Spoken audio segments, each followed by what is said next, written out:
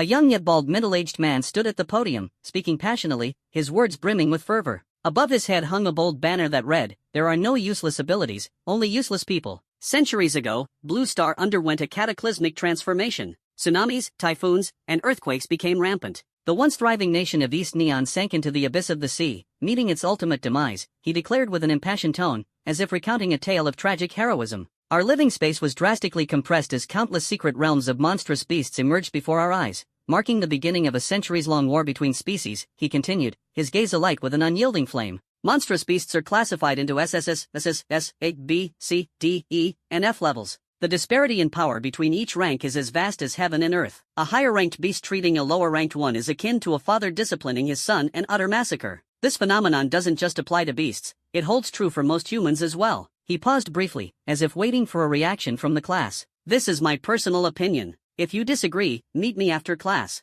I'll teach you personally, and we can debate in depth. He infused a faint sense of provocation into his tone. High-level beasts possess intelligence, whereas low-level ones lack wisdom, he analyzed further. But both share a common trait, a frenzied slaughter of humans. According to our research, human flesh and blood significantly enhance the growth of beasts, even facilitating evolution. This is why humans and beasts cannot coexist peacefully, he declared, his gaze sweeping across the classroom before continuing. A single B-level beast entering human society is enough to destroy a city. The devastation caused by higher-level beasts is simply unimaginable. To this day, the most powerful beast in the world is the SSS-level Apocalypse Blood Dragon. A faint smile appeared on his face, as if reminiscing about a harrowing battle. However, no matter how skilled, even it feared the blade. With the power of atomic bombs, humanity successfully subdued the Dark Dragon and sent it straight to meet its maker. Subdued? You make it sound like you did it yourself. Suddenly, Zhao Yan interjected, prompting a burst of laughter from the class. You again, Zhao Yan, sleeping in my class. Do you think this is your own home?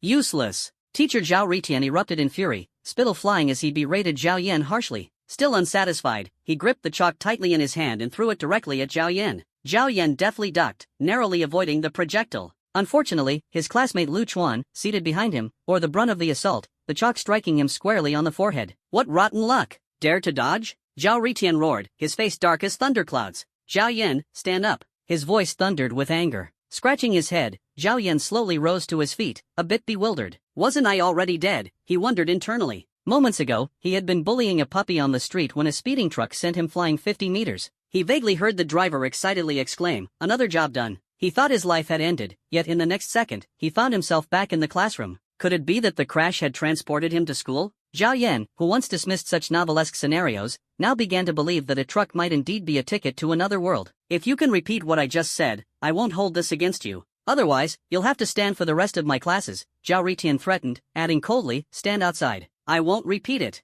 Zhao Yan retorted immediately. I'll give you a chance. You can ask a classmate for help, Zhao Ritian replied, his tone icy and his gaze sharp. Beside him, Lu Chu was frantically giving Zhao Yan signals to avoid choosing him, but upon seeing Lu Chu's eager expression, Zhao Yan blurted out decisively, I choose Lu Chu. Damn it! Lu Chu muttered, utterly dumbfounded. I warned you not to pick me. Why are you so unreliable? The surrounding classmates whispered among themselves, unable to suppress their laughter. In their hearts, they quietly labeled Zhao Yan and Lu Chu as the class's dynamic duo of mediocrity, ranking dead last and second to last, possessing no abilities, and with abysmal academic performance. They were seen as the very definition of dragging down the class average. Zhao Yan felt his worldview unraveling. The teacher's talk of beasts and abilities was completely incomprehensible to him. What nonsense was this? Beasts? Weren't those just fictional creatures? As he wrestled with his confusion, a cold, mechanical voice suddenly echoed in his mind. The voice carried a slightly irritating tone. Ding! Congratulations, host, for successfully activating the Old Six system. That's right, I'm the Old Six system, a 3-in-1 system designed to cultivate the ultimate cunning strategist.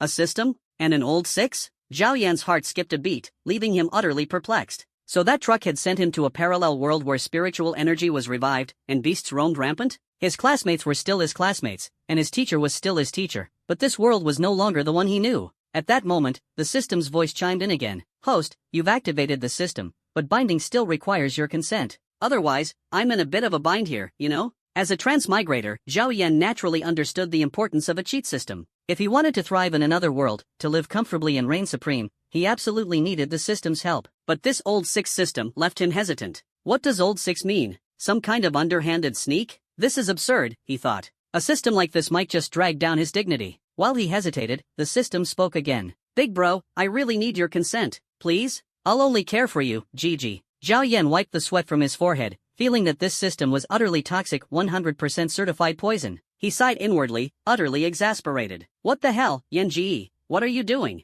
Lu Chu looked at Zhao Yan, utterly confused, muttering to himself, have some humanity. Ignoring him, Zhao Yan continued questioning the system in his mind. What exactly do you do? Bind first, the system replied, its tone brooking no argument. No. Zhao Yan refused instantly. No means yes. Binding successful. Ding. The system is binding. Binding complete. The system's voice rang out like an unchallengeable decree. Zhao Yan was left with a string of question marks, utterly bewildered. What just happened? At that moment, a panel appeared in his mind. Host, Zhao Yan. Ability, none. Strength, 5. Physique, 5. Agility, 5. Mental power, 5. Experience, 0 out of 100. Property, a recently picked up 2.5 yuan, still warm. Evaluation, completely average. A weakling incapable of even tying up a chicken. To beasts, you're just a slightly chewy snack, entirely unappetizing. Zhao Yan looked at the feedback, his entire face darkened. I admit I'm weak, but saying it out loud, that's just wrong. He felt a wave of indignation in his heart.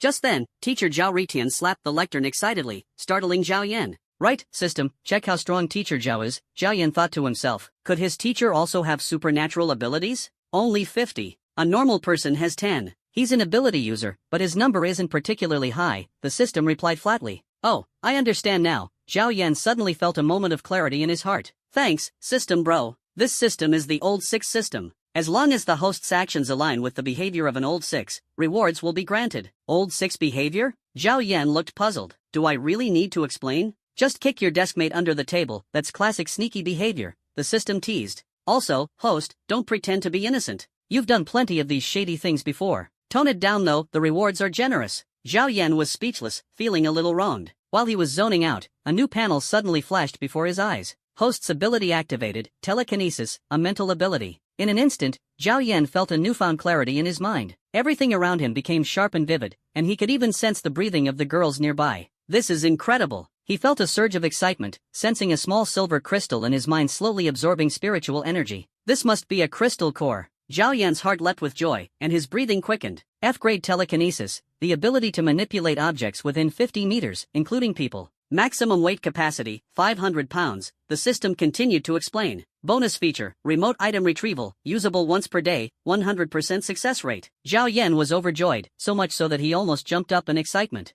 A sly smile crept onto his face without him realizing it. However, his sinister grin drew the attention of the teacher and his classmates, all of whom turned to look at him. Zhao Yan, are you not done yet? Zhao Ritian was furious. If you've got guts, call your parents here. I really can't deal with students like you. He continued ranting. You're in your final year of high school, and your grades are terrible across the board. You're only good at eating, consistently ranking first in that. You're dominating the bottom of the class rankings, do you feel proud of yourself? When monsters invade the village, you'll be the first one to get eaten. Forget it, you're not even aiming for an abilities university. Why am I wasting my breath on you? Either stand outside or go clean the toilets, your choice. Then I'll clean the toilets. Zhao Yan didn't hesitate and walked out. Lu Chu, why are you still sitting there? Go to the toilets. Zhao Ritan ordered. You're truly the troublemaker of class 3. Even your choices are the same. Lu Chu was utterly baffled. He hadn't done anything. But before he could protest, Zhao Yan dragged him out. Hey, Yan bro, what are you doing? Lu Chu complained, clearly unwilling. This wasn't the first time he'd been dragged into trouble by Zhao Yan.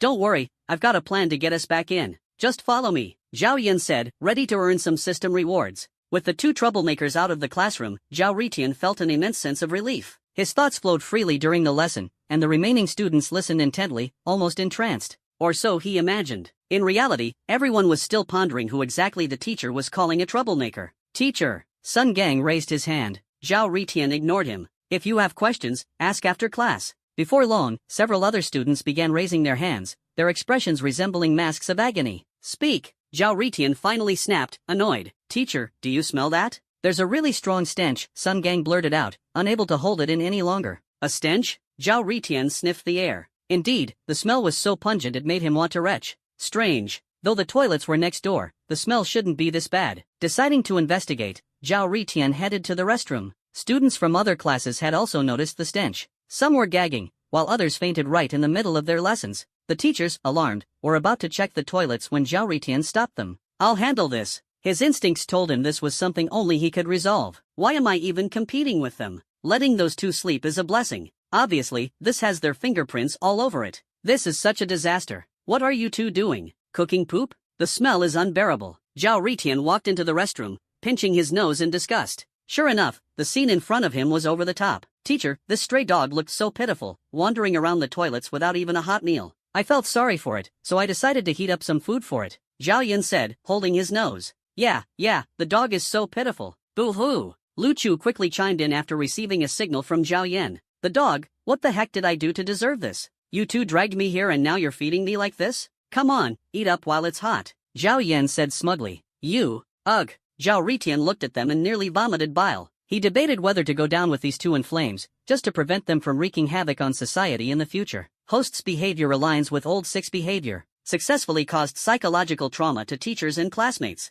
Reward, portable space of 10 cubic meters, capable of storing living beings. Teachers and classmates? I didn't target them at all. But hey, the reward is here. Alright, you two, go clean up and get back to class. Staying in the restroom is a waste of talent. Zhao Ritian pinched his nose with one hand and clutched his chest with the other. Hurry up and turn off the heat. If they dared to pull this today, who knows, tomorrow they might blow up the septic tank. He needed to keep a close eye on these two. With only a month left before the college entrance exams, he decided to endure for now. Zhao Yan shot Lu Chu another glance, and the two exchanged a knowing smirk. Teacher, I don't want to go back. I love it here, Lu Chu said. Ha? Lu Chu froze. Why isn't Zhao Yan saying anything? Didn't they agree on this? Damn it, this guy's setting me up. Looks like I'll have to show you what stick discipline means. Zhao Ritian, having never dealt with such a troublesome student, picked up a broom and dragged Lu Chu back into the restroom. But that's for cleaning the toilets. Lu Chu yelled in panic. Teacher, go easy. Lu Chu's screams echoed through the restroom like a pig being slaughtered. Ah, I knew it. Zhao Yan sighed in relief. Good thing he stayed on his toes. He'd remember this favor from Lu Chu.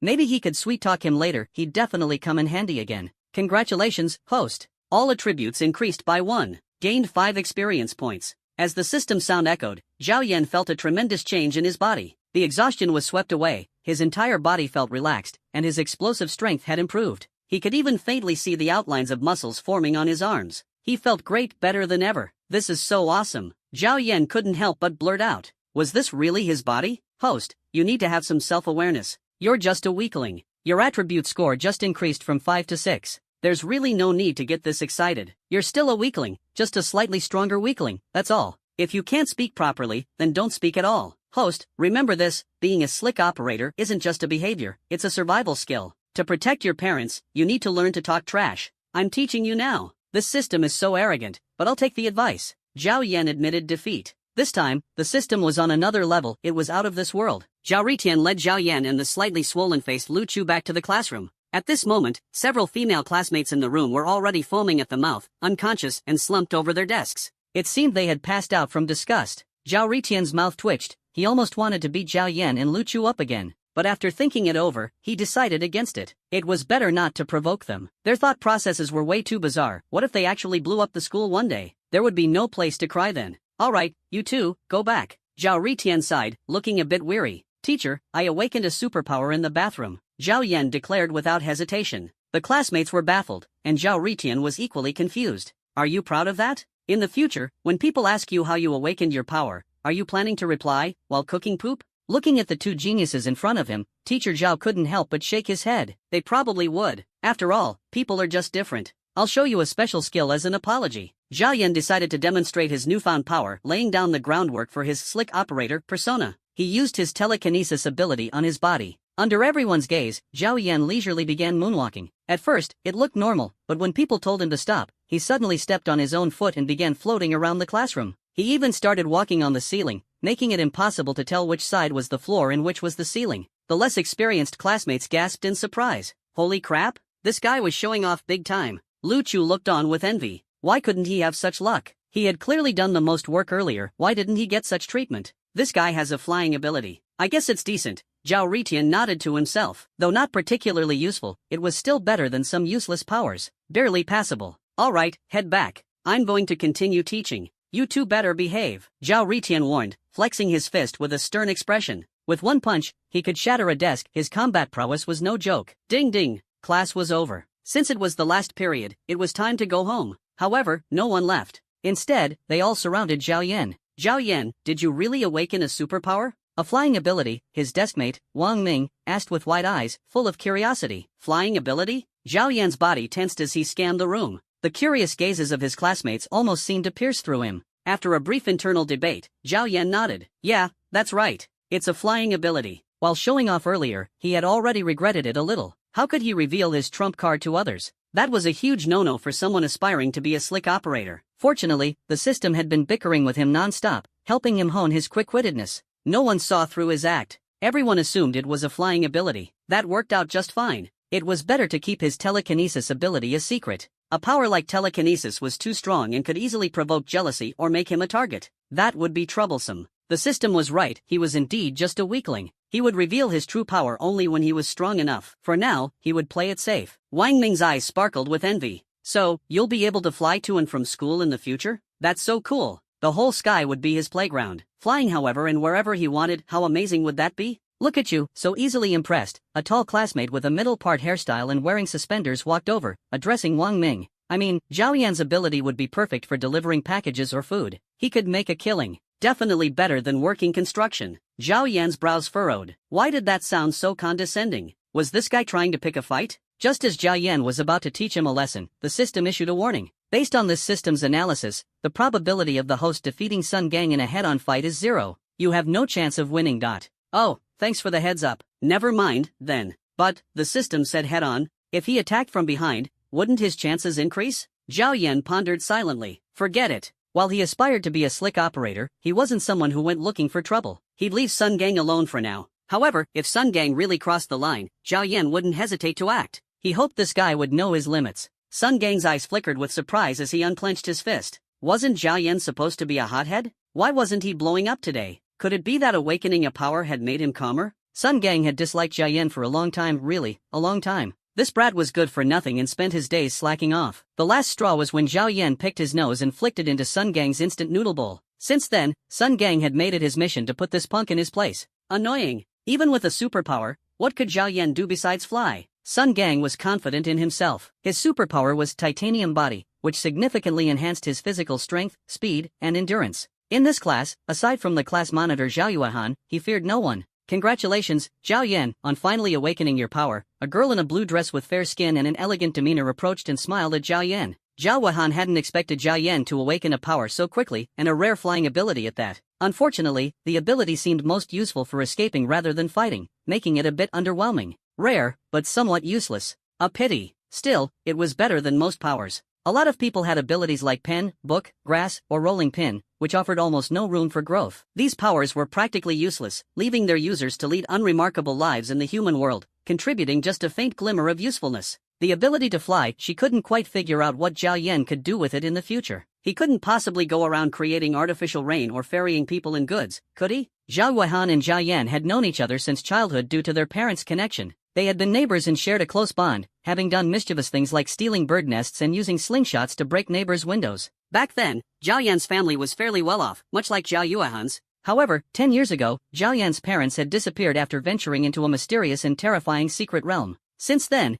Zhao Yan and his younger sister had been depending on each other. They were taken in by another family, but it was later said that they didn't get along with them and eventually left, after which Zhao Yan vanished without a trace. Unexpectedly, she met him again in high school. But this time, he didn't recognize her. Zhao Yan had changed quite a lot. He wasn't good at studying, was physically weak, lacked ambition, and even his awakening of supernatural abilities hadn't gone smoothly, which left her somewhat disappointed. In the past, their families had even arranged an engagement between them, so Zhao Yuehan took extra care of Zhao Yan. Zhao Yan nodded at her in acknowledgement. Zhao Yuehan was undeniably beautiful, having grown from a pretty child into a stunning young lady. Unfortunately, her family despised him for being a poor boy, outwardly polite but inwardly disdainful, a situation he found difficult to put into words. As for her, Zhao Yan tried to avoid her as much as possible. Alright, I need to head home for dinner. My mom's waiting for me. Zhao Yan made an excuse, preparing to leave. Zhao Yan, didn't your mother go missing? Zhao Yuehan asked skeptically. What nonsense was he spouting?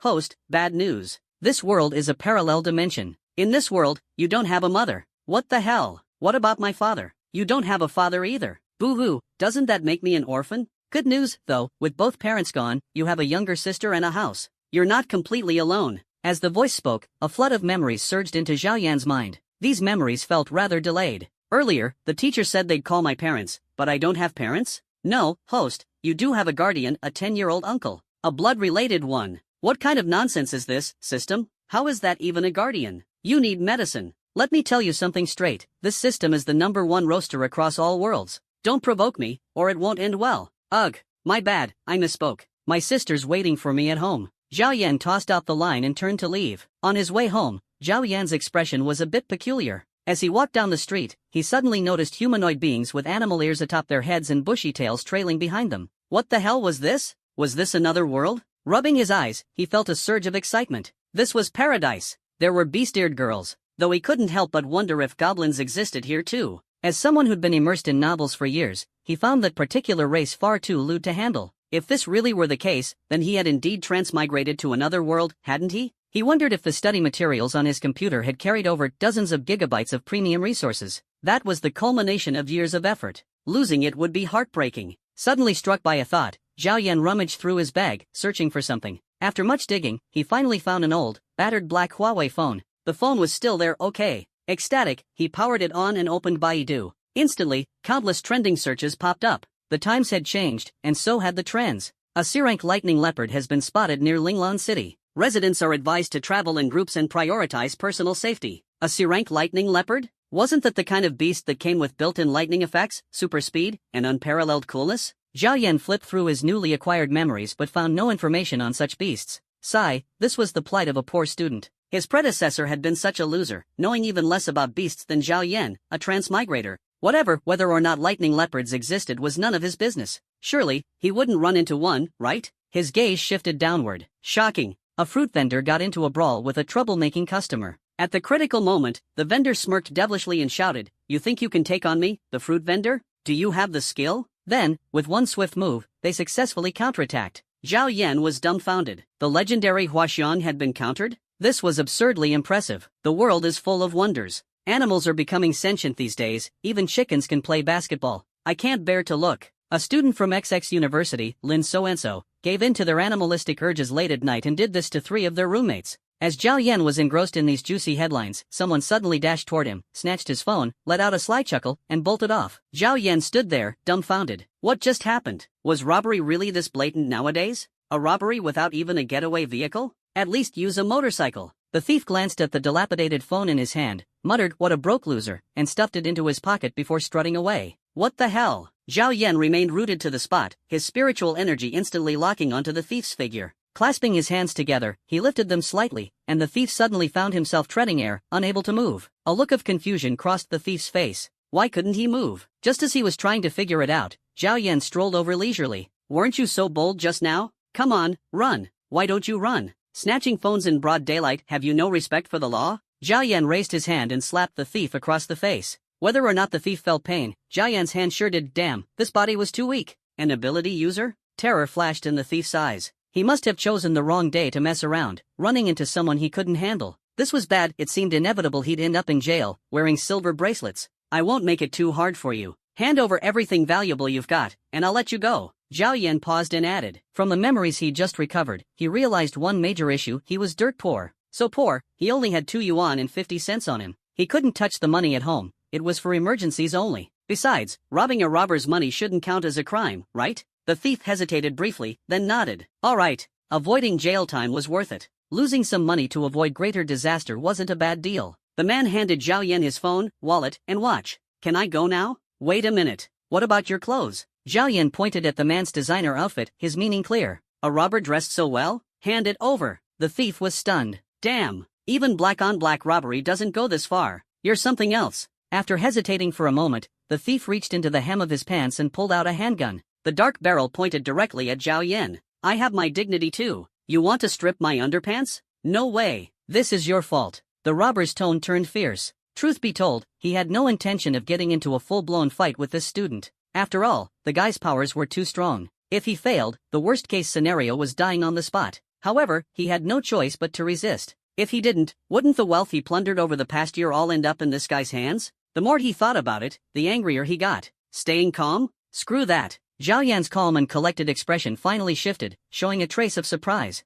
"A gun? Really? Scared now, aren't you? Hand over my stuff immediately, or don't blame me for being merciless." The robber sneered, seeing Zhao Yan's expression change. Now the tables had turned. Zhao Yan was in the weaker position. System, can I dodge bullets? Of course, not. But the host can snatch the gun. Oh, that's a nifty trick. Learning this is a win. Without hesitation, Zhao Yan activated his telekinesis skill. In the next instant, the shiny handgun flew into Zhao Yan's hand. The dark, cold barrel now pointed directly at the robber. The tables turned yet again. Zhao Yan grinned. What were you saying just now? I didn't catch that. The robber had no idea what had just happened. All he knew was that his gun was gone. Alright, I admit I spoke too forcefully earlier, please forgive me. Big bro, calm down. I'll strip, okay? The robber gritted his teeth. His life was on the line, after all. In no time, the robber was stripped of everything. Well, almost everything. He was left with nothing but a pair of underpants, standing stark naked on the street. It was quite the spectacle, drawing the attention of passers-by. Big bro, I'm leaving now.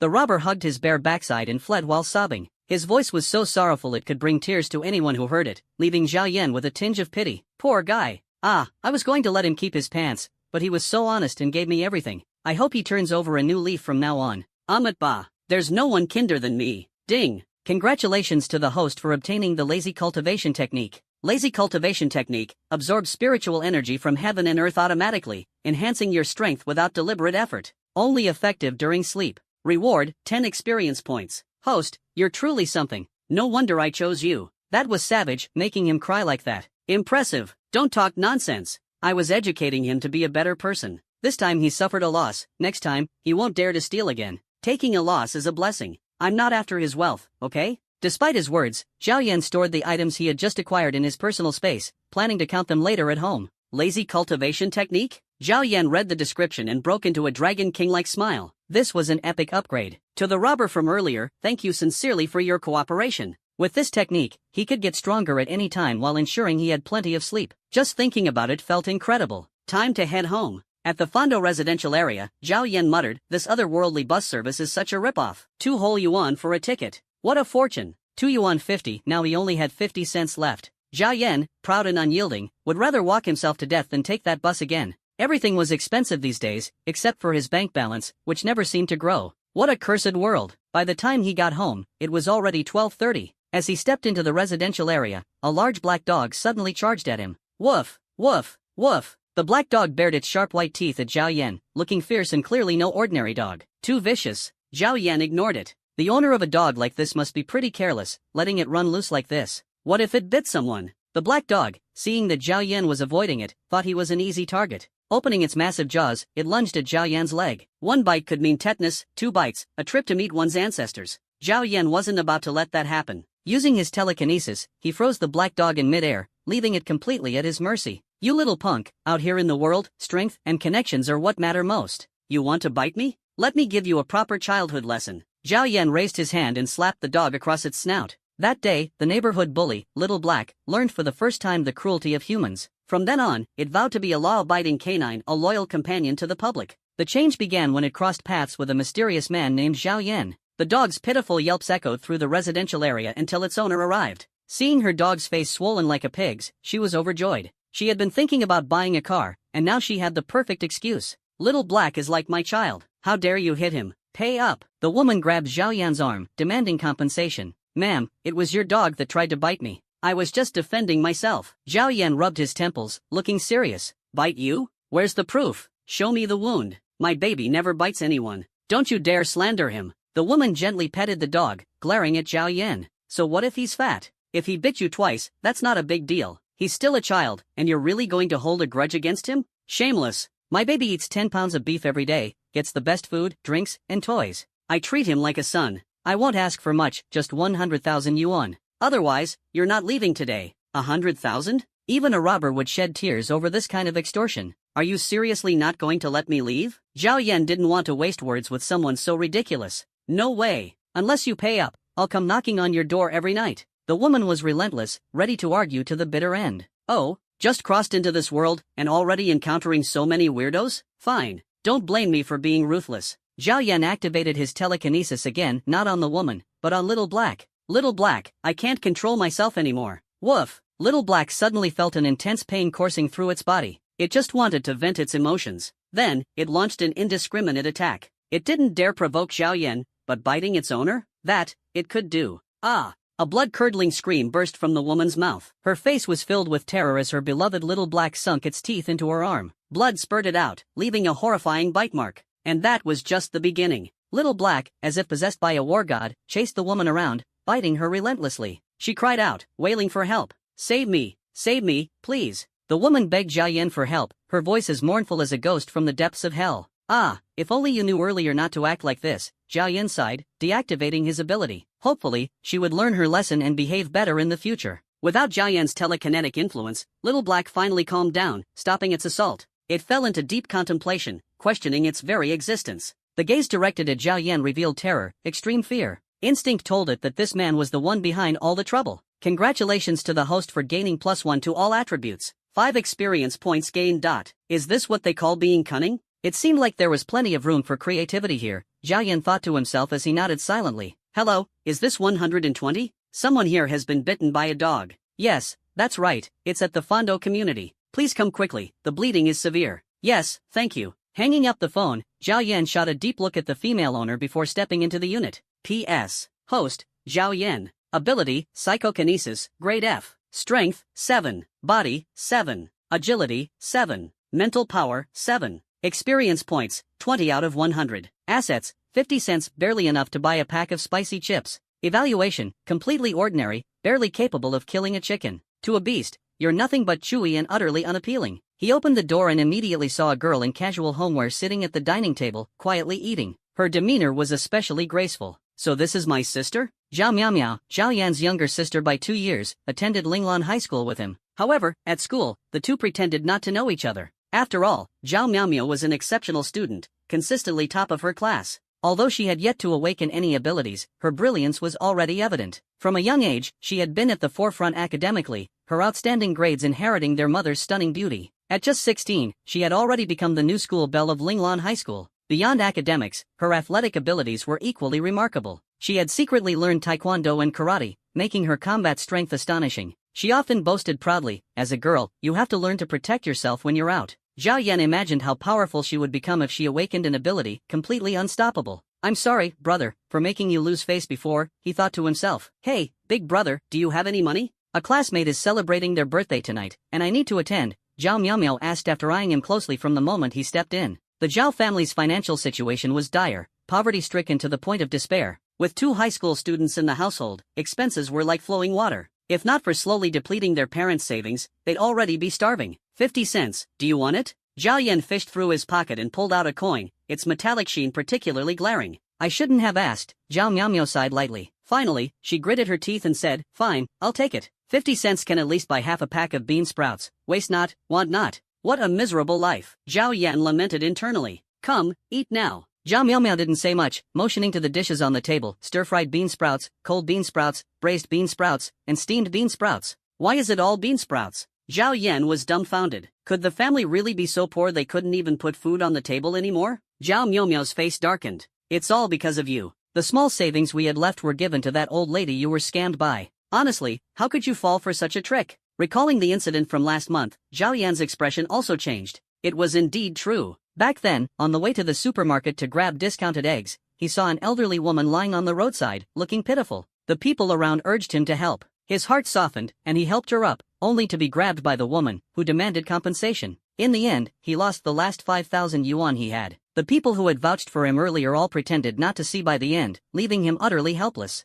What a ruthless scammer, he cursed internally. If he ever encountered that old lady again, he swore to give her a lesson she'd never forget. Watching Zhao Miao eating with gusto, Zhao Yan said nothing, heading to the bathroom to wash his hands before starting his own meal. Brother, I heard someone in your senior year was cooking a secret homemade burger in the restroom. Do you know who it is? Zhao Miao suddenly asked. Don't spout nonsense. There's no such thing, it's all rumors. Zhao Yan replied nervously. I heard it's someone from your class. How could you not know? Could it be you? She teased.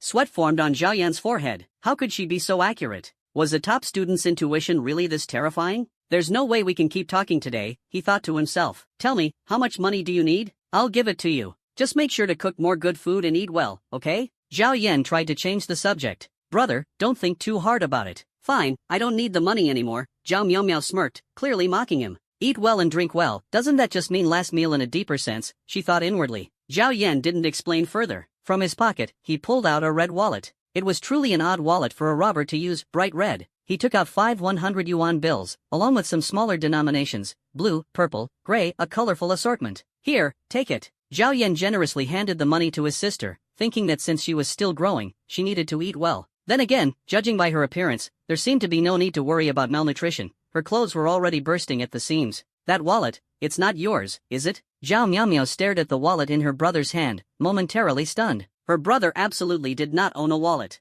Where did this money come from? And so much of it? It was a generous donation from a kind-hearted person. They insisted on giving it to me, and it would have been impolite to refuse, Zhao Yan thought to himself, feeling helpless. System bro, isn't this what you wanted? He mentally quipped at the system.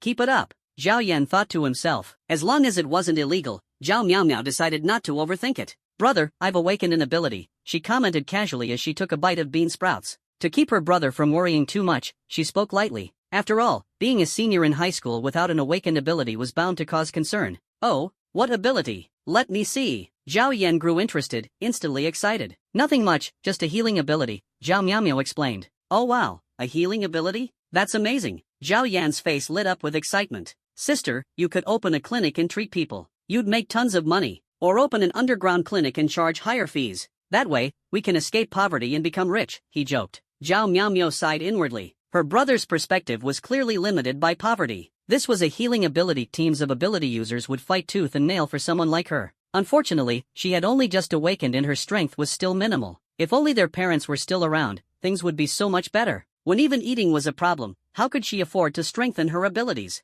Everything required money. Even a basic spirit restoration pill cost 2,000 yuan. Anything related to beasts or spiritual energy had its price multiplied several times over. After finishing their meal, Zhao Miao handled the cooking while Zhao Yan washed the dishes, a perfect sibling team, making the work easier. After returning to his room, Zhao Yan sank into contemplation once again. The room was truly empty, with only a bed and a white, shabby cabinet. Not even a computer in sight. Its desolation was downright depressing. Alright then. He sat on the bed, murmuring to himself. Then, he mentally entered his personal space to rummage around, curious to see what loot the robber from earlier had left behind. After all, that guy should have had some decent stuff. At the very least, there was that Rolex watch, the same model Juidan wore. It had to be worth a few $1,000s. And there were also a few bank cards, though unfortunately, they didn't come with passwords. Zhao Yan decided to stash them in a corner for now. He'd question the guy properly next time they crossed paths, couldn't let it all go to waste. Seems like there's nothing pressing to deal with, so I might as well sleep. He decided to test out the effects of the lazy cultivation method. In times like these, strength was essential. Without it, you could get beaten down at any moment.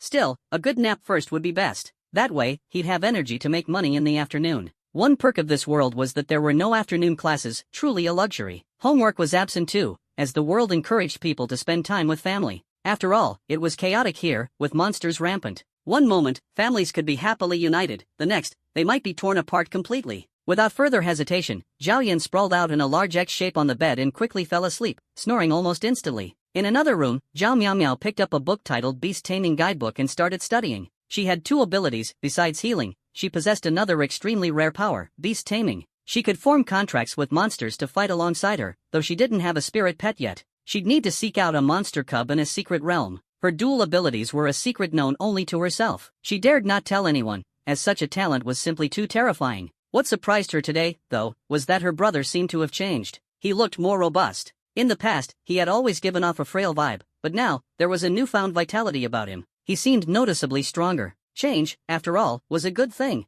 Zhao Yan slept for an hour and woke up to check his attribute panel. Nothing had changed much, except for a curious rise in the experience bar. It had gone from 20 to 25. What was going on? Host, this experience bar corresponds to your cultivation progress. When the experience value reaches 100, you will advance to the second tier of F-rank abilities. At that point, all your attributes will improve. Sigh, just an hour of sleep and only this little progress? Looks like this will take time. Zhao Yan got up and decided to head outside. He wanted to see if there were opportunities to make money or perhaps catch some criminals. After all, the system's rewards were very enticing. His strength had already risen from 5 to 7, a major leap. He felt like he had endless energy. Once his stats reached 100, he'd be moving bricks like a pro. Resolving to take action, he called out to his sister before stepping out the door. Woof! Xiao Hei, what's with your bloated look? You've definitely been eating well, hand it over. Xiao Huang, undisputed dog king of the neighborhood, leader of countless female dogs, and overlord of tumbleweed community, growled in discontent at the sight of his subordinate's puffed-up appearance.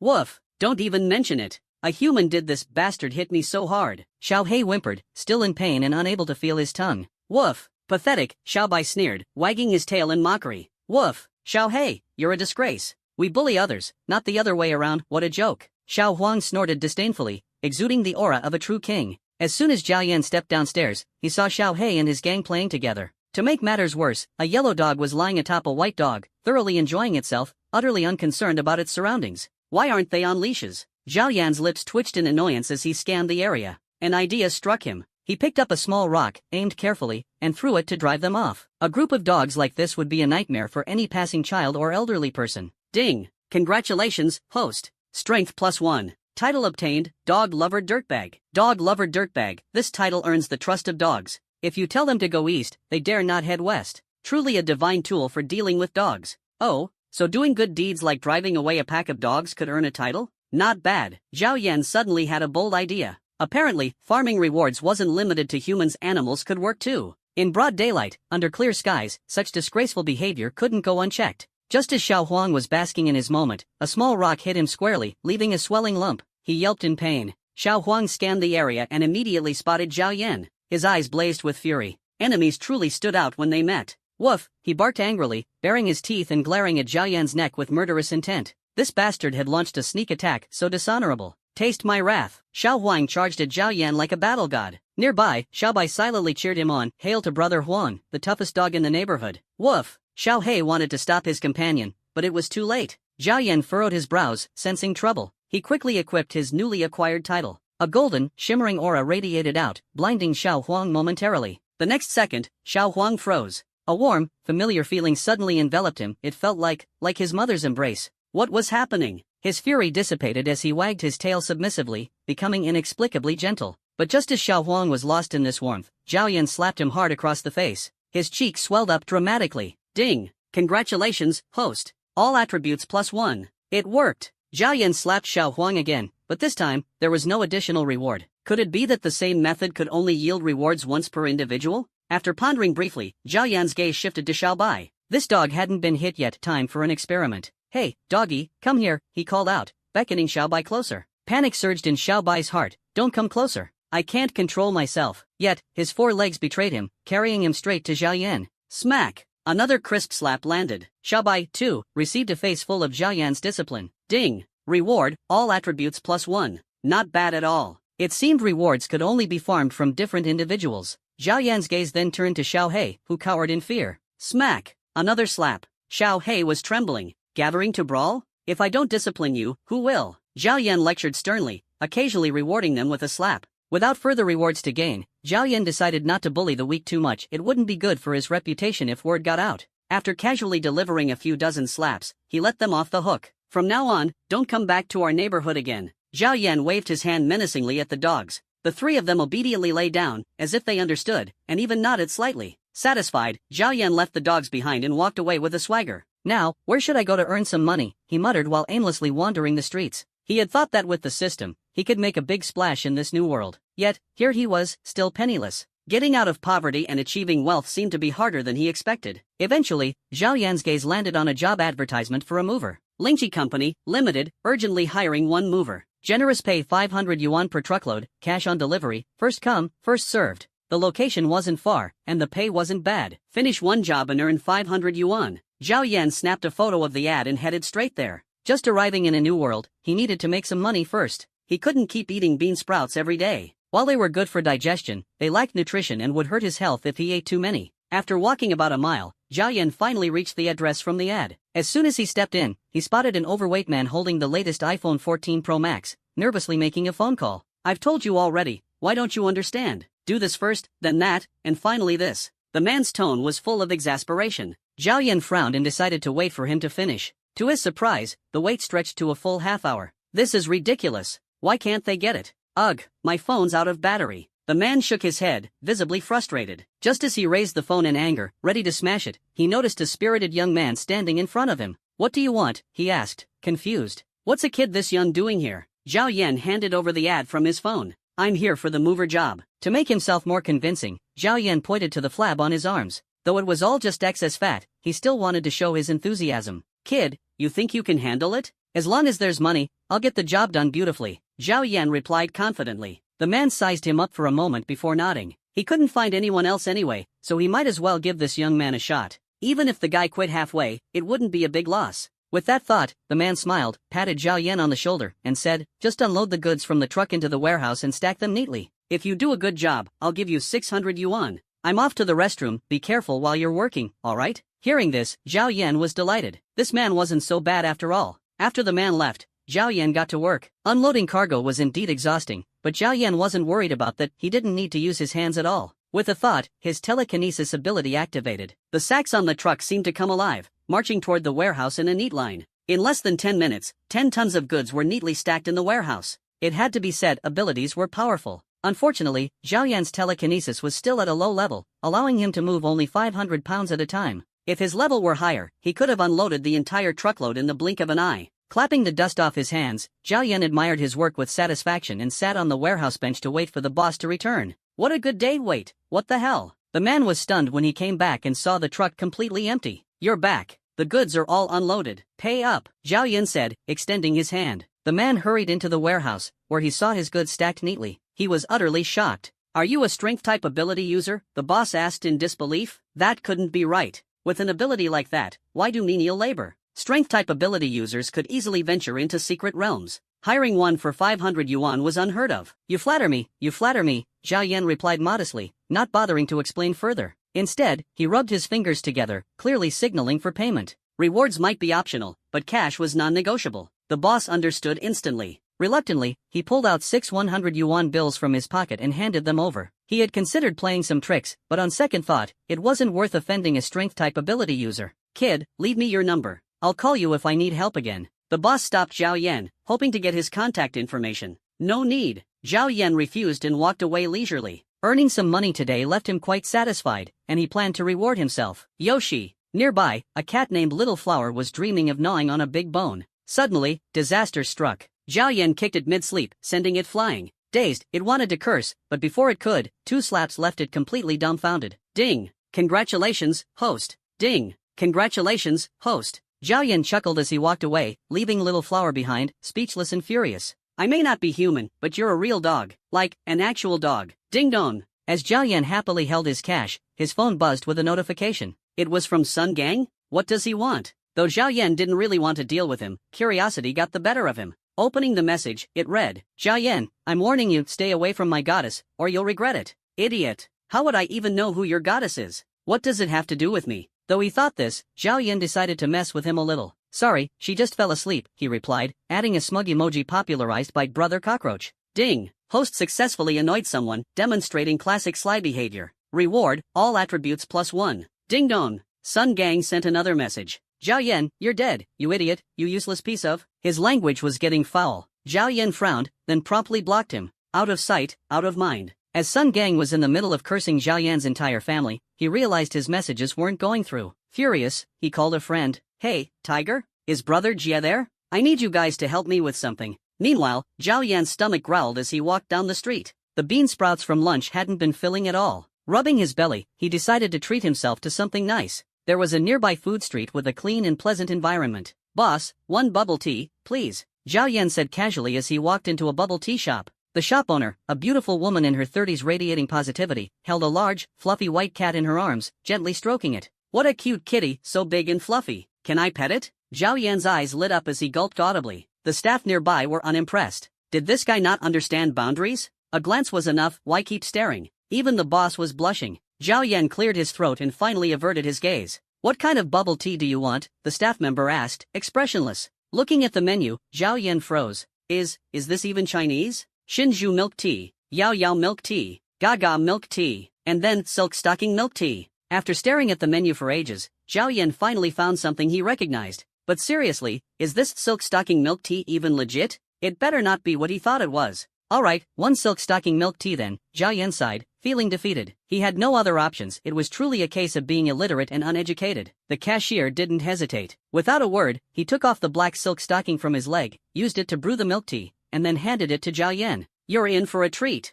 The cashier, a burly man, said shyly. What the hell? Are you serious right now? This is way too disgusting. Even through the straw, Zhao Yan could smell the rancid odor of the milk tea. One sip of this, and he'd probably have a lungful of fungal infection. Forget it. Zhao Yan rubbed his forehead. This one's on me, enjoy it. Under the cashier's puzzled gaze, Zhao Yan downed the drink in one gulp. No matter how hard the cashier tried to resist, he couldn't escape Zhao Yan's iron grip. Gulp, gulp. The cashier was forced to take big swigs. Zhao Yan threw down a 10 yuan bill and walked away briskly. Before leaving, he gave a little rub to a cute Mimi, leaving the beautiful shop owner blushing in surprise. The touch was pretty nice. And by Mimi, I mean the cat. Bleg. The cashier furiously gagged, spitting out all the milk tea he had just swallowed. The flavor was unbearable. He was only responsible for making it, not drinking it. The milk tea shop owner was baffled. Logically, the bustling snack street should have brought them tons of business, and opening a milk tea shop here should have been profitable. But not only had they failed to make money, they were constantly losing it. What's stranger is that everyone only orders silk stocking milk tea, completely ignoring all the other options. What's wrong with the younger generation these days? Could it really be a matter of illiteracy? One bowl of hot dry noodles, please. Zhao Yan approached a noodle stall, silently worrying about the hygiene here. Flies were buzzing everywhere, so annoying. Alright, do you want a medium bowl, large bowl, or an extra large bowl? We're a small business, but we're committed to customer satisfaction, the female vendor asked cheerfully, her voice full of wisdom. Zhao Yan raised an eyebrow. Something didn't feel right. Where there's a hidden dragon, there must also be a phoenix chick. It's a principle he firmly believed in. He pointed to the medium-sized bowl. This one will do. Besides, not ordering anything would be rude. Alright, here, one bowl of hot dry noodles comes with a sausage on the side, and we throw in a complimentary beer. Does that work for you? The vendor grinned, her expression crafty yet kind. Alright, we've got ourselves a phoenix chick. Fine. But first, how much for the noodles and sausage combo? 10 yuan. Deal. Zhao Yan handed over a red 100 yuan bill. The vendor gave him 90 yuan in change. Just as he was about to leave, the vendor grabbed his arm. Wait a second. This is counterfeit money. But I already checked, it's real. How could it be fake? Zhao Yan snatched the bill from her hands and took a closer look. Holy sh*T heaven and earth bank. It was fake, swapped out without him noticing. Damn it, in broad daylight, and he actually ran into a scammer. Looking around, he noticed a few burly men nearby, ready to pounce. Zhao Yan's expression hardened. This was no simple scam, it was a team effort. Seriously? You're trying to scam me? Do you know who I am? Zhao Yan's eyes flickered with cunning as he turned to the vendor. Hold on tight. We're taking off. The vendor's triumphant smirk froze. What was he talking about? In the next instant, Zhao Yan grabbed her and leaped into the air. The crowd around them gasped, looking up in shock. Holy crap, this guy! An elderly man in a wheelchair exclaimed, suddenly standing up. Dad, your legs are healed? A medical miracle. What are you doing? The vendor, 30 years old and still charming, had been running this shady business for years. But she never imagined provoking someone with superpowers, someone who could fly. Her face turned pale. She hadn't expected to be kidnapped. What am I doing? Heh, there's plenty I could do. Zhao Yan shot her a wicked grin, his laughter echoing sinisterly. Beast. Listen, lady, you wouldn't want the cops knowing you're a scammer using counterfeit money, now would you? System notification, host's underhanded actions detected. Rewarding host with an upgrade to tier 2 abilities. Heh, how exciting. Zhao Yan tightened his grip on her metaphorical throat of fate, grinning smugly. Alright, be a good girl and give me back my 100 yuan. His tone was firm and commanding. Trying to scam me out of my hard-earned cash? You clearly haven't been through enough of society's beatdowns. The vendor, who had been ready to unbutton her blouse, froze. This guy wasn't playing by the rules. She'd thought he was into some high-flying kinky stuff. You're kidnapping me, over 100 yuan, she asked, exasperated. She had even prepared herself to sacrifice her dignity, yet this guy was only here for his 100 yuan? She used to think her son, little Chen, was a weirdo. Turns out, this guy was on a whole other level. Ma'am, that's 100 yuan. That's 100 bags of bean sprouts. Zhao Yan declared, his voice brimming with heartbreak. Host, you're hopeless. I'm officially disappointed in you. Fine, take it. As a fresh 100 yuan bill landed in his hand, Zhao Yan grinned with satisfaction. Alright, I'll let you go now. Of course. Zhao Yan made his way to the nearest police station, handing her over to the officers before striding away casually. You little punk. You said you'd let me go, and now you're turning me in? Screw you. The woman's coarse voice rang out behind him. How vulgar. This is for your own good. I believe in your potential for redemption. Zhao Yan gave her a thumbs up. She'd have plenty of time for self-reflection in there to start anew. Zhao Yan glanced at the description of his newly upgraded Tier 2 ability. It seemed he'd gained greater endurance and could now manipulate up to 600 pounds of weight with his telekinesis. Previously, he could only sustain his powers for half an hour. Now, he could last a full hour. This upgrade was no small feat. After wandering around for hours, Zhao Yan still hadn't managed to eat anything. Finally, he spotted a sausage stand that looked decent. The sign read fair and square, exuding an air of integrity. Surely, nothing would go wrong this time. Boss, how much for a sausage? The vendor glanced at Zhao Yan and replied with a sly tone, 1 for 3 yuan, 2 for 7, 3 for 11, 4 for 15. I'll take. Wait a second. Something felt off. It was as if his intelligence had been dragged through the mud. Boss, was your math teacher a PE instructor? Nope. The vendor shook his head. I'm self-taught. Zhao Yan glanced at the vendor's shiny, reflective bald head. His self-study must have been so intense it made him bald. Fine, just give me one sausage. No way he was falling for this obvious scam. Not for sale. The vendor lit a cigarette and responded seriously. Hey, hurry up. I'm waiting to buy. Yeah, same here. Host, can you tolerate this? Give him a big slap, and the reward will be yours. Are you really not selling? Not selling, for sure. Alright then. Zhao Yan pulled out a pitch-black pistol from his collar and waved it. What about now? The boss silently extinguished his cigarette, then skillfully grabbed a bunch of grilled sausages, skewered them, and handed them to Zhao Yan with a face full of respect. Trembling, he said, Big brother, thank you for your patronage. His change of attitude was faster than flipping a page. So skilled it was both pitiful and jaw-dropping. Ding! Rewarding the host with the title, Outlaw. Outlaw, a title typically reserved for the most heinous and malevolent individuals, also known as Zhang San. Effect, none. A useless title? Zhao Yan immediately felt the sausage in his hand lose its appeal. He had expected a valuable reward, but it was utterly useless? While he wasn't exactly a good person, that sausage did taste amazing, much better than grilled gluten. With his stomach now content, Zhao Yan decided to head to a watch shop to sell his Rolex watch for some cash. He needed to buy himself a computer. In this world, he didn't even own a computer. All those learning materials from the other world were forever out of reach, and it was a real shame. He was determined to channel positivity and actively search for resources from this alternate world. Not far from Zhao Yan, in a corner of the city's east side, a ferocious monster was foraging for food. It had been hunted by humans and needed more flesh to recover from its injuries. Damn humans, wouldn't it be great if they obediently became its meal? Today is such a good day, so good it's unbelievable. Zhao Yan hummed a little tune as he walked, feeling quite pleased with himself. That Rolex watch had sold for 10,000 yuan, a significant sum that filled him with joy. Just as Zhao Yan was prancing about with excitement, he suddenly sensed something was wrong. It was only 4 o'clock, so why was the street deserted? Only a few vehicles hurriedly passed by. As he turned to leave, a horrifying scene unfolded in the distance, leaving him stunned. It was a monster attacking and eating humans. On the ground, a person had used their blood to draw the word tragedy in large characters, clearly dying with lingering resentment. The beast had already found its next target, and a fierce battle ensued. Terrifying, Zhao Yan's hair stood on end at the sight. This scene piqued his interest. What exactly was going on? He hastily took out his phone, recorded a video, and casually posted it on his social media, The Secret of Man and Beast. Ah, much better. Ding. Rewarding host with +1 to all attributes. Stop fighting. Stop it, both of you. Zhao Yan shouted loudly. The man being devoured by the monster saw someone approaching but didn't cry out for help. Instead, he used his last ounce of strength to urge Zhao Yan to leave quickly. Such an embodiment of positive energy. Thanks for the reminder, I'll leave right away. Zhao Yan said and, seeing the beast baring its fangs at him, ran off without hesitation. Staying even a second longer would be disrespecting life. Big brother, I was just saying it casually. How could you be so decisive? At least try to save him, Zhou Jia muttered with a grim expression. Looking at the lightning leopard attacking him with crackling electricity, his face turned pale. It seemed he wouldn't last much longer. The lightning leopard, a C-ranked beast, was incredibly fast.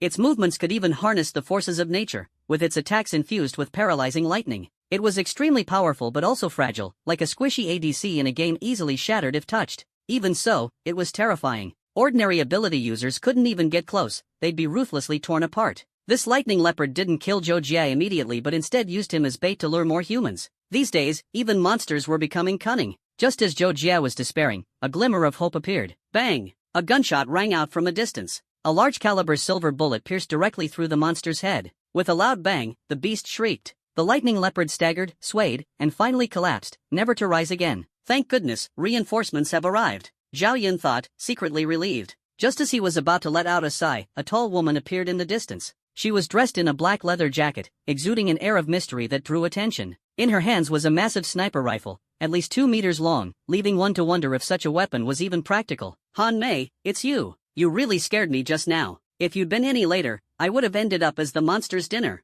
The woman approached Zhou Jia, her expression concerned. Brother Jia, your leg. It was entirely eaten by the monster. Damn that beast. It's fine. I'll save up and find someone with an A-ranked healing ability. That should fix it. Zhou Jia smiled bitterly. A-ranked ability users were as rare as phoenix feathers, they were national assets. Finding one? Easier said than done. His leg was likely a lost cause. Just as the woman was about to take Zhou Jie away, an unexpected turn of events occurred. The lightning leopard, which they thought was dead, suddenly stood up. Its blood-red eyes widened as it let out a thunderous roar. It activated its innate skill, charge, and darted toward Han Mei at lightning speed. In an instant, it sent her flying 10 meters. Her sniper rifle flew out of her hands, leaving her defenseless. The lightning leopard was furious. She had caused it the most damage, and now it had finally lured her out. That last attack was a gamble, and it had paid off. Humans, so foolish. How could they not finish the job? They deserved to be eaten. As the lightning leopard towered over Han Mei, drooling uncontrollably, it reveled in the prospect of devouring an ability user. This deranked ability user would make a fine meal. Eating her would elevate it further, granting it unparalleled freedom. Beast, don't eat her, eat me instead. Zhou Jie pounded the ground in frustration, powerless to act. He could only attempt to distract the leopard. The lightning leopard, next meal, maybe. Arg. Just as the leopard opened its massive jaws to bite, it suddenly felt a chill in its rear. Before it could react, a thick utility pole stealthily approached and accelerated. Bam! The pole struck the leopard's backside with devastating force, leaving it writhing in pain yet oddly exhilarated. Roar! The city echoed with the beast's anguished cries, the sound waves reverberating far and wide. Who was it? The lightning leopard clutched its rear, howling in rage. Meanwhile, Han Mei, who was lying beneath it, nearly vomited. She mentally cursed it as if a stampede of grass-mud horses galloped through her mind. This beast had atrocious breath, utterly revolting. Han Mei was equally puzzled. There was clearly no one around, so how did that utility pole move? Could it be a ghost? Just as she was puzzled, bang! A familiar gunshot rang out once again. My gun? Han Mei's face was filled with confusion as the lightning leopard's forehead instantly burst open. But this was just the beginning. The gunfire continued, 10 shots in total within 2 seconds, every shot a headshot.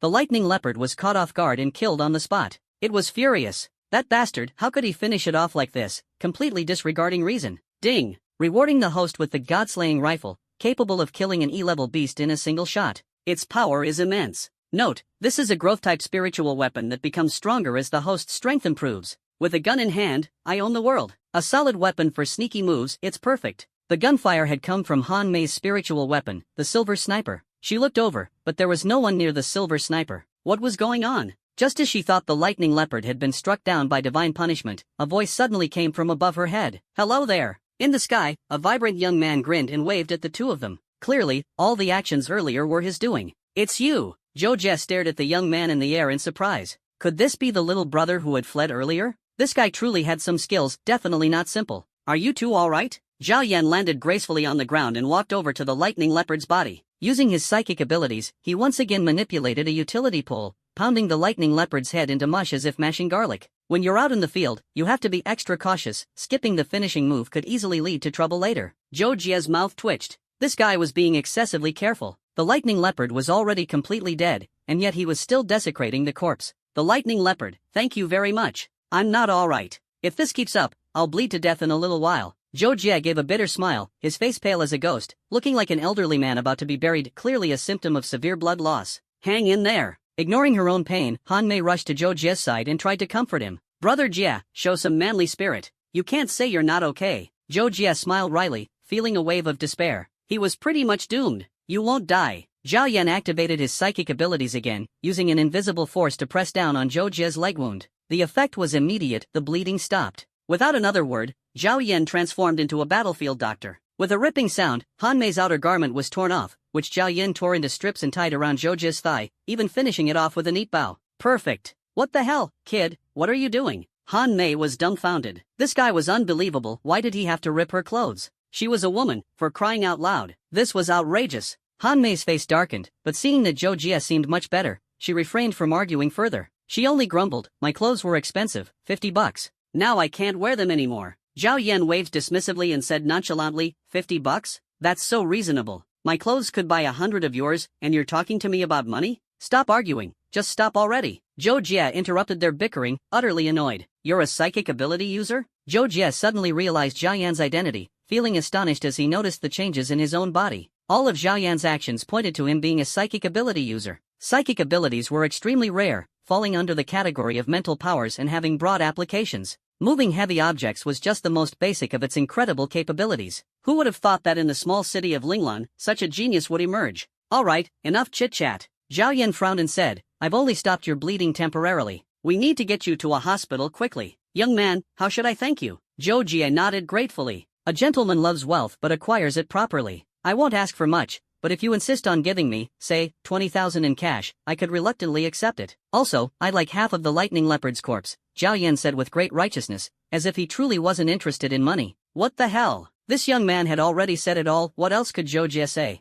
Zhou Jie sighed. 20,000 in cash isn't much, but as for the lightning leopard's body, could you leave it with us? I work for the National Ability Bureau. Here's my ID. This lightning leopard probably belongs to the state, so you won't be able to keep it. In truth, Zhao Yan's request wasn't unreasonable. Without him, both Zhou Jie and Han Mei would have died today. In this light, it was indeed Zhao Yan who'd gotten the short end of the stick. Zhou Jie felt a pang of guilt. Fine, fine. Zhao Yan nodded with a show of reluctance. But you'll have to add some cash. Just toss in some spirit pills, money, or spiritual herbs, whatever you've got. The more, the better. A black line formed across Zhou Jie and Han Mei's faces. Why was this kid so money hungry? Asking casually for spirit pills, those things weren't just handed out like candy. Alright, fine. After all, he was their savior, they couldn't let him down. They'd just consider it a form of compensation. Outside the hospital, Zhao Yan held onto a bank card and a large bag, grinning foolishly. He'd really struck it rich this time. They'd given him a whopping 50,000 in cash, 10 spirit energy pills, and some unknown celestial herbs that must be worth a fortune.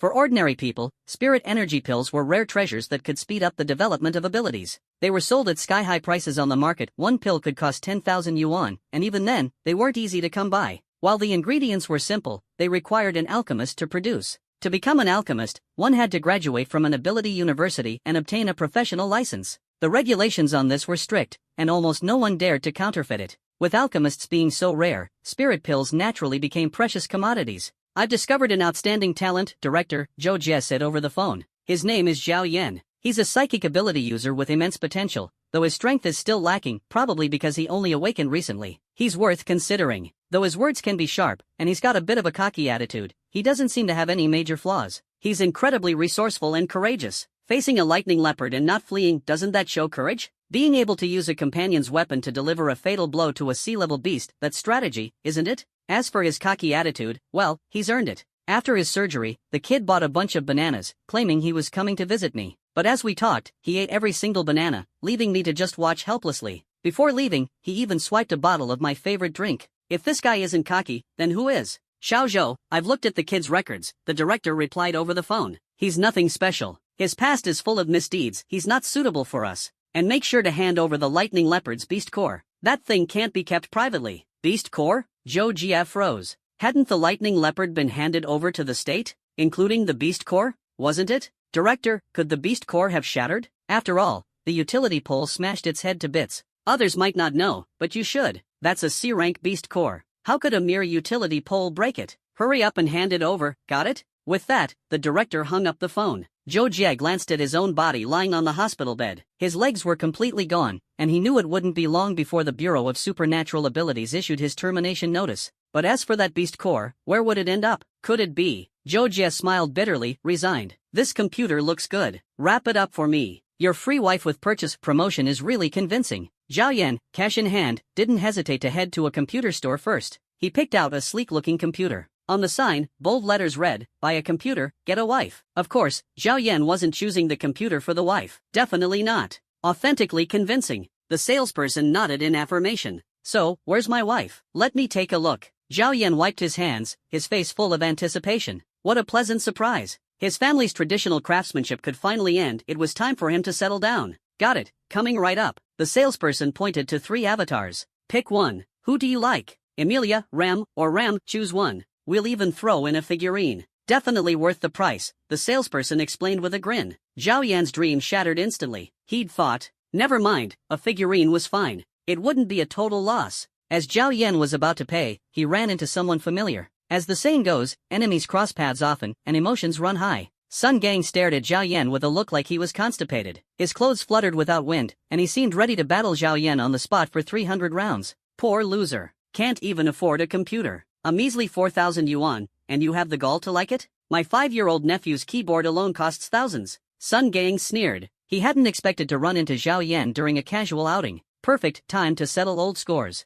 You're everywhere, aren't you? Zhao Yan frowned, not wanting to engage. Deliver the computer to this address, thanks. With that, Zhao Yan turned to leave. But Sun Gang wasn't about to let it go. He grabbed Zhao Yan's arm, preventing him from leaving. He had already made a call, Brother Jia and Brother Hu were on their way. This time, Zhao Yan was going to learn a lesson. Zhao Yan sighed helplessly, thinking, why do you have to push me? Sun Gang, get out of the way. Zhao Yan pointed behind Sun Gang, his face suddenly filled with terror, as if he'd seen something horrifying. Ha! That cheap trick? I've seen it a million times. I'm not. Sun Gang's disdainful gaze showed he didn't take Zhao Yan seriously at all. Bang! A basketball smacked him square on the head, leaving his ears ringing. Sun Gang's vision blurred, his head buzzing. See? I told you to dodge, but you didn't believe me. That basketball was huge, it must have hurt. Zhao Yan mocked from the side. Sun Gang shook his head, furious, glaring at Zhao Yan. Today, not even Jesus could save Zhao Yan. He's dead meat. Watch out, Sun Gang. Here comes another one. This time, Sun Gang wised up and quickly sidestepped 3 paces to the left.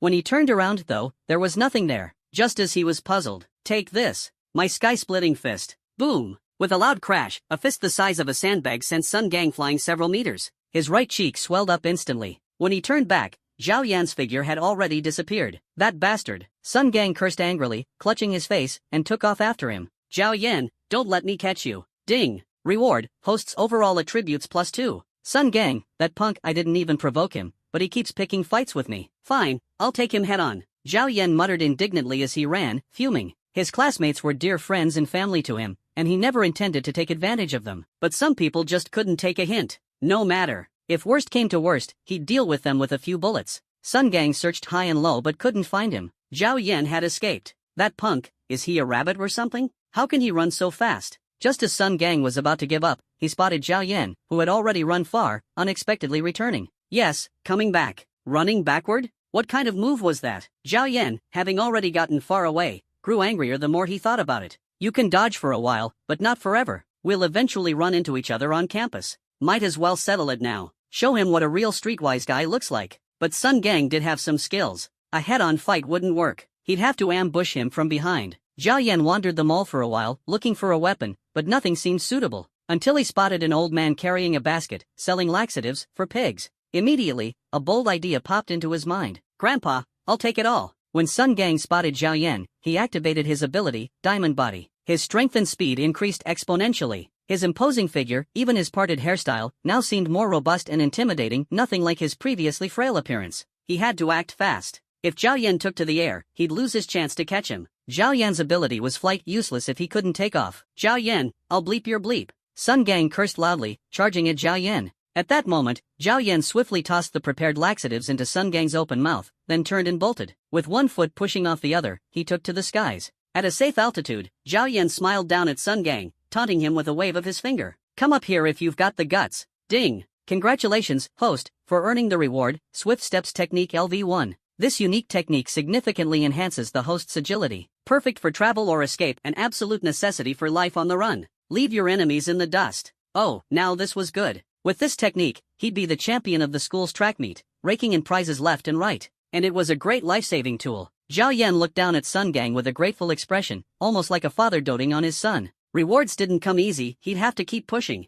Meanwhile, Sun Gang below was coughing violently. What was that just now? Brown powder? Disgusting. Though he spat out most of it, some had slipped down his throat. Despicable. As Sun Gang cursed Zhao Yan, his stomach churned violently, rumbling like thunder. A warm, yellowish stream burst forth from between his legs. Put. Gurgle, gurgle. The rumbling in his stomach grew worse, the air filling with a foul stench. Nearby pedestrians pinched their noses, shouting in unison, "Move away! Move away!" Someone once said, when you can't tell if it's diarrhea or just gas, never trust a single fart. Sun Gang knew this truth all too well, his heart filled with dread. The sound just now was merely the prelude, the real challenge was about to begin, and he had to find a restroom first. Sun Gang clutched his stomach and hurriedly shuffled away, vowing silently to solve his own problem before settling the score with Zhao Yan. Feeling the effects already? Sun Gang, I see darkness on your brow. It seems your chrysanthemum is in grave danger today. Why not come with me? I'll treat you, Zhao Yan said with a straight face. Stall. Just keep stalling. Today, he had to make Sun Gang suffer a little. Get lost.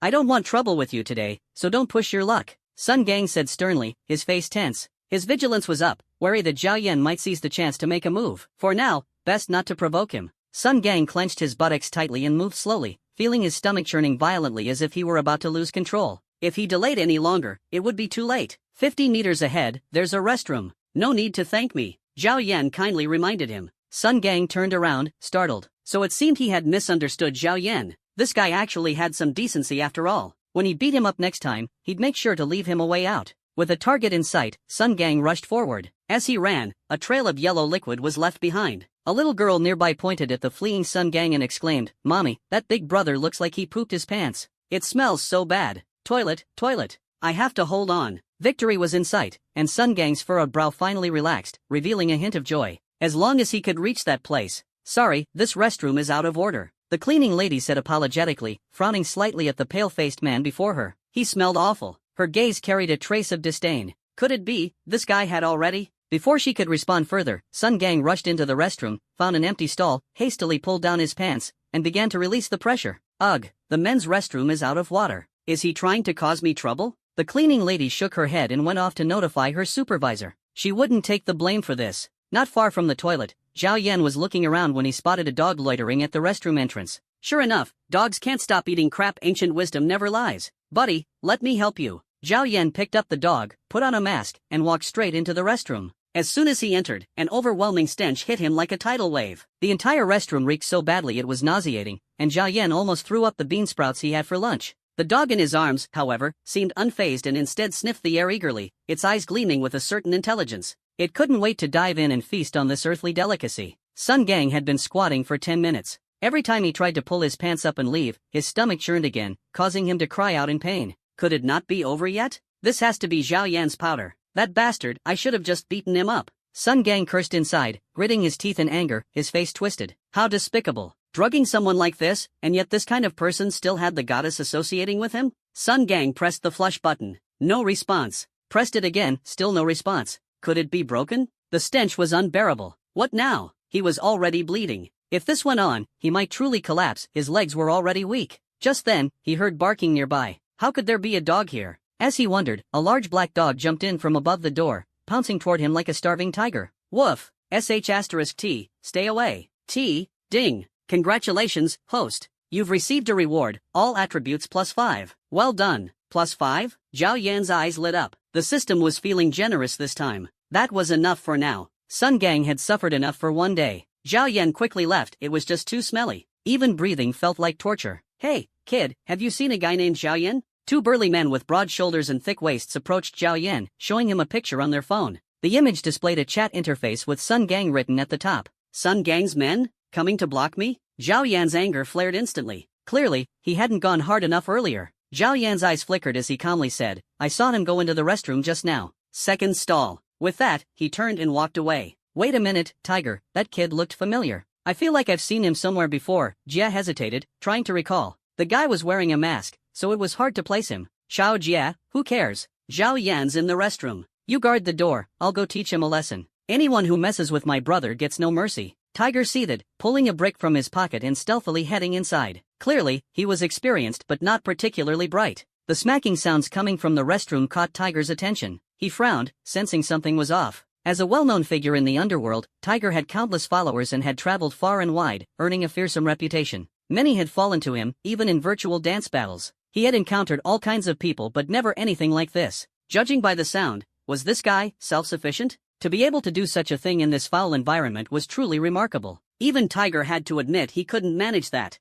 This kid was hardcore, but that was it. Facing Tiger, he was doomed to lose. "Sun Gang, brother, I'll take care of this guy for you. Zhao Yan, you're just..." The restroom door, as if made of paper, was kicked open by Tiger with a powerful strike. The kick landed squarely on Sun Gang's face, leaving a size 44 shoe print perfectly imprinted on it. Sun Gang, already drained, had no strength left to shoo away the dog. Man and dog were both busy in their respective tasks, each minding their own business. Just as Sun Gang felt he couldn't hold on any longer, a kick sent him flying. Before he could react, he saw a brick hurtling toward him. Summoning his last ounce of strength, Sun Gang activated his ability not to fight back, but to protect himself. He was really at his limit. With a loud bang, Sun Gang collapsed. At last, he was free. The dog, startled, whimpered and tearfully continued to devour its meal. *CK. Sun Gang, brother. Tiger quickly dropped the brick and tossed it aside. It wasn't his fault, it was Zhao Yan's doing. Yes, that's it. That damn Zhao Yan. How dare he bully my brother. He's dead meat.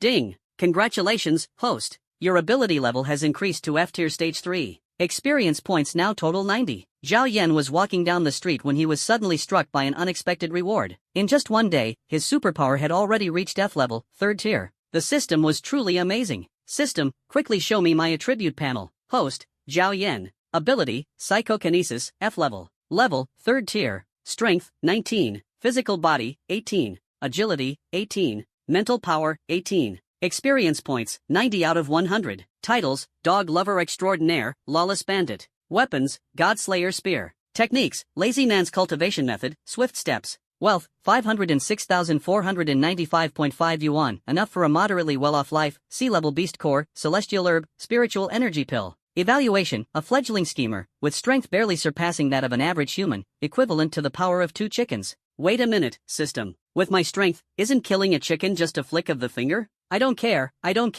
Oh well, maybe the unit of measurement really is chickens. Zhao Yan sighed and prepared to head home. It seemed he'd have to eat dinner alone tonight. Didn't his little sister say her classmate was having a birthday? Perfect, he could treat himself tonight. With money in his pocket, he could eat whatever he wanted. What a thrill! As Zhao Yan recalled the system panel he'd just seen, he noticed the experience bar was already at 90. If it reached 100, would he level up again? System? Yes, you're absolutely right. This is the privilege of being a master manipulator. Keep at it, understand? So by this logic, would he break through just by sleeping tonight? Excitement surged within Zhao Yan. Sleeping had suddenly become something to look forward to. It meant he could slack off guilt-free. However, while his superpower had improved, his attributes hadn't changed, which left him feeling a little disappointed. Maybe he'd need to ascend to a much higher level for any significant change. He bought a pile of food and returned to Funnel Community. The vast horizons are my love. As soon as he entered the community, the melody of the most dazzling folk style reached his ears. The community was clean and tidy, with no sign of the once dominant stray dogs. The elderly danced cheerfully in the square, creating a harmonious atmosphere. Square dancing, the most popular form of dance in China, brought seniors together for the best entertainment in their later years. It had even trended online at one point. It was famously said, not even a beast invasion could dampen the enthusiasm of the elderly. Zhao Yan neither opposed nor supported it. He didn't work night shifts and didn't sleep during the day, so why care about it? Not a big deal, keep dancing, keep grooving. After greeting them casually, Zhao Yan headed toward his building. Did you see that? That kid just now is one of the rare poor folks in our community. His life is just miserable. Hey, don't say such things. Be careful, or that kid might use a slingshot to smash your window in the middle of the night. An elderly woman in a floral dress quickly interrupted her companion. That Zhao Yan, though not particularly capable, was not to be trifled with. Anyone who crossed him would regret it. Just the other day, after her lunch stroll, she saw him grab the neighbor's big black dog and slap it 100 times without batting an eye. Such a huge dog had no ability to fight back. If he hit a person like that, it would be disastrous. Even the dog's owner had somehow provoked him, resulting in the black dog turning on its master. The outcome was tragic.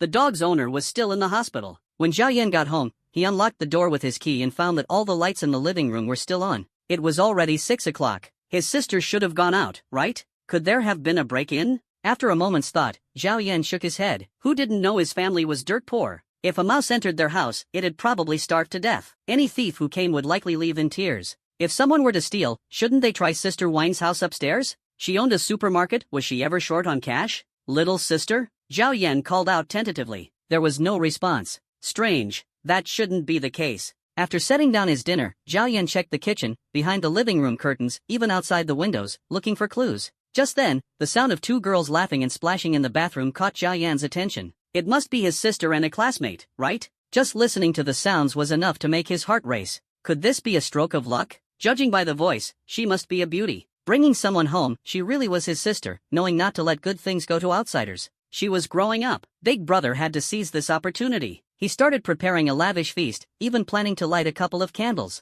Moments like this called for a bit of formality. A young girl, wrapped in a white bath towel, stepped out of the bathroom. Her fair skin glowed with a rosy hue, and a few sparkling water droplets clung to her. What stood out the most were her legs. As the saying goes, look at the legs first. These legs were pale and slender. What a pity if they weren't used to pedal a tricycle. The girl had just stepped out when she noticed a young man of similar age staring at her lecherously, without any attempt to hide it. For a full second, their eyes met. Zhao Yan felt a little awkward and casually remarked, "Hey, nice figure you've got there." "Ah, a pervert." The girl's face turned bright red as she quickly darted back into the bathroom. "A pervert? Where?" Zhao Yan looked around but didn't see one. In broad daylight, how could there possibly be a pervert? Here? Absolutely not. "Big Brother, is that you?" his sister Zhao Miao called out from the bathroom. "Yeah," Zhao Yan replied. After almost 2 minutes, 2 girls emerged, one of them blushing faintly. He hadn't noticed before, being distracted by her legs, but now that he looked closely, she was too petite, a flat line, like a plank of wood, completely unremarkable, clearly underdeveloped, which left him disappointed. This marriage proposal was off the table. After all, no matter how tough life got, you couldn't shortchange the kids.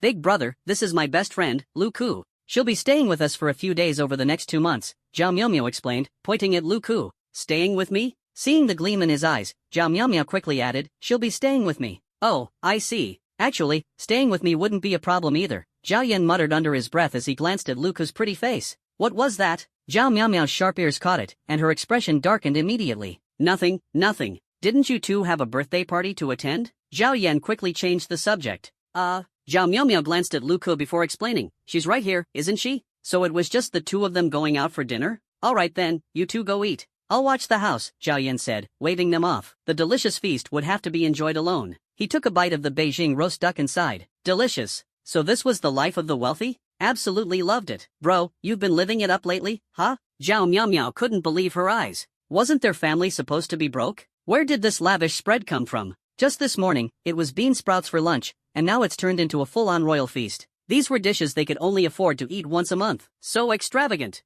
Unless... Zhao Miaomio exchanged a glance with Luku. Finally, they decided to stay and eat at Zhao Yan's place. After all, the food was already there, and this spread was no worse than what they'd get at a restaurant. Plus, since everyone was broke, why not snag a free meal? And, that golden lobster looked absolutely mouth-watering. Little sister, hear me out. What if there's a chance your brother is secretly a rich tycoon? Zhao Yan joked while eating. I believe it, Zhao Miaomio replied. But honestly, this spread must have cost a lot, right? What, like $500? In this era of skyrocketing food prices, cheap meals were a thing of the past except for bean sprouts. Zhao Miaomio looked skeptical. Just this morning, he was happily munching on bean sprouts, and now he's claiming to be rich? How much more could he exaggerate? Seeing her expression, Zhao Yan feigned a look of sorrow. Pretty close, $520. Not a penny more, not a penny less, Zhao Yan casually explained. Where did you even find that kind of money? Zhao Miaomio asked in confusion. Do you really not trust your brother? Look at that suspicious little face of yours. Zhao Yan stopped playing coy and leaned in closer. Your brother, well,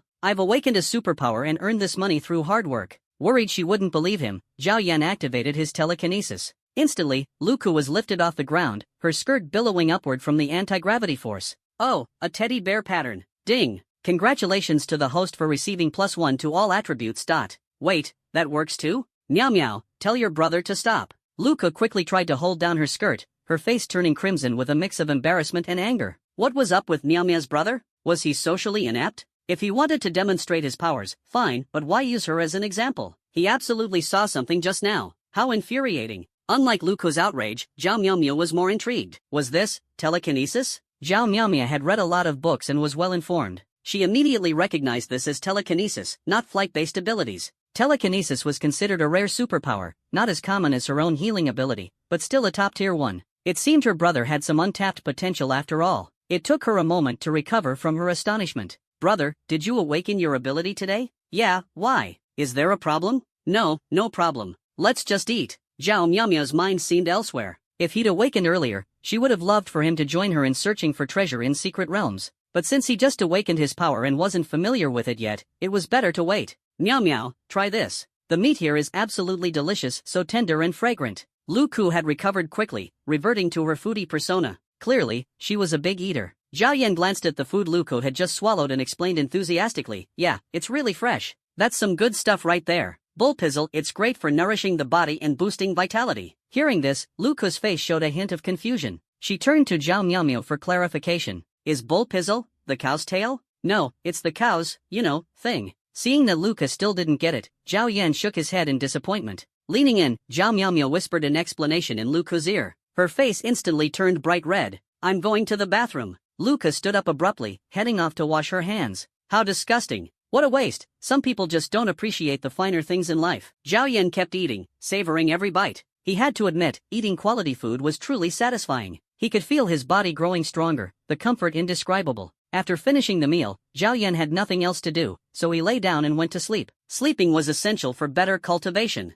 Let's go, full throttle. In this world, there were various cultivation methods. The first method was to guide the energy from a crystal core, absorbing the surrounding spiritual energy. Although the daily effects were minimal, perseverance could eventually lead to success. This was the path most people chose for cultivation. The second method was using pills to accelerate cultivation through external means. With enough resources, one's cultivation could skyrocket overnight. Unfortunately, Zhao Miaomio and Luku were both impoverished, so broke they couldn't afford even the cheapest pills. They had no choice but to stick to the first method. Fortunately, both of them were exceptionally talented. Luca had a fire-based ability, which she had awakened just half a month ago. In such a short time, she had already reached F level, second tier, a remarkable feat. Generally speaking, most people awakened their superpowers around the age of 18. Those who awakened earlier were often much stronger, as starting cultivation earlier yielded greater results. Early awakenings were usually triggered by some kind of stimulus, like an encounter with a beast. Many prominent families even used weaker beasts to stimulate their younger generation, though the success rate was only 50-50. If successful, it was cause for celebration. If not, well, there was a chance of brain damage.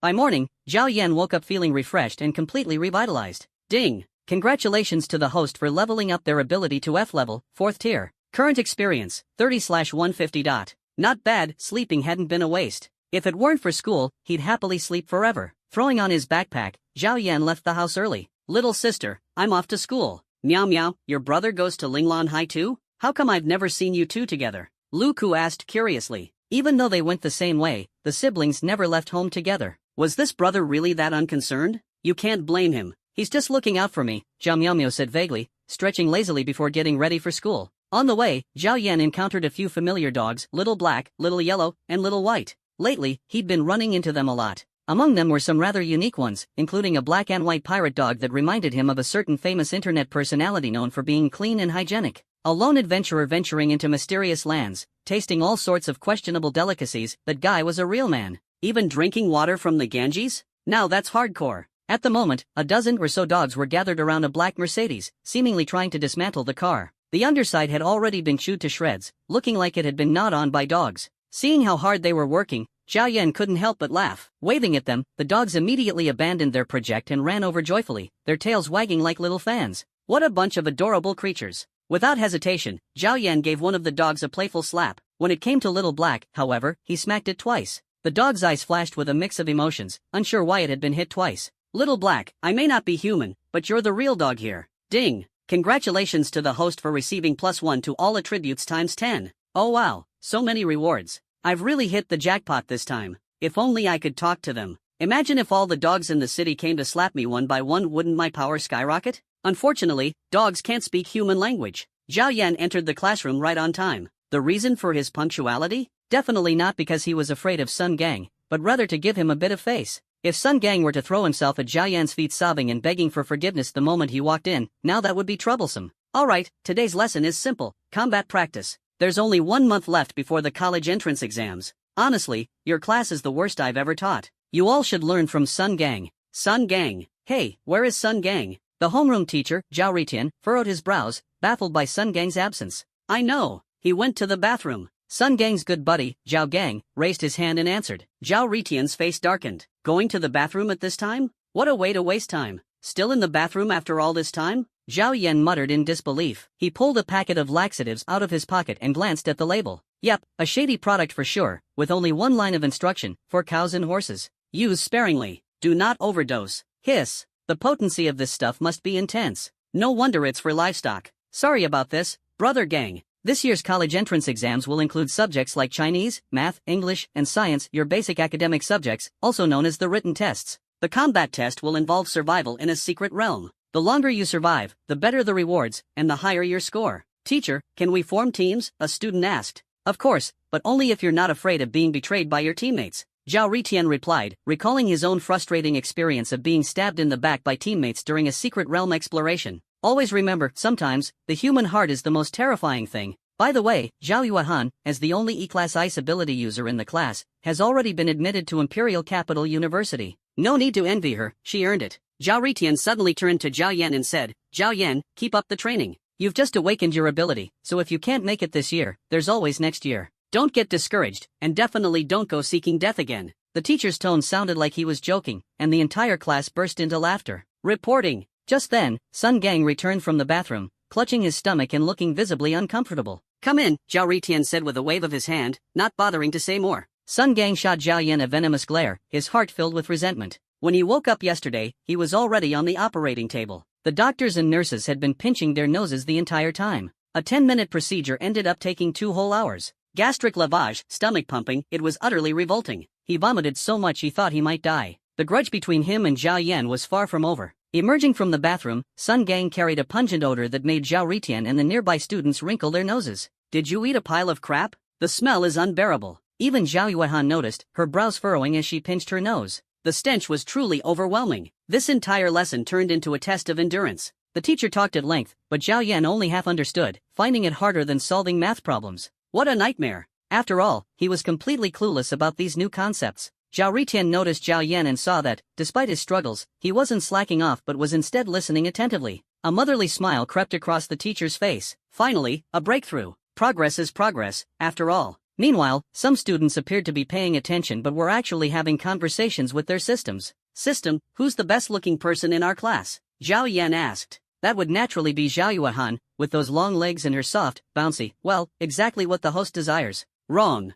It's me. Such poor taste. Who's the most big-hearted person in our class? Zhao Yan asked curiously. Definitely not you. Useless. After class, just as Zhao Yan was about to wander off, Sun Gang blocked his path. Tell me, how do you want to die? Sun Gang clenched his fists. Though his face was still a bit pale, he looked much less pitiful than yesterday. What, you want to fight me? Zhao Yan wasn't afraid of Sun Gang anymore. His strength was already nearing 30, and he could easily knock Sun Gang flat without even using his ability. Confidence surged through him. Fight you? I'm not that stupid. How about we spar during the combat practice later? Sun Gang glared at Zhao Yan, unwilling to let things slide. If the school didn't prohibit fighting, Zhao Yan would have been beaten to death long ago. No way. Winning against Sun Gang wouldn't earn him anything, so why bother? Zhao Yan wasn't an idiot. A schemer works from the shadows, not out in the open. Coward. Is this all you've got? I'll tell you what, tonight, I'll be waiting for you on Linglan Street. If you don't show up, you're a coward. Sun Gang taunted, flipping him the middle finger with a smug expression. Smack! A crisp slap echoed through the room. You had a fly on your face, Zhao Yan said earnestly, without a trace of guilt. Sun Gang stared at Zhao Yan's smirking face, his rage boiling over. He had already been furious, and now he was absolutely livid. Ding! Reward, all attributes +1. Sun Gang, hit him. Lu Chuan, standing behind Zhao Yan, had long harbored resentment toward him. Every time the teacher threw a chalk stick, it was Lu Chuan who ended up catching it. Why do I always have to bear the brunt for Zhao Yan? I, Lu Chuan, deserve to be someone important too. Unfortunately, his ability was utterly ridiculous, a type of green grass called green silver grass, harmless to both humans and animals, and completely useless. The teacher always says there's no such thing as a useless ability, only useless ability users. He'd heard this so many times his ears were practically calloused, but seriously, what could green silver grass do? Grow grass on someone's grave? To make matters funnier, several funeral companies had already contacted him, offering high salaries to hire him as a grave grass specialist. Plant grass on your grandmother's grave. Already furious, Sun Gang found his courage bolstered by Lu Chuan's encouragement. He raised his fist and swung it at Zhao Yan. The punch was fierce, with enough force to ruffle Zhao Yan's clothes as it cut through the air. If it landed, Zhao Yan would either be gravely injured or dead. Zhao Yan furrowed his brows but didn't resist head-on. Instead, he deftly dodged the punch with rabbit-like agility. Sun Gang tried to pull back his fist, but it was too late. He had swung with so much force that he couldn't stop in time. Under Lu Chuan's stunned gaze, Sun Gang's own punch landed squarely on his forehead. He fell to the ground, limbs splayed, foaming at the mouth and completely incapacitated. Ding! Congratulations, host. Zhao Yan's deskmate, Lu Chu, couldn't bear to watch anymore. He stood up, glared at Sun Gang, then quickly scurried off to a safe distance under everyone's amused gazes. When gods fight, mortals suffer, he was terrified. As for Lu Chuan, that poor kid was just plain unlucky. He wasn't stupid, after all. Zhao Yan had initially thought that Lu Chu was standing up for him, and he was touched only for Lu Chu to run away. What a joke! Sun Gang landed a punch that knocked Lu Chuan to the ground. The flames of anger in his heart burned even brighter, but he also felt a tinge of unease. Zhao Yan's speed was truly astonishing. Could a flight ability also enhance physical agility? Sun Gang, what exactly are you trying to do? Look at what you've done to Lu Chuan. He's so beaten up even his own mother wouldn't recognize him. Aren't you going to take him to the infirmary? The voice of class monitor Zhao Yuehan rang out, shaking Sun Gang to his core. Who was the strongest in the entire class? None other than Zhao Yuehan. And on top of that, Sun Gang had a thing for her, so naturally, he wouldn't dare provoke her. Sun Gang shot Zhao Yan a venomous glare, then hoisted Lu Chuan up and left the room. Just you wait. Zhao Yan, are you alright? Zhao Yuehan asked in astonishment. Moments ago, she had witnessed Zhao Yan effortlessly dodging Sun Gang's heavy punch. His speed was so unbelievable that she was utterly taken aback. He had just awakened his ability, how could he already show such a significant improvement? And Sun Gang? His strength was no joke. In their class of 50 students, nearly everyone had awakened abilities. While some abilities weren't particularly impressive, with enough hard work in their studies, they could still manage to get into a good university and secure a decent desk job. As for Zhao Yan, everyone had once thought he was a hopeless case, but now, he was giving her a whole new impression. Maybe, just maybe, he could even use his abilities to find a backdoor into success. I'm fine, Zhao Yan replied curtly. During the combat training class,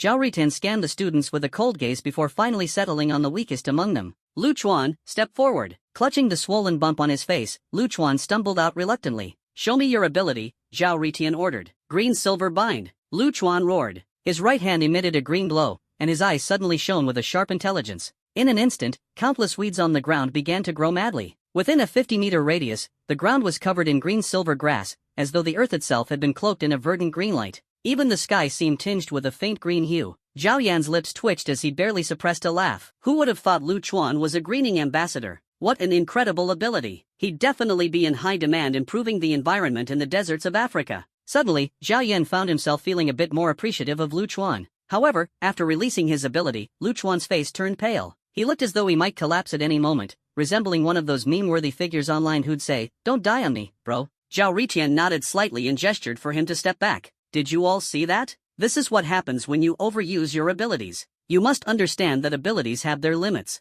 Use them within reason, don't drain yourself like Lu Chuan, or you'll end up severely weakened. Of course, he added, if you're not afraid of dying, that's another story. Most of you will make your way in human society, while a small number of you may join government agencies or organizations to fight against beasts. Today's class is specifically for them, the rest of you can just listen in. Lu Chuan's face turned from pale to dark as he cursed inwardly. So I'm just a cautionary tale now, huh? Zhao Yan, step forward. Zhao Ritan called loudly. At the mention of Zhao Yan's name, all eyes turned toward him once again. Zhao Yan had only just awakened his ability, and everyone was curious. Could a flight ability really just make someone fly? Or were there other applications? For instance, Wang Ming's ability allowed him to alter the size of objects. He'd already mastered creative uses for it, earning him the title of campus heartthrob and the admiration of countless girls. This was the true mark of skillful ability use. Your ability just awakened yesterday. Have you learned how to use it yet? Show me, Zhao Ritan commanded. Alright, Zhao Yan nodded slightly. The crystal core in his mind began to spin rapidly. In the next moment, 5 girls in long skirts and the unlucky Sun Gang were suddenly lifted into the air by an unseen force. The girls screamed in panic, frantically holding down their skirts,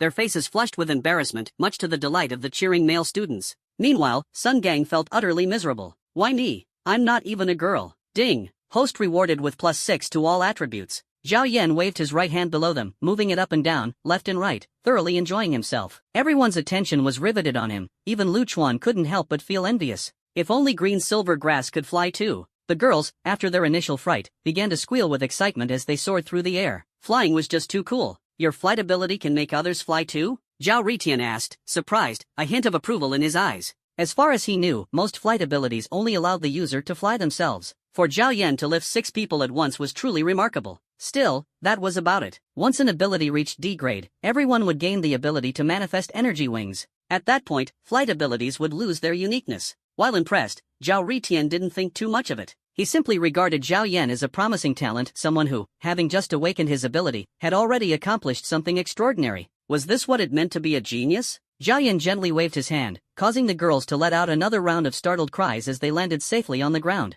They still seemed to savor the experience. What an amazing feeling. Teacher, isn't my ability kind of weak, though? I can only make a few people fly, Zhao Yan remarked. Is that even a question? The room erupted at his words. Cut the fake modesty. My ability is just a pencil, should I still feel proud of it? And me, my ability is farming. Sure, I get an extra bonus for planting crops, but does that mean I'm destined to be a humble farmer? My ability is even worse NTR. I'm too scared to even use it, for fear of being mocked, Wang Miao said, sounding aggrieved. Little did he know, his ability was outrageously overpowered. Every time he stole something, his strength and speed would increase exponentially, with no upper limit. As everyone knew, true love was invincible, while NTR was fatal. His ability embodied that very principle. Wait, NTR? Is it what I think it means? Wang Miao nodded, looking embarrassed. I guess I inherited the spirit of a certain chancellor. I've been searching for a target for ages but haven't found one yet. Do you have a girlfriend? Nope. Everyone immediately took a step back from Wang Miao. This ability was downright creepy. Zhao Ritan massaged his temples in exasperation, realizing he needed to give them a proper lesson. Enough. There's no such thing as a useless ability, only useless people. What's wrong with a pencil? Writing faster is a skill too. And farming?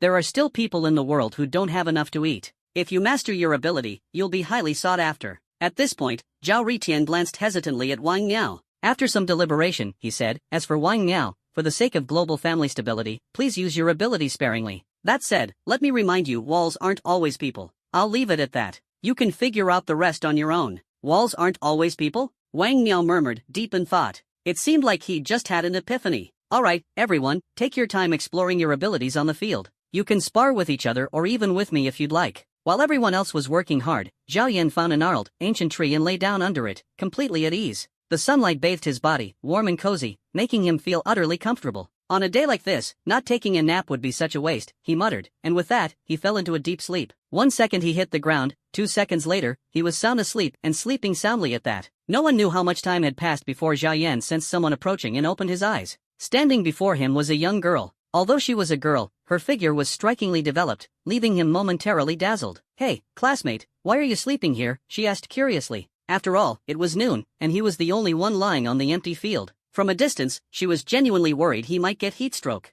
Out of concern, she had come over to check on him. Zhao Yan glanced around. The sky above was already indicating it was noon time to eat. Just as he was about to get up and bid the girl farewell, an alarm from his system suddenly blared. Ding! A beast has been detected near the host. Please be cautious. A beast? In the school? Zhao Yan looked around again in confusion. The field was empty except for a lecherous guy and the busty girl in front of him. Could she be the beast? After all, no normal person would have such a figure. Forget it, better to leave quickly, this was getting a little creepy. Miss, I'm leaving now. Zhao Yan politely said his goodbye and bolted away. The girl stood there, bewildered. She had come over out of kindness, but why did he run off the moment he saw her? Did she look that scary? She couldn't understand what boys were thinking these days. Did they believe that just exchanging WeChat IDs and saying a few sweet words could lead to love? Unless, he was. As Zhao Yan ran, he kept scanning his surroundings, an uneasy feeling growing in his heart. The system's alarm continued to sound, becoming more frequent, as if warning him that the danger was drawing closer. When he was near the school gates, the sight before him made him freeze in place. The gates were gone, completely vanished. The area was empty, and even old Wang, the security guard, was nowhere to be seen. Had he been snatched away by the beasts? Countless pairs of beastly eyes locked onto Zhao Yan. Their densely packed figures were enough to make anyone's skin crawl. Even though they were all F-rank beasts, their collective presence was intimidating. The atmosphere of the school instantly turned eerie and terrifying. At that moment, the school's security guard, old Wang, was running away with the school gate strapped to his back, glancing behind him nervously. Once he confirmed no beasts were chasing him, he finally let out a sigh of relief. Yes, he was the school's security guard. On his first day on the job, the principal had told him that protecting the gate was his top priority. From that day forward, he had treated the gate like his own child, diligently guarding it. Now, with beasts appearing, old Wang instinctively grabbed the gate and fled. The beasts chased after him, panting and out of breath, but they couldn't catch him. Principal, I did it, he thought triumphantly. Whether old Wang's actions were right or not, only the principal could say. But one thing was certain, he was a unique talent. In the face of disaster, he was the first to flee, even taking the school gate with him. As for the beasts, they roamed freely through the campus as if it were their own home. Running away wasn't shameful, everyone fears death. But abandoning people to save the gate? What kind of security guard was he? What's going on? How did the beasts suddenly invade the city and attack Linglan High School? Quick, mobilize the troops and eliminate those beasts. The head of the Ability Bureau anxiously shouted into his phone. He had just received intelligence that a large number of beasts had quietly infiltrated Linglan High School. His heart was heavy with worry. If something happened to the students, his position as director would be in jeopardy. He could only hope they could hold on. Meanwhile, facing the horde of beasts, Zhao Yan felt a strange sense of excitement. To him, these beasts were walking treasures. If he could eliminate them all, wouldn't he make a fortune and earn rewards from the system? Just as he was gearing up for action, he saw an unfamiliar male teacher charge into the beast horde. At first, he thought the teacher was some kind of legendary hero, but the man turned out to be mere cannon fodder, swallowed by the beasts in an instant without so much as a chance to fight back. Zhao Yan's heart sank. Estimating his own strength, he shook his head. Forget it, better to run for his life, staying alive was the top priority. However, the beasts had already noticed Zhao Yan. Just as they were about to pounce and enjoy their feast, they suddenly realized he was flying.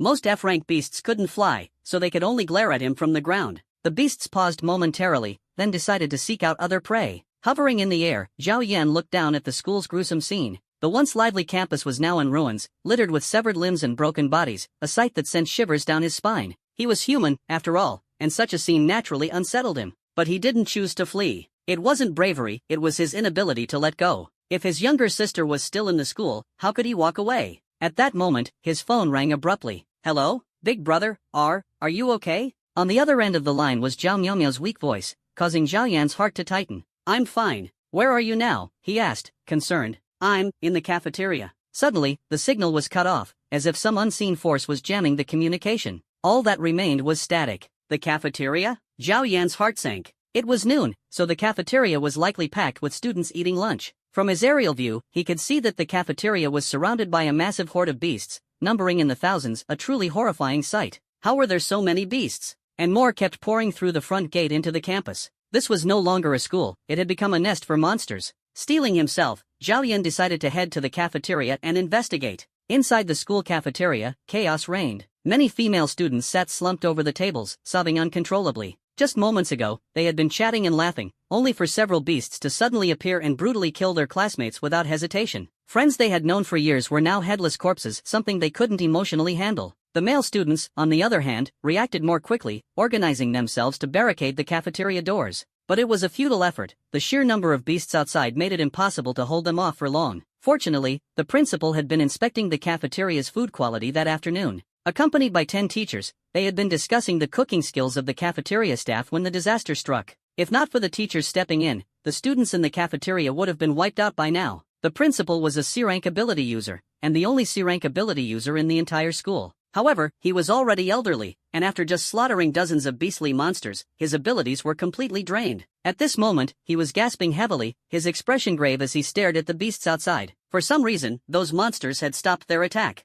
They surrounded the school, appearing unusually patient, as if they were waiting for something. There must be a leader among them. Could it be a C-rank monster commanding them? As the principal pondered, a teacher ran over in a panic, his face pale. Principal, 30 students just perished, most of them from the first and second years. The teacher's voice was filled with anguish. The school had never experienced such a devastating loss. Just in the cafeteria alone, so many children had died. The situation in other parts of the campus could hardly be better. Now is not the time to grieve. We must pull ourselves together and wait for the government's rescue, the principal said, patting the teacher on the shoulder in an attempt to encourage him. Only by surviving could they mourn the dead. Their current situation was precarious, and it seemed the monsters outside were about to regroup. When that happened, the real nightmare would begin. Hopefully, the government forces would arrive soon. Otherwise, Linglan City would no longer have its Linglan High School. Suddenly, from a patch of grass somewhere on campus came cries of agony from the beasts, sharp and chilling. Woof, woof, arf, ah-oh. The sounds were utterly harrowing, enough to make one's skin crawl. Ding! Congratulations to the host for receiving a reward, all attributes plus 30. Ding! Congratulations to the host for receiving a reward, ability level increased to tier 5. Ding! Congratulations to the host for receiving a reward, Wolf Fang Mace. Wolf Fang Mace, a superior grade spiritual weapon symbolizing bloodshed and brutality. It is said to be crafted from the teeth of an A-rank beast, the Thunder Shadow Demon Wolf. It is highly effective against wolf-type beasts. Stop your yapping, Zhao Yan said disdainfully, looking at the group of F-rank beastly demon hounds in front of him. All he'd done was slap each of them once. Was that really worth all the screaming and howling? He hadn't even done anything particularly cruel, nor had he killed any of them. Honestly, this was incredible. Who would have thought his title not only worked on regular dogs but also on dog-like beast monsters? As he strolled among them, these hideous beasts all became docile and adorable, retracting their fangs and becoming harmless, obediently following behind him. Whatever he told them to do, they did. It was truly miraculous. Since he couldn't currently handle the more formidable beasts outside the cafeteria, Zhao Yan decided to focus on earning more system rewards for now. Slapping each dog once, he had already hit over 30 of them, and his palm was swollen red. Beasts were no joke, their skin was absurdly thick. Not only thick but hard as well. It wasn't a pleasant experience. Next, Zhao Yan called out coldly. A particularly cute demon hound with delicate features stepped forward. It looked so adorable that Zhao Yan almost hesitated to strike. What the heck? Why did he feel guilty about hitting something so cute? Shaking his head to rid himself of the thought, Zhao Yan delivered 2 sharp slaps to the hound's face. The demon hound looked at him in confusion, clearly displeased. Why? Why did the others only get 1 slap, but I got 2? Sensing its dissatisfaction, Zhao Yan gave it another slap. This dog's so pretty, what's it trying to prove? He muttered. Hurry up and move along, there are still a few hundred waiting in line. Zhao Yan urged. Whimper. The demon hound left with a face full of grievance. It didn't understand why, despite being a beast, meant to attack humans, its hostility dissolved the moment it saw this man. No matter how much it resisted, its body betrayed it, lining up obediently just to get slapped by a human. It was enough to infuriate any self-respecting dog. Just as Zhao Yan was getting into the swing of things, an E-rank beast appeared, a demon wolf. The demon wolf had been tasked with investigating after noticing the sudden disappearance of the demon hound pack. It was puzzled. The demon hounds weren't particularly strong, but their sheer numbers made them formidable. Even the demon wolf itself preferred not to tangle with them. After observing for a while, the demon wolf's eyes filled with suspicion as it spotted a human. What in the world? This was outrageous, completely beyond reason. While its fellow monsters were busy assaulting the campus, these demon hounds were fraternizing with a human? The demon wolf's eyes gleamed with menace as it charged at Zhao Yan, intent on biting him to death and severing any ties between the demon hounds and their human collaborator. Ha! Sensing a murderous aura behind him, Zhao Yan turned around, only to see what looked like an oversized husky rushing at him, brimming with aggression. Because the demon wolf bore some resemblance to the demon hounds, Zhao Yan didn't recognize it for what it was. What's the rush? Everyone's waiting their turn, and you're cutting in line? Cutting in line to get slapped, this was a first. Zhao Yan couldn't fathom the logic of this animal. Standing his ground, Zhao Yan faced the demon wolf head-on. Just as it leapt toward him, its eyes gleaming with triumph, it suddenly felt like its face had collided with a mountain. Boom! With a resounding thud, the demon wolf's massive body was sent flying, its left cheek swelling dramatically. For a moment, it was utterly bewildered. What had just happened? Zhao Yan shook his hand, muttering under his breath, "Force is mutual, I guess I overdid it." He rubbed his sore palm with a hint of frustration. Why was this husky's face so damn hard? It hurt like hell. Ah, right, the wolf fang mace. With a single thought, a gray wolf fang mace appeared in Zhao Yan's hand. Covered in dense, razor-sharp spikes, it looked incredibly menacing. If he struck a beast with this, the results would be devastating, allowing him to kill without restraint. Disobedient huskies required special treatment. My mace is a bit big, bear with it. Zhao Yan quipped as he swung the wolf fang mace toward the demon wolf's head with a flourish. The moment the demon wolf saw the mace, a wave of primal fear surged through its heart. That thing looked terrifying. If it hit its face, the consequences would be catastrophic. Terrified, the demon wolf's defiance evaporated. Instinctively, it tucked its tail between its legs, lay flat on the ground, and froze, its earlier ferocity nowhere to be seen. I'm a demon hound. I'm a demon hound. Ha! As expected, nothing beats discipline through the stick. Even dogs are no exception. Just as Zhao Yan was about to put the wolf fang mace away, the system chimed in with a reminder. Host, that's not a demon hound, it's a demon wolf. Your title doesn't work on it. Demon wolf? Crap. Now that he looked more closely, it indeed seemed different, at least a size larger than the demon hounds. Without hesitation, Zhao Yan raised the wolf fang mace and brought it down on the demon wolf's head. Instantly, red, white, and yellow fluids splattered everywhere.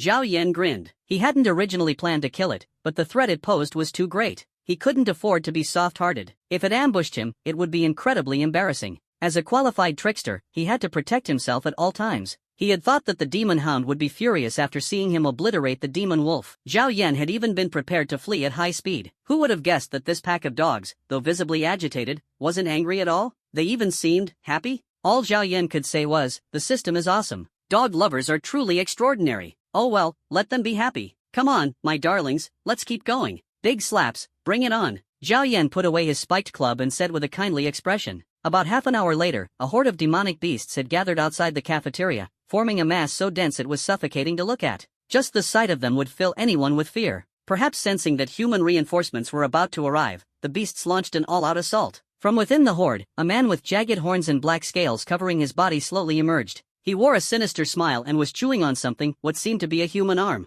The sight was utterly horrifying. How is this possible? Sun Gang, standing by the cafeteria window, was so shocked he nearly wet his pants. He thought to himself, this is way too terrifying. What the hell, a human walking out from among the beasts? Unbelievable. The principal, hearing this, frowned deeply and quickly looked out the window, cold sweat forming on his brow. How could something like this be happening? When demonic beasts reach grade B, they can choose to take on human form. Using a human body for cultivation greatly accelerates their growth. The world is vast, so naturally, there are always unusual occurrences. For example, the aesthetics of demonic beasts and humans surprisingly align. Both tend to favor the beauty of human women. Female beasts often transform based on human standards of beauty, while male beasts can shapeshift as they please. The beast in human form before them was at least a grade B entity. Why would such a powerful figure appear in Lilybell City? Lilybell City was nothing more than a rural backwater. The principal was at a loss for how to handle the situation and worried deeply about protecting his students. The man, named Sun Luo, was the mastermind behind today's attack on Lilybell City and the leader of the demonic beasts.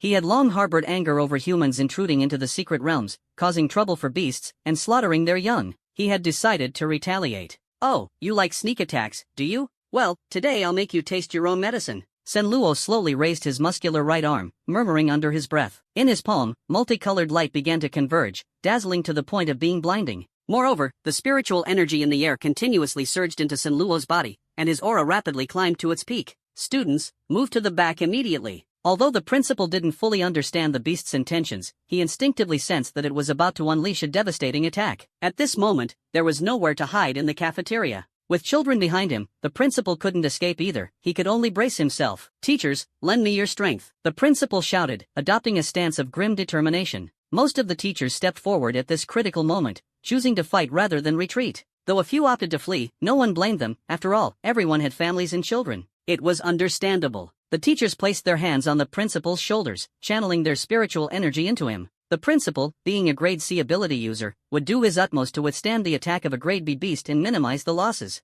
Any delay they could achieve would buy precious time for the arriving military forces. In the next second, Sun Luo let out a deafening roar, "Burn, my cosmos!" Though the line sounded a bit melodramatic, no one was in the mood to laugh. With this strike, they might not live to see the sunrise tomorrow. A small energy orb flew from Sun Luo's hand, heading straight for the humans in the cafeteria. It was only the size of a ping-pong ball, and many of the students exhaled in relief. "I thought it'd be something scarier than this." "That's it? This is laughable. All that build-up for this? Even my dog at home could catch that." The humans' mocking voices were loud, and Sun Luo's expression froze for a moment before a wicked smile spread across his face. Foolish humans. The energy orb began to expand visibly, rapidly drawing in the surrounding spiritual energy. No one dared to laugh anymore. A 10-meter-wide energy orb was no joke. Its power was undoubtedly catastrophic. High above, a certain trickster had already set up his Godslayer rifle. The scope was trained on Sun Luo's head, and the corner of Zhao Yan's mouth curved upward slightly. "Eat this!" Zhao Yan shouted. Bang! With a deafening blast, a tiny energy bullet fired at a speed of 1,000 meters per second, tearing through the air and reaching Sun Luo in an instant.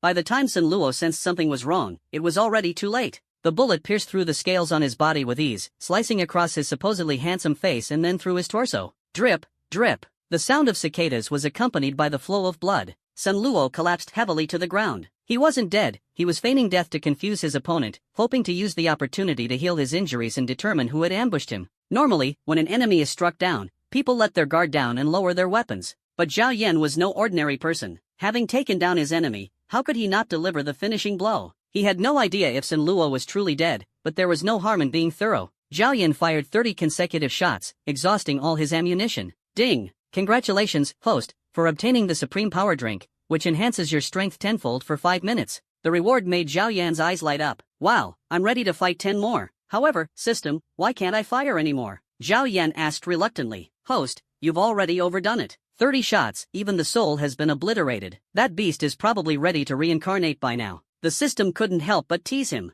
Just as the system was making its quip, Sun Luo opened his bloodshot eyes, which glowed with a deep crimson hue. He glared at the surrounding beasts. Despite the 30 bullets fired at him, not a single one of the beasts had stepped in to shield him. Was his standing among the beasts really this low? Furious, Sun Luo waved his hand, slaying a swath of beasts, not killed by humans, but by their own kind. The blood of the fallen beasts surged into Sun Luo's body. Gulp, gulp. In mere moments, he returned to peak condition. It had only taken a few seconds. This was his ultimate survival skill, absorbing blood to recover rapidly. Although he disliked using it, the pain his body was in left him no other choice. In the sky, Zhao Yan's heart tightened. Didn't you say he was already dead? What kind of crappy gun is this? 30 bullets, and he's still alive. Zhao Yan began arguing with the system. This gun can instantly kill an E-class beast. Killing a C-class beast is already its limit, but this is a B-class beast. The system pondered for a moment before realizing the problem. What the hell, a B-class beast? The kind that can destroy an entire city? Zhao Yan suddenly came to his senses. If he provoked a B-class beast, wouldn't he be doomed? Just as he was arguing with the system, Sun Luo slowly approached.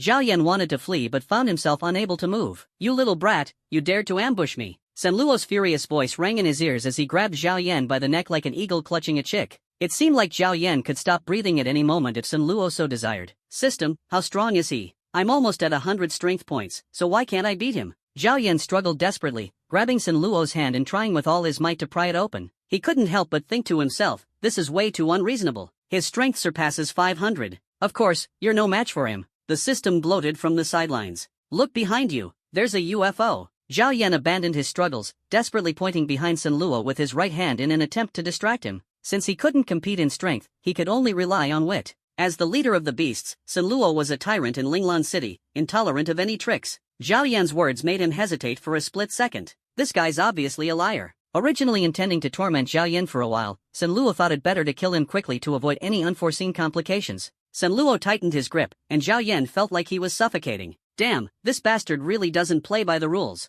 Shouldn't a normal person at least glance behind them? And this guy managed to resist the temptation of a UFO? System, help me. Zhao Yan had no choice but to cry for help. Poof, poof. Sun Luo suddenly felt a churning in his stomach, and a strong, pungent gas started escaping uncontrollably. Even his expression turned peculiar. Instinctively, he let go of Zhao Yan and clutched his backside with both hands. This didn't feel good at all. The continuous poof-poof sounds were relentless, and Sun Luo could no longer hold it in. In front of the many beasts, he completely lost composure. Seizing the opportunity, Zhao Yan pulled out a bottle of power drink and guzzled it down in big gulps. Honestly, the drink tasted amazing. The next moment, he felt his strength surge to an epic level. Was this your doing? Sun Luo, realizing something was wrong, suspected the bullets earlier might have been poisoned human laxatives, as were indeed cunning, resorting to these underhanded tricks when they couldn't win in direct combat. It was infuriating. That's right. It was me. If you're not convinced, come at me again. I'll beat the crap out of you, Zhao Yan declared confidently. At that moment, a shiny silver-spiked mace appeared in his hand, and he swung it fiercely at Sun Luo. Strike while the iron's hot.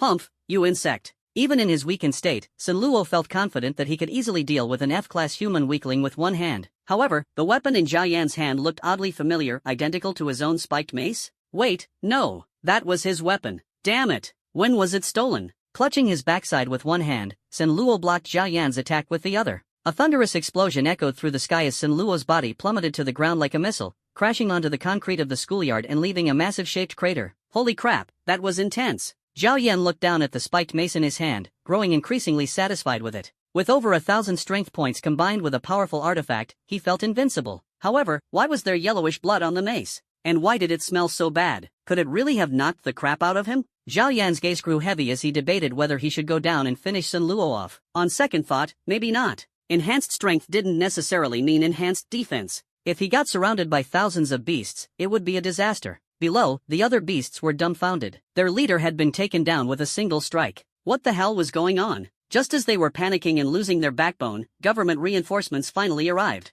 2nd Battalion, open fire. Blast these bastards to hell. Han Yunlong of the National Ability Bureau shouted furiously. On his way here, his rage had been simmering. Some clueless old lady had staged a fake accident on the road, causing massive traffic jams and delaying the rescue mission. Worse still, she'd run into Han Yunlong's gun barrel, literally. Enraged, he had blasted her to smithereens, leaving nothing behind but a pair of floral underwear. Entering the campus, the sight of students' lifeless bodies filled him with anguish. So many young lives had been lost. Now completely enraged, he pointed at the horde of beasts and ordered his men to fire relentlessly. His subordinates' eyes lit up with determination. To them, these beasts weren't just enemies, they were walking medals. Taking them down meant promotions and bonuses weren't just dreams. Boom, boom. Countless shells roared through the air, each explosion wiping out a cluster of beasts. A single shell could eliminate 3 or 4 at once. The beasts, however, weren't fools. They immediately retaliated, engaging in fierce combat with the army. Even Sun Luo, who had been lying in the crater, slowly regained consciousness. Looking at his broken right arm, he watched it swiftly regenerate back to normal. He quickly rejoined the fray. It had to be said, Sun Luo was incredibly powerful. A B-class beast truly lived up to its reputation. Burning with anger, just as he was about to unleash a powerful attack to disrupt the human formation, his stomach churned again. A wave of pale yellow gas erupted uncontrollably, leaving him weak all over. Damn it! Sun Luo gritted his teeth, vowing to avenge this humiliation. Despite this, he still caused significant destruction. Alone, he charged into the human forces, destroying 15 tanks before encountering 3 C-class ability users. Sensing the unfavorable situation, he carved a bloody path out and led the beasts in retreat. The human ability users tried to stop them, but venturing too close to the beast horde meant risking being torn apart instantly. As a result, they could only pick off stragglers from a distance, occasionally sniping a beast or two. Unfortunately, most of the beasts managed to escape, and many curious onlookers who had gathered nearby were tragically devoured. As for Zhao Yan, upon seeing the military arrive, he had no intention of continuing the fight.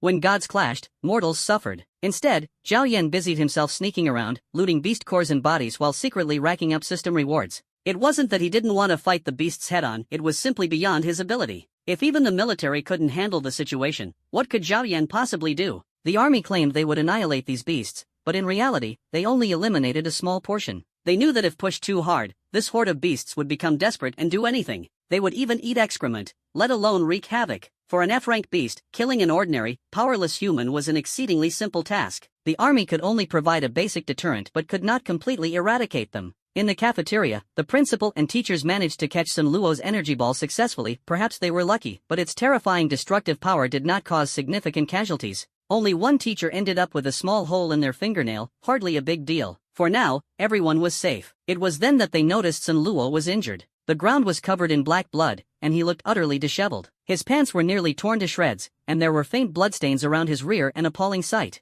As everyone stared in stunned silence, Sunluo seemed to vanish in an instant, shooting straight into the sky. It was only then they realized that this humanoid beast had merely been toying with them. If he had used such speed from the start, they'd probably have died 100 times over by now. This level of speed and destructive power was completely abnormal. He was like a superhuman. Although they couldn't see what was happening outside from the cafeteria, it didn't stop anyone from imagining the epic battle unfolding in the skies. "Principal, what should we do now?" asked one of the teachers, eyes gleaming with excitement. The army had already arrived outside. Shouldn't they launch an offensive and attack from both sides? The principal gave a bitter smile and said, "Look at these kids. Let's just stay here." He wanted to go out as well, but after catching that attack earlier, his spiritual energy was completely depleted. There wasn't even a drop left to squeeze out. About half an hour later, a man in military uniform walked in, and everyone knew they were finally safe. Even the principal let out a sigh of relief. "You must be Wang Linji, the principal of Linglan Middle School?" A middle-aged man, shoulders adorned with 5 red stars, wearing a green military uniform, saluted the principal with a standard military greeting and asked enthusiastically. This man was one of the few C-rank ability users in Linglan City, a person of significant stature. Naturally, the principal didn't dare show any disrespect. "Yes, I am Wang Linji." The principal's expression shifted slightly, thinking to himself, "Could you maybe not emphasize the wine so much? It's a bit rude." "Sir, may I ask about the situation outside?" He knew very well that among the thousands of beasts, there was still a B-rank beast. Even the army would struggle to handle it easily. If they managed to drive the beasts away, it would be a blessing from the heavens. As for annihilating them, that was simply impossible. Linglan City didn't have any B-rank ability users. Only the great clans in the imperial capital or the military's top brass would have such beings, and they wouldn't bother coming to such a remote place. The beasts have been driven away, but there are bound to be some stragglers. "I suggest you stay here for now. We'll let you know once the cleanup is complete," replied the officer. The principal could guess what he was thinking. It was all about the beast corpses, cores, blood, and hides. He didn't particularly care but chose not to comment. After all, the military always operated this way, and funding an army wasn't easy. Some gray area profits were considered important. While they were chatting, soldiers' voices rang out outside. "Hey, hand that over!" One soldier barked angrily at a student whose school uniform was stained with blood. The student held several glowing beast cores tightly in his hands. "These are ours. We killed those beasts. Why should we give them to you?" the buzzcut student protested indignantly. At that moment, the officer near the principal frowned and walked over to the scene, kicking the soldier hard enough to send him flying. "Is this how you execute orders? Bullying your own people? What kind of behavior is this?" the officer scolded harshly. The soldiers immediately restrained themselves, though they muttered internally about how it was their commanding officers who had ordered them not to let any spoils slip away. "Sometimes, subordinates just don't listen," the officer scratched his head awkwardly, explaining. "Understandable," the principal replied without pointing it out, offering an awkward smile instead. Elsewhere, timid students were trembling in the corners of the cafeteria, while the bolder ones had already started turning their scavenging efforts into a lucrative endeavor. Beast cores were incredibly valuable, capable of being refined into spiritual pills, and a single core was worth more than most people's monthly wages. Zhao Miaomio and Luca left the cafeteria together, deliberately heading to areas with fewer soldiers to pick through the beast corpses, trying to avoid any conflicts with the military. Just as they were dreaming of striking it rich, a beast's sharp cry suddenly rang out behind them. The two girls immediately grew alert, their hearts tightening. Was there still a leftover beast? What should they do? Trembling, they turned to look and saw a man holding an enormous spiked club, ruthlessly thrusting it toward the beast's rear. Just watching it made one wince in pain. "Who is this guy? He's so brutal." Luku gasped in shock, her voice trembling. Rubbing her eyes, she recognized the man. It was none other than Zhao Miaomiao's brother, Zhao Yan. "Hey, hey, hey!" Zhao Yan shouted as he wielded the spiked club, dealing with the disobedient beasts by sheer force. He always believed in resolving conflicts with virtue, and his treatment of beasts was no exception. However, there were always beasts that didn't know their place and tried sneak attacks, not exactly honorable behavior. Zhao Yan showed no mercy, slapping them hard before delivering a finishing blow. Besides, the spiked club was already filthy, might as well use it to earn some system rewards. He couldn't handle the big ones, but surely the smaller ones were fair game? While Zhao Yan was busy digging out beast cores and racking up system points, he suddenly noticed an F-rank Wind Demon Panther attempting a sneak attack. The two girls had no idea about the danger lurking behind them. The Wind Demon Panther's face twisted into a disturbingly human-like grin as if saying, "If I die, you're coming with me." Zhao Yan quietly snuck up behind it, the spiked club inching toward the panther's rear for a lethal strike. Roar! The Wind Demon Panther let out a heart-wrenching scream, filled with despair and sorrow, its pain unimaginable. Before it could fight back, it was dispatched, truly a pitiful end. Just as Zhao Yan prepared to hunt his next target, a familiar voice reached his ears. "Big brother?" He turned to see his sister staring at him, her wide eyes blinking in surprise and disbelief. "Oh, hey there. Zhao Yan put away his spiritual weapon and greeted his sister warmly. Upon seeing she was unharmed, he felt a wave of relief. "Big brother, have you been at the school this whole time?" Zhao Miao asked, finally relaxing now that she saw he was safe. She had been so worried that, with all the beasts around, her brother might do something reckless and get himself killed fighting them. "Yeah, I've been here the whole time. When the beasts surged in, I got scared and hid," Zhao Yan replied with a grin. "Timid?" Luca glanced at him, noticing the fresh blood on his body and his tattered clothes, clearly showing signs of a life-and-death struggle with a beast. Just now, that spiked mace had killed an F-grade beast, and he didn't even flinch. How could someone like him possibly be afraid? Although she could accomplish the same feat herself, it was obviously not as effortless. "Miao Miao, your brother is something else." Luca patted Zhao Miao's shoulder with a tone of admiration. "Alright, little sis, here's our chance to strike it rich." Zhao Yan pulled out a dozen beast cores and waved them in front of his sister. "So many?" Zhao Miao exclaimed in shock. If one beast core could sell for 5,000, then a dozen would fetch 50 to 60,000. Her money-grubbing expression made Zhao Yan laugh uncontrollably. Then, together. "Alright." As the saying goes, when men and women team up, work becomes less tiresome. The three of them worked in perfect sync, their efficiency through the roof. Before long, they returned with a bountiful haul. Just then, the school's broadcast came on. "Attention all students, please return to your respective classes for a head count. Return to your classrooms for attendance." Zhao Yan understood that the announcement was obviously to account for casualties. "Well, that's it for now. Continuing to scavenge would seem rude. See you back home." Zhao Yan waved and headed toward the classroom. When he arrived, the room was buzzing with chatter, and all eyes turned toward him. "Wow, Zhao Yan, you're actually alive. I was already planning to go to your funeral feast. We even agreed I'd sit at the kids' table," Lu Chuan snarked as soon as he entered, his tone as irreverent as ever. Sure enough, a dog's mouth cannot produce ivory. Zhao Yan rolled his eyes at him. This guy was such a joker, it wasn't even worth responding to. He scanned the classroom and noticed a few empty seats, which made him feel uneasy. The separation of life and death always weighs heavy on the heart. Once most of the students had returned, Zhao Ritian clapped his hands on his brand new desk. "Alright, now that everyone's here, our class count is finished. There are 50 students in our class. 45 are present now, which means we've lost 5 classmates." The teacher's tone carried a hint of sorrow, which evoked a sense of grief in everyone. Hearing those words, the entire class felt a heavy weight in their hearts. There might have been petty grievances among them, but those were trivial matters. After all, the dead deserve respect. Zhao Ritian went on to say many things, encouraging everyone to channel their grief into motivation and to protect the people around them. "Alright, everyone, head home. The best thing we can do is make ourselves stronger. Let's work hard." Zhao Ritian forced out a few tears, his face reflecting a mournful expression. As he was leaving, he added, "By the way, we have a 7-day break. Take this time to recover." With that, Zhao Ritian turned and left, holding the attendance sheet. "Zhao Yan, where on earth did you go? You look so bedraggled, like you've been mucking out manure pits," joked his deskmate Lu Chu. Zhao Yan's clothes were already dirty, and now they had several holes, with 2 small punctures visible on his chest, giving him an oddly rugged charm. Though he wasn't shirtless, the little bit of exposed skin still drew some attention. Lu Chu struggled to hold back his laughter, barely keeping himself from bursting out. "Do you know where the black market is?" Zhao Yan ignored his comment and asked seriously. He'd already searched on his phone but found no relevant information. Instead, he got a red FBL warning alert, and the sight of that crimson text felt oddly familiar. This time, he'd hit the jackpot. Just beast cores alone amounted to 73. It was a fortune. Beast cores weren't particularly useful to him, so he might as well turn them into cash. While at it, he could browse the black market to see if there were any treasures he could use. Black market? Lu Chu shook his head and didn't answer. He had no idea where the black market was but did know a few massage parlors, both legitimate and shady ones.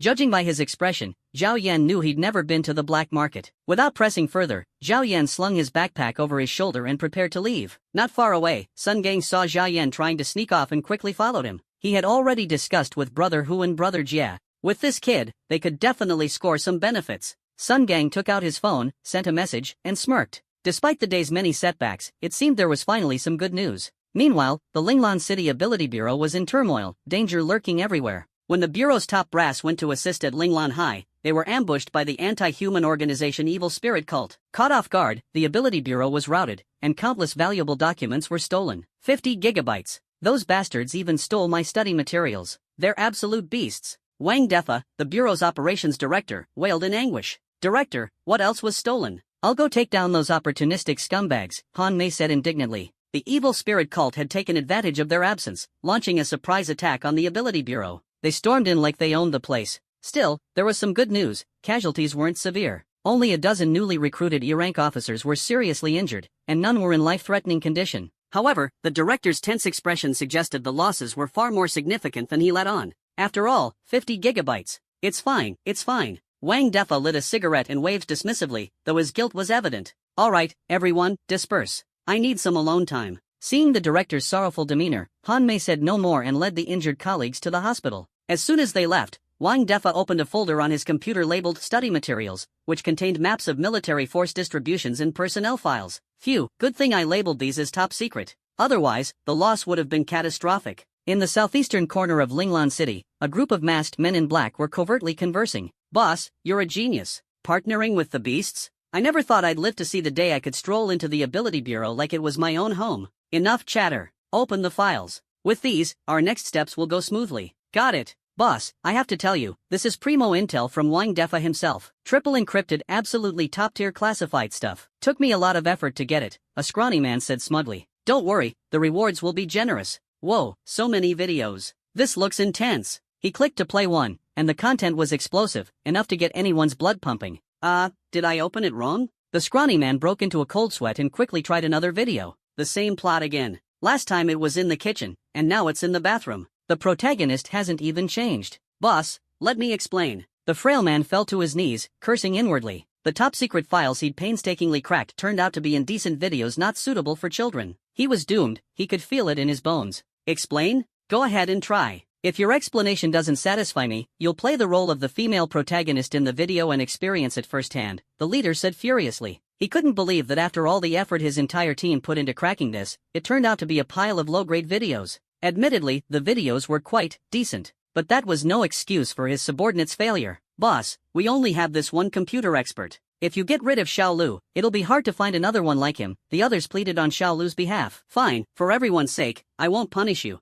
Just go back and copy the files for me so I can have a thorough inspection, the leader declared righteously. Everyone froze for a moment but quickly caught on. Aren't you going to thank the boss? The group signaled at Xiao Lu with their eyes. Thank you, boss, Xiao Lu said, utterly baffled. Was there even a need to inspect those files? It was clearly just junk. He'd been planning to delete them outright. The leader nodded and said no more. Xiao Lu, make me a copy too. I also need to inspect it. I want one as well. Count me in too. Xiao Lu's small head was swirling with confusion. What had gotten into his teammates? They were usually so lazy, but now they were so enthusiastic. Zhao Yan whistled leisurely as he walked. As he arrived at the school gate, he saw the director scolding security guard Grandpa Wang. Judging by the tone, the director was furious. What happened? Zhao Yan wondered. Boss, you told me to guard the gate, right? So when I saw a monster coming, I grabbed the gate and ran. What's wrong with that? Grandpa Wang argued, looking completely unbothered. What is your duty? The director asked coldly. To guard the gate. Grandpa Wang replied. I'm asking you, what's the duty of a security guard? The director pressed on. To guard the gate.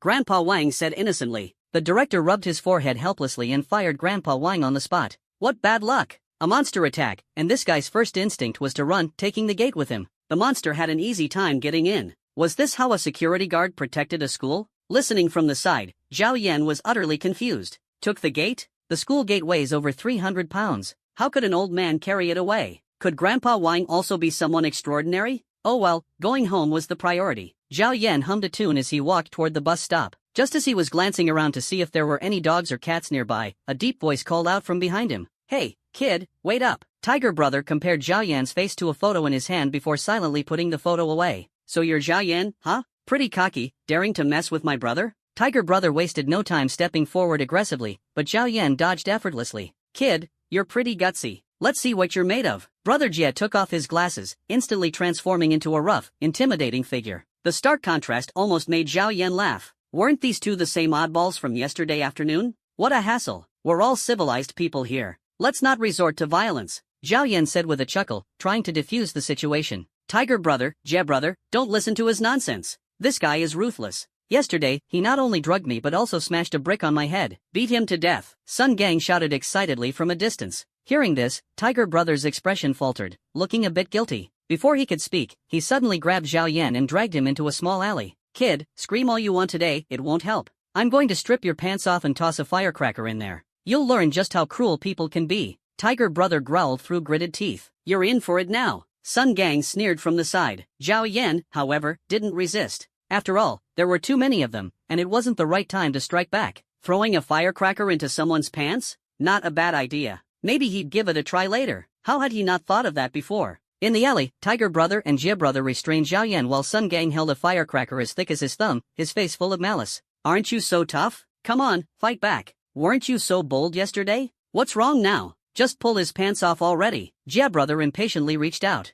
But just as he was about to succeed, he found himself suddenly unable to move. Not only Jia Brother, Tiger Brother was also frozen in place. You brat, is this your doing? Tiger Brother gritted his teeth and glared at Zhao Yan, cursing nonstop. Tiger Brother had a reputation to uphold, and he wasn't going to let this slide. Right then, he activated his ability. Despite his dashing looks, Tiger Brother's power was no joke. He could transform into a 2-meter-tall ferocious black dog, which instantly appeared in front of Zhao Yan, baring its teeth. You're like a dog yourself. Jia, stop wasting time and teach him a lesson. Tiger Brother commanded. Jia Brother didn't back down, quickly activating his own ability. Instantly, Zhao Yan felt an overwhelming pressure. Tiger Brother and Jia Brother were both E-level ability users and effortlessly broke free of Zhao Yan's psychic control. Damn! Zhao Yan hadn't expected his psychic abilities to fail. He'd thought he could easily subdue them. Host, these two are E-level ability users. Of course, they can easily resist your psychic control. Got it, Zhao Yan said, slightly surprised but unfazed. The outcome wouldn't change. With his strength and speed at 130 points each and an exceptionally high constitution,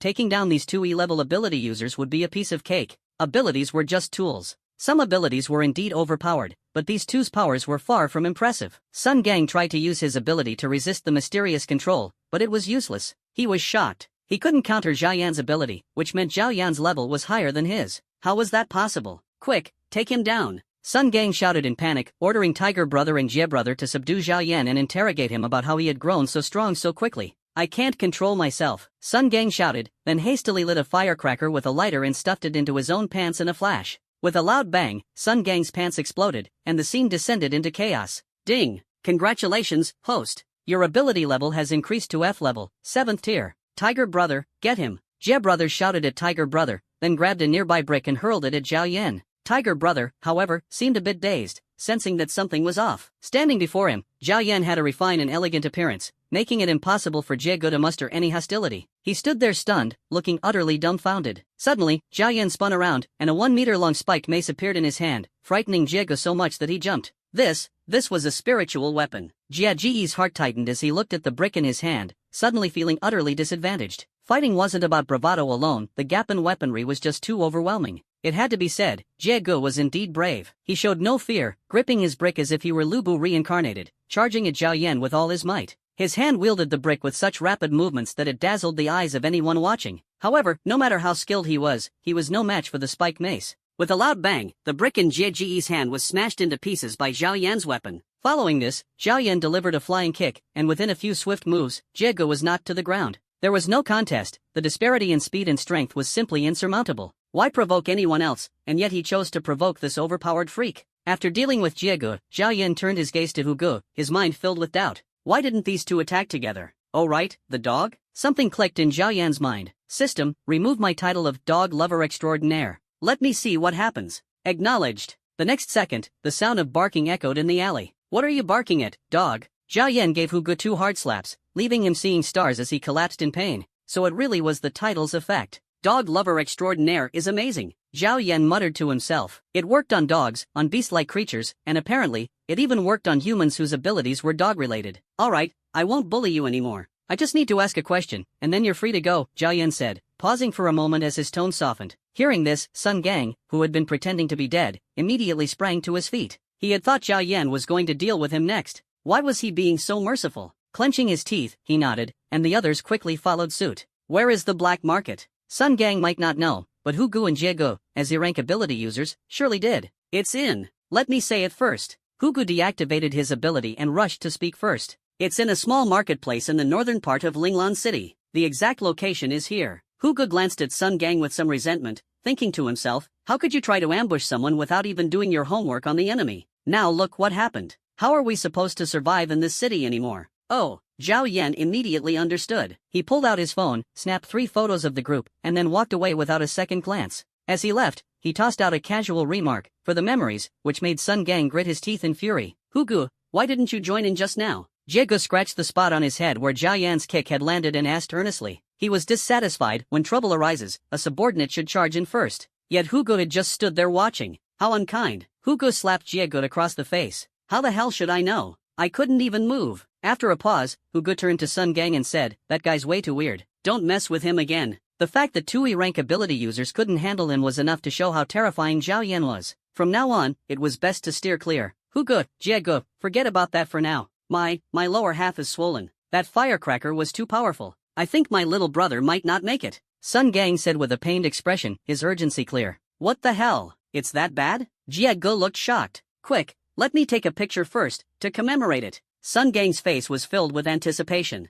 Returning to the apartment complex, Zhao Yan bumped straight into Xiao Hei. What a coincidence, this dog was everywhere. The moment Xiao Hei saw Zhao Yan, it immediately grabbed its leash in its mouth, its eyes pleading. It was obviously begging its owner to take it for a walk, as if trying to avoid Zhao Yan at all costs. Ever since that huge fight yesterday, it had decided to steer clear of Zhao Yan. Fighting him? Out of the question. Strange. Wasn't Xiao Hei's owner a woman? When did it change? Zhao Yan stared at Xiao Hei in confusion. Hey, where's the woman who owned you before? I'm her husband. She's in the hospital now, the man said quietly, lighting a cigarette with a hint of helplessness in his eyes. According to my wife, she got bitten by a dog because of some punk. You wouldn't happen to know who that was, would you? I don't know. Zhao Yan squinted slightly, shaking his head. My wife said it was a kid with a black backpack, wearing Linglong High School's white uniform, and looking all arrogant. Wouldn't happen to be you, would it? The man calmly put down his cigarette and confronted Zhao Yan directly. Damn, you already knew, so why ask? Zhao Yan admitted without hesitation. Alright, got it. You can leave now, the man said as he leisurely walked away with his dog. Clearly, he wasn't looking to cause any trouble. Just like that? Zhao Yan had thought the man would try to attack him. He hadn't expected things to end so simply. Maybe he had overthought it. Sigh. In truth, the man had thought about making a move, but his ability allowed him to communicate with animals. Xiao Hei had been frantically signaling him with its eyes, begging him not to let go of the leash. The man had never seen his dog so humble before. This was a wake-up call for him. It was best not to act recklessly. Understanding the disparity between himself and his opponent, how could he willingly throw his life away? Of course, he wouldn't. So, he decided to pretend nothing had happened. After all, they were neighbors. They'd inevitably bump into each other again. When Zhao Yan returned home, he was greeted by the sound of girls giggling. Meow meow, 10F rank beast cores. We've struck gold. Luko hugged Zhao Meow Meow tightly, her face beaming with excitement, her greed almost visible. Greedy. Zhao Meow Meow had originally planned to try her luck in the secret realm this weekend, but unexpectedly, she had already reaped a decent harvest. Zhao Yan put down his backpack and walked straight over to the two girls. Under their incredulous gazes, he plopped down right between them, leaving them momentarily stunned. You're sitting on my lap. Luko yelped in distress. Ah, sorry about that. Luka scooted to the left, trying to distance herself from this walking disaster, all the while rubbing her thigh and muttering under her breath. Ahem, what were you two talking about? Big brother, did you buy a computer? Zhao Meow Meow asked curiously. The moment she got home, the security guard at the entrance had called her over, saying there was a package waiting. Seeing that it was addressed to her brother, she and Luku had excitedly opened it. To her surprise, it was a computer. How was life even fair? She was still struggling to put food on the table, and her brother had secretly bought a computer. Remembering her brother's joke yesterday, could it be that he was actually a millionaire? Yeah, it's probably been delivered by now. Brother, how much money do you have right now? Zhao Meow Meow asked eagerly, rubbing her hands together. As a gifted ability user, she had no resources to her name, her wallet emptier than her face. 3 meals a day consisted of bean sprouts. Life was tough. Right now, she was constantly worrying about leveling up her abilities. Healing abilities were manageable, but she also had a Beast Tamer ability. The Beast Tamer, the sooner the better, because her breakthrough could also enable her spirit beast to evolve. This was one of the reasons she wanted to go to the secret realm. She had to find a suitable beast cub to form a contract. The mental power of adult beasts was far too strong to control, making them absolutely unsuitable choices. Currently, the only Beast Tamer ability user in the nation ranked 5th on the Huagua leaderboard, possessing an S-rank power and a Phoenix Spirit Beast, was a true guardian deity of the country. She didn't aspire to such greatness, but at the very least, she wanted a spirit beast she could truly like. Zhao Yan extended 5 fingers, waving them in front of his sister. 50,000? 500,000. Zhao Yan stopped teasing and told her outright. He already owed this girl so much. Over the years, he'd really wronged her. That much? Wait, is that a cow flying in the sky? Zhao Meow Meow looked at Zhao Yan incredulously. Was he delusional? Drinking fake alcohol or something? 500,000? That was ridiculously exaggerated. Big brother, can you lend me 200,000? I really need it. I promise I'll pay you back within a year. Zhao Meow Meow tugged at Zhao Yan's hand, shaking it persistently. With that money, she wouldn't even need to go to the secret realm. She could just go directly to the black market to buy a spirit beast. Wouldn't that be much better? Searching for beast cubs in the secret realm would undoubtedly involve all sorts of dangers, not to mention the cub's potential would vary wildly, far below her expectations. What do you need 200,000 for? Zhao Miao glanced around before leaning in and telling Zhao Yan seriously, I have another ability, beast taming, but I don't have a spirit beast yet. Beast taming? Wait, dual abilities? This girl's talent was truly outrageous. This was insane. Could they not possibly be born of the same parents? How was she a genius while he was just a waste? The gap was just too large. I can lend you the money, but as for the spirit beast, you'll have to wait a bit longer. Zhao Yan patted her head gently, his tone soft, like a protector. A beast tamer? As the saying goes, raise sons sparingly and daughters richly. With such an incredible talent, if she were to end up with some trashy beast, their parents would definitely hold him accountable in the middle of the night. Looks like he'd have to find an opportunity to visit the secret realm himself. With that, Zhao Yan handed her a warm bank card. The password is your birthday. No need to pay it back. What can I say? I'm your brother. His casual generosity successfully made Zhao Miao laugh. She had to admit, her brother had the potential to be a domineering CEO. I've given you the household food budget, so spend wisely but don't be too frugal. Zhao Yan patted his chest, looking like a heroic Liu Bei entrusting his legacy. Hey, Lu Ku, you took cash. Zhao Yan reached into his pocket, making the sound of rummaging for bills. I don't want it. Since you're my sister's good friend, I've specially prepared this for you. Lu Ku perked up, her face showing a surprised expression. I get some too. Of course, Zhao Yan said with a straight face. The next second, 2 50-cent bills were shoved into Lu Ku's hands. Zhao Yan patted her shoulder like a doting father. Look at how skinny you are. Go buy 2 packs of spicy sticks to nourish yourself. Ding! Congratulations to the host for acquiring a beast detector capable of scanning for beasts within a 100-meter radius and providing comprehensive information. Lu Ku and Zhao Miao were stunned. Was he for real? Where's my slipper? Lu Ku gave him an Anya-style smirk, thoroughly despising Zhao Yan. Giving a single yuan, how insulting. Alright, enough chit-chat. When you're cooking later, make sure it's a feast. I'm off to assemble a computer. Zhao Yan carried the delivery box into his room. These days, not having a computer just felt unbearable. Miao, doesn't your house not have internet? Lu Ku reminded her. Don't worry about him. My brother can get addicted to Minesweeper. Oh, that explains everything. Wiping the sweat from his forehead, Zhao Yan looked at the newly assembled computer with satisfaction, unable to suppress a smile. He then picked up his phone and made a call. Hello, is this the computer store? I'd like some advice on assembling a computer. Sir, first you do this, then that, and finally this. Isn't that simple? The computer store staff enthusiastically gestured, afraid Zhao Yan wouldn't understand, repeating the instructions several times. Xiao Lu, what are you doing? Waving your arms around, are you dancing? The boss walked over, puzzled. Boss, I'm explaining to a customer how to assemble a computer. Xiao Lu replied earnestly. Hearing this, the boss fell into deep thought, starting to suspect that paying Xiao Lu 3,000 yuan a month might be too much. With this kind of explanation method, even 1,500 would be generous. No wonder all his customers left bad reviews. It all made sense now. The boss internally fumed, but Zhao Yan wasn't angry. He set the phone aside and decided to continue assembling the computer himself. Unexpectedly, the system also offered assistance, so he let it handle things. Everything went smoother than he had imagined. Once the computer was fully assembled, Zhao Yan hung up the phone decisively, thinking, what a bizarre service. Turning on the computer, Zhao Yan noticed it wasn't connected to the internet. He spoke to the system, help me get internet access.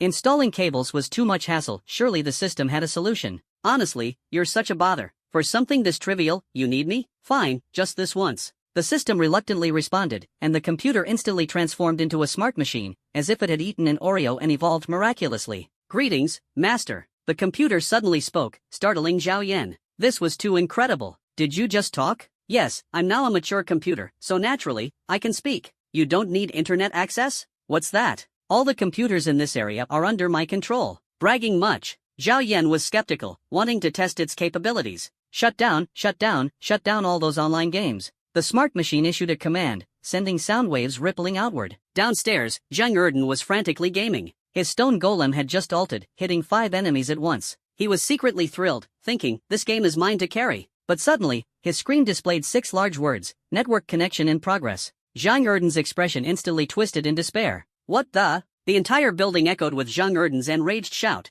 practically exploding with fury. Hearing the commotion, Zhao Yan's lips curled into a smirk. I believe you restore it now. Alright. The computer immediately lifted the restriction, and the network returned to normal. Not bad at all. Zhao Yan made a heart gesture towards his computer, genuinely impressed. Zhang Erden's internet finally connected again, and his teammates were spamming question marks nonstop. Especially the clever stone man, who was just about to showcase his skills, but ended up being disconnected because of Zhang Erden. Furious, he even threatened to report him. Zhang Erden pleaded desperately, practically begging anyone who would listen, and finally managed to stabilize the situation. As he started to play steadily again, he glanced at his 1-7 score. The corners of his mouth lifted slightly. A poor score? So what? With Stone Dad around, all he had to do was endure and keep a low profile. Soon, another team fight broke out. At this critical moment, the sly stone man hid in the bushes, ready to unleash his ultimate move. But just then, their fourth teammate left the game with the message, "Play compressed again, and I'll cut you off." Damn it, what's going on? Why do I keep disconnecting at critical moments?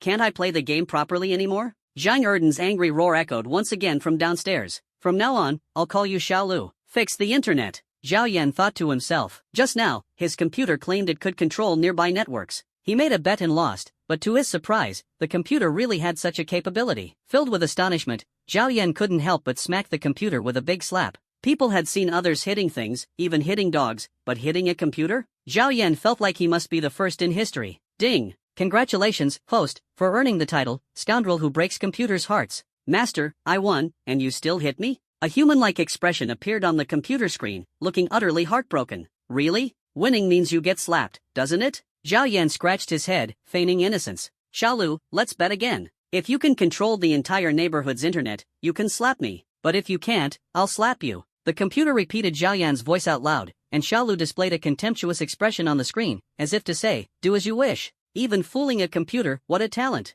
Zhao Yan, Miao Miao's calling you for dinner. Luca knocked on the door, specifically to summon Zhao Yan. She froze at the sight of the tissues on the desk and Zhao Yan staring intently at the computer. On the screen, an indecent video was playing. Luca's face instantly turned red. She quickly shut the door and fled in embarrassment, thinking to herself, this pervert, doing such things. Zhao Yan scratched his head, feeling utterly at a loss. I didn't do anything, he thought. Looking back at the computer screen, Zhao Yan finally understood the problem. This computer was truly shameless, playing such a video and picking such a moment. It caused a massive misunderstanding, making him want to curse loudly. Xiaolu, hand over all your good stuff. I need to check them one by one. Master, new, Omega. Who downloaded these adult videos? And where's my internet speed? 0.5 kbps? What kind of game can I even play with this? Zhang Erden furiously slammed the table. Watching the enemy destroy their base tower while his character remained unresponsive, he checked his connection and saw the shocking 0.5 kbps speed. Might as well play Minesweeper at this rate. Being a straightforward guy, Zhang Erden punched and shattered the screen of his $20,000 computer, roaring,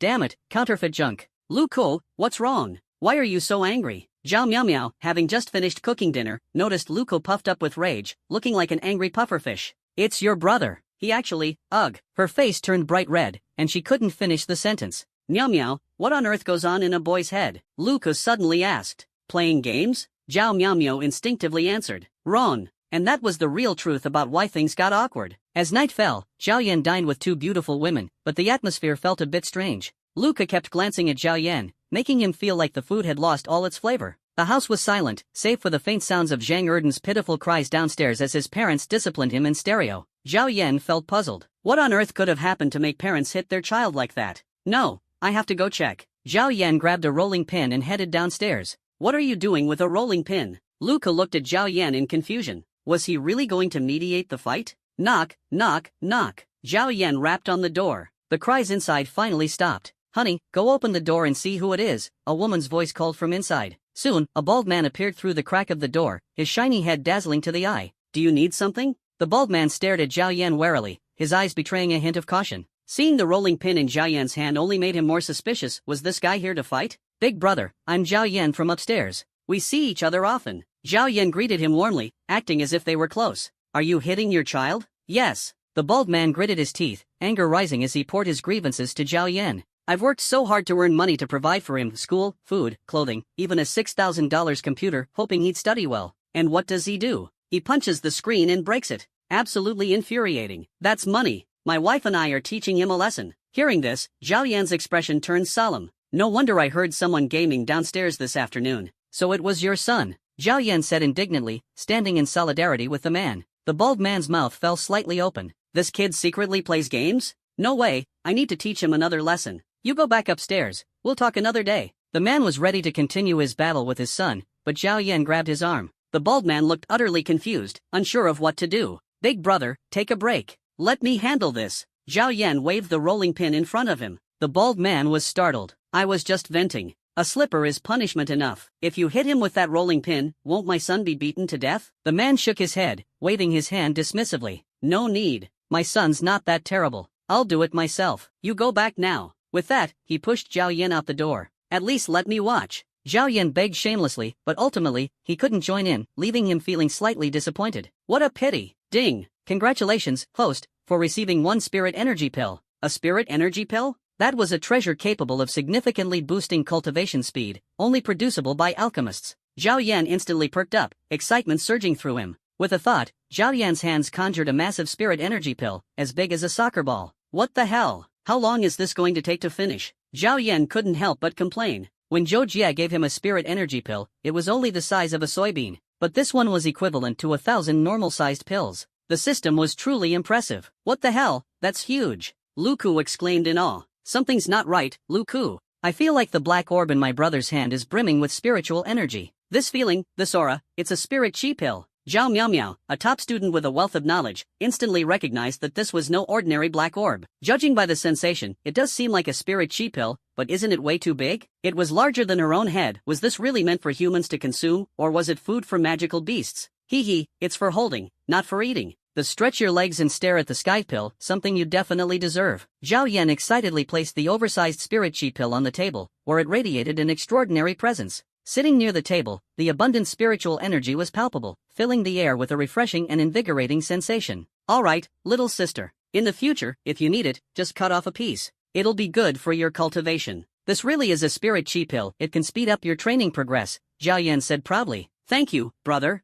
Zhao Miao Miao responded with a smile, though her gaze remained fixed on the spirit chi pill, observing it carefully. Noticing her hesitation, Zhao Yan broke off a small piece of the pill and handed it to her. To be honest, the taste was surprisingly delightful, sweet and pleasant. Deep down, Zhao Yan was also a little excited. If he could train during the day and sleep at night, wouldn't his strength grow as effortlessly as drinking water? After taking a bite, Zhao Yan attempted to circulate his mental power core. However, the core's rotation was agonizingly slow. Move. Why won't it move? After half an hour of persistence, Zhao Yan opened his eyes, filled with self-reproach. I'm useless. Absolutely useless. Eating a spirit chi pill didn't help me at all, no improvement whatsoever. Brother, how do you feel? Zhao Miao asked, her eyes fixed on Zhao Yan's cultivation attempt, her mind shrouded in doubts. Why wasn't there any reaction at all when her brother was cultivating? This spirit chi pill is yours now. It might not work for me, my ability can't absorb it. Zhao Yan sighed regretfully. Nonetheless, he was content. From being a complete nobody just 2 days ago to reaching F-rank ability, stage 7 in such a short time, wasn't that something to be proud of? He should focus on figuring out how to earn more rewards instead. Alright then, brother. If you ever need it, just let me know. Zhao Miao nodded in agreement. Though still puzzled, she decided to support her brother wholeheartedly. Alright, I'm going to bed. Good night. Zhao Yan dusted off his clothes and headed back to his room. The night passed uneventfully. The next morning, Zhao Yan stretched lazily and glanced at his experience bar, 120/200. His ability level had unexpectedly reached stage 8. Sleeping for an hour seemed to yield about 5 experience points. At this rate, if he slept for another 16 hours, wouldn't he level up again? No, he had to indulge in another nap. Falling asleep once more, Zhao Yan awoke to find his phone on the bedside table. Checking the time, he realized it was already noon. What the hell? How did it get to be 10 p.m. already? The sunlight was so glaring. Wait, sunlight? Could it actually be noon? Strange, why hadn't his sister called him for lunch? Ah, sleeping is such a blessing. Being able to sleep until noon was a luxury few could afford, especially in an era dominated by grueling 996 work schedules. Just then, his phone rang. Who was calling? Hello, Moshi Moshi? Is this Zhao Yan? A voice asked. Yep, that's me. What's up? Our class is having a private dinner gathering. It seems no one notified you, so I thought I'd let you know. A dinner party? The other end of the line fell silent, leaving Zhao Yuehan somewhat speechless. Are you coming? I'll send you the location. Sure, I'll sit at the kids' table. The call disconnected, and not long after, Zhao Yan received a friend request on his Super Chat app. The requester's nickname was I'm Little Bear, paired with an adorable panda avatar. Just from the profile picture, Zhao Yan could tell it was a cute girl. As expected, it was Zhao Yuehan. Her choice of avatar was quite fitting. Zhao Yan was about to hit accept but accidentally pressed reject instead. Crap, what a mess. Soon, his phone rang again. Why did you reject me? Zhao Yuehan sounded bewildered. She hadn't even offended Zhao Yan. My phone lagged, I clicked the wrong button. Alright, I'll send the request again. Be careful this time, or else, hee. She added a playful headbutt emoji at the end. A few minutes later, Zhao Yan walked downstairs. In this day and age, not having a means of transportation is so inconvenient.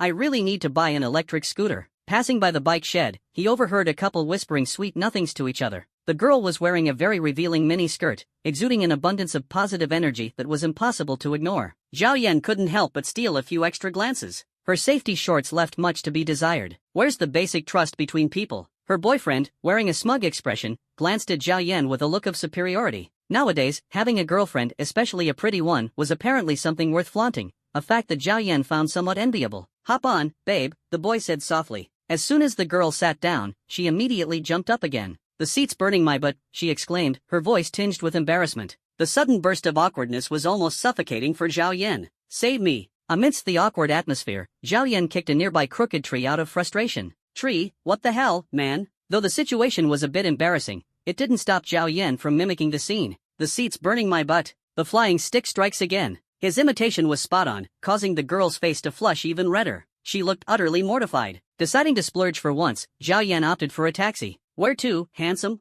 "Urxiankyo, opposite Chenghua restaurant." "That won't be cheap, $90. Is your car made of gold or silver? Why so expensive?" "This is a Tesla, buddy. If you think it's pricey, I think it's pricey too. Just say the word, are you taking it or not?" The driver's tone turned impatient, as if hinting at potential consequences for declining. "Fine, I'll take it if you lower the price. You trying to pick a fight or what?" The driver huffed, clearly annoyed, but still carrying a hint of negotiation in his voice. "Alright, first ride of the day, let's make it auspicious. Name your price, then." 50. Zhao Yan decisively slashed the price in half. After all, his reputation as the bargaining king wasn't just for show. "Deal." The driver muttered under his breath, thinking he'd barely make a profit. "Crap, I acted too hastily." In less than half an hour, Zhao Yan arrived at his destination. Surrounded by towering skyscrapers, Chenghua Restaurant was a landmark building 20 stories tall, offering dining, karaoke, entertainment, and even foot massages. Everything you could think of was here. It wasn't cheap. Inside the restaurant, Zhao Yan spotted Lu Chuan, dressed in a sharp suit. Zhao Yan vaguely remembered Lu Chuan, his green-tipped hair made him stand out, earning him the nickname professional grass grower. "You're wearing that to the gathering?" Lu Chuan sneered, a hint of arrogance in his expression. "At least wear something decent for the occasion. Unlike me, who rented this suit, it's guaranteed to make me the center of attention." "Does it really matter what I wear?" Zhao Yan asked. "Does it?" Lu Chuan hesitated, realizing Zhao Yan had a point. A graduation dinner and a class reunion rolled into one, a bit like a feast for the living and a tribute to the past. Calling it a banquet wasn't entirely wrong. Zhao Yan made his way to the 10th floor. Here, he met his classmates, and also teacher Zhao Ritian. "Zhao Yan, have a seat first. We've been waiting for you." Zhao Yuehan, dressed in a white long dress, exuded an air of elegance as she sweetly smiled at Zhao Yan. "Zhao Yan, over here." Hearing someone call him, Zhao Yan turned to look, a bit surprised. It was her? The girl he met on the sports field yesterday, the one with quite the impressive figure. Why was she here? "What's your name?" Zhao Yan sat down next to her and asked her name. "Me?" The girl pointed to herself. "I'm Zhao Wu. Zhao Yuehan is my sister." "What? Zhao Yuehan actually had a younger sister?" They didn't exactly look alike, but there were some similarities. Both of them, well, they shared certain traits, so they must be siblings. "I'm an illegitimate daughter of the Zhao family, so no one knows about me," the girl added. "Oh, now it made sense." "Zhao Yan, do you have any plans for the summer vacation?" Zhao Wu asked curiously. "Plans? Sleep, hunt beasts, nothing else." Zhao Yan replied candidly. That was indeed his plan. Sleeping counted as cultivation, and hunting beasts was a way to earn money. It was a well-balanced arrangement. Beyond that, he couldn't think of anything else for now. "Oh." Zhao Wu nodded, as if deep in thought. "Zhao Yan, are you interested in working at Zhao Corporation over the summer?" Zhao Wu asked with a subtle smile, extending an invitation. A summer job? What could he even do? Aside from wooing girls, gaming, or at most bullying dogs, what else could he possibly be qualified for? "Miss Xiao Wu, are you joking? Someone like Zhao Yan, what could he possibly do as a summer job? At best, he could be a security guard." Lu Chuan suddenly appeared out of nowhere, his face full of mockery. Lu Chuan had been wandering around the area for quite some time before finally spotting a beautiful girl. But to his dismay, the beauty was already monopolized by Zhao Yan. How could he tolerate that? After all, Lu Chuan was the most dazzling presence wherever he went. "Why are you everywhere? Go mind your own business." Zhao Yan was annoyed. While he might not be all that impressive, that didn't mean he deserved to be ridiculed and belittled in public. This was utterly absurd, this green vine-clinging brat. Could it be that Lu Chuan was trying to disparage him just to strike up a connection with Zhao Wu? "And you are?" Zhao Wu looked at this unfamiliar guy with a puzzled expression, wondering who he was. "I'm Lu Chuan, Zhao Yan's classmate." Lu Chuan flipped his hair and sat down on a nearby bench. With a sudden plop, Lu Chuan fell flat on his face. "My bench? Where's my bench?" He was certain it had been right under him. How could it have disappeared? Ding! Congratulations to the host for gaining +1 to all attributes. Ha, there we go. Who's afraid of your little green vine tricks? What do you have to compete with me? Zhao Wu couldn't help but giggle and waved her hand dismissively at Lu Chuan. "Sorry, I couldn't hold it in." Lu Chuan hurriedly got up, brushed off the dust on himself, and looked around warily. No suspicious figures in sight. What happened? Zhao Yan patted his shoulder with concern, his expression as sincere and radiant as gold. Nothing, someone just moved the bench from under me. Lu Chuan waved it off, ignoring Zhao Yan.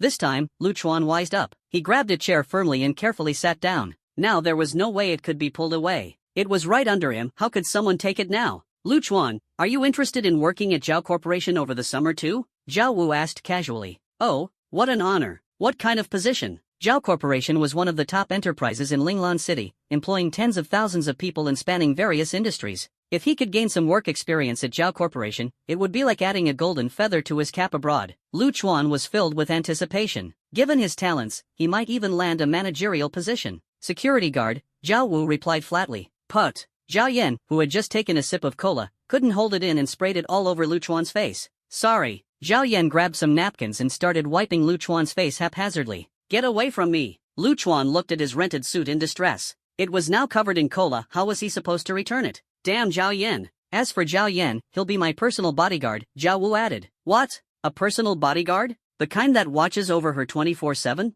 Other positions might not matter, but a personal bodyguard? He could definitely do that. As for the salary, it starts at no less than 20,000. 20,000? What a generous offer. Why? Lu Chuan protested indignantly. If Zhao Yan can be your personal bodyguard, why can't I? You? What's your ability? Green Vine Entangle. I can restrain enemies. When the beasts attacked yesterday, my green vines restrained a lot of them, saving many people. A lot of people saw it. So many beasts were charging at me, but I wasn't scared at all. My Green Vine Entangle was unstoppable. Just as Lu Chuan was boasting, he heard someone behind him cracking their knuckles. Wang Tong, are you afraid of Green Vine Entangle? Wang Tong thought for a moment, glanced at Lu Chuan, and said, I guess I'm afraid? Smack! Zhao Yan slapped him across the face. How about now? Honesty is a virtue, after all. I'm not afraid. That's better. Ding! Congratulations to the host for gaining +1 to all attributes. Another one of these rewards, couldn't it be something more practical? Zhao Wu, did you hear that? Lu Chuan was exaggerating.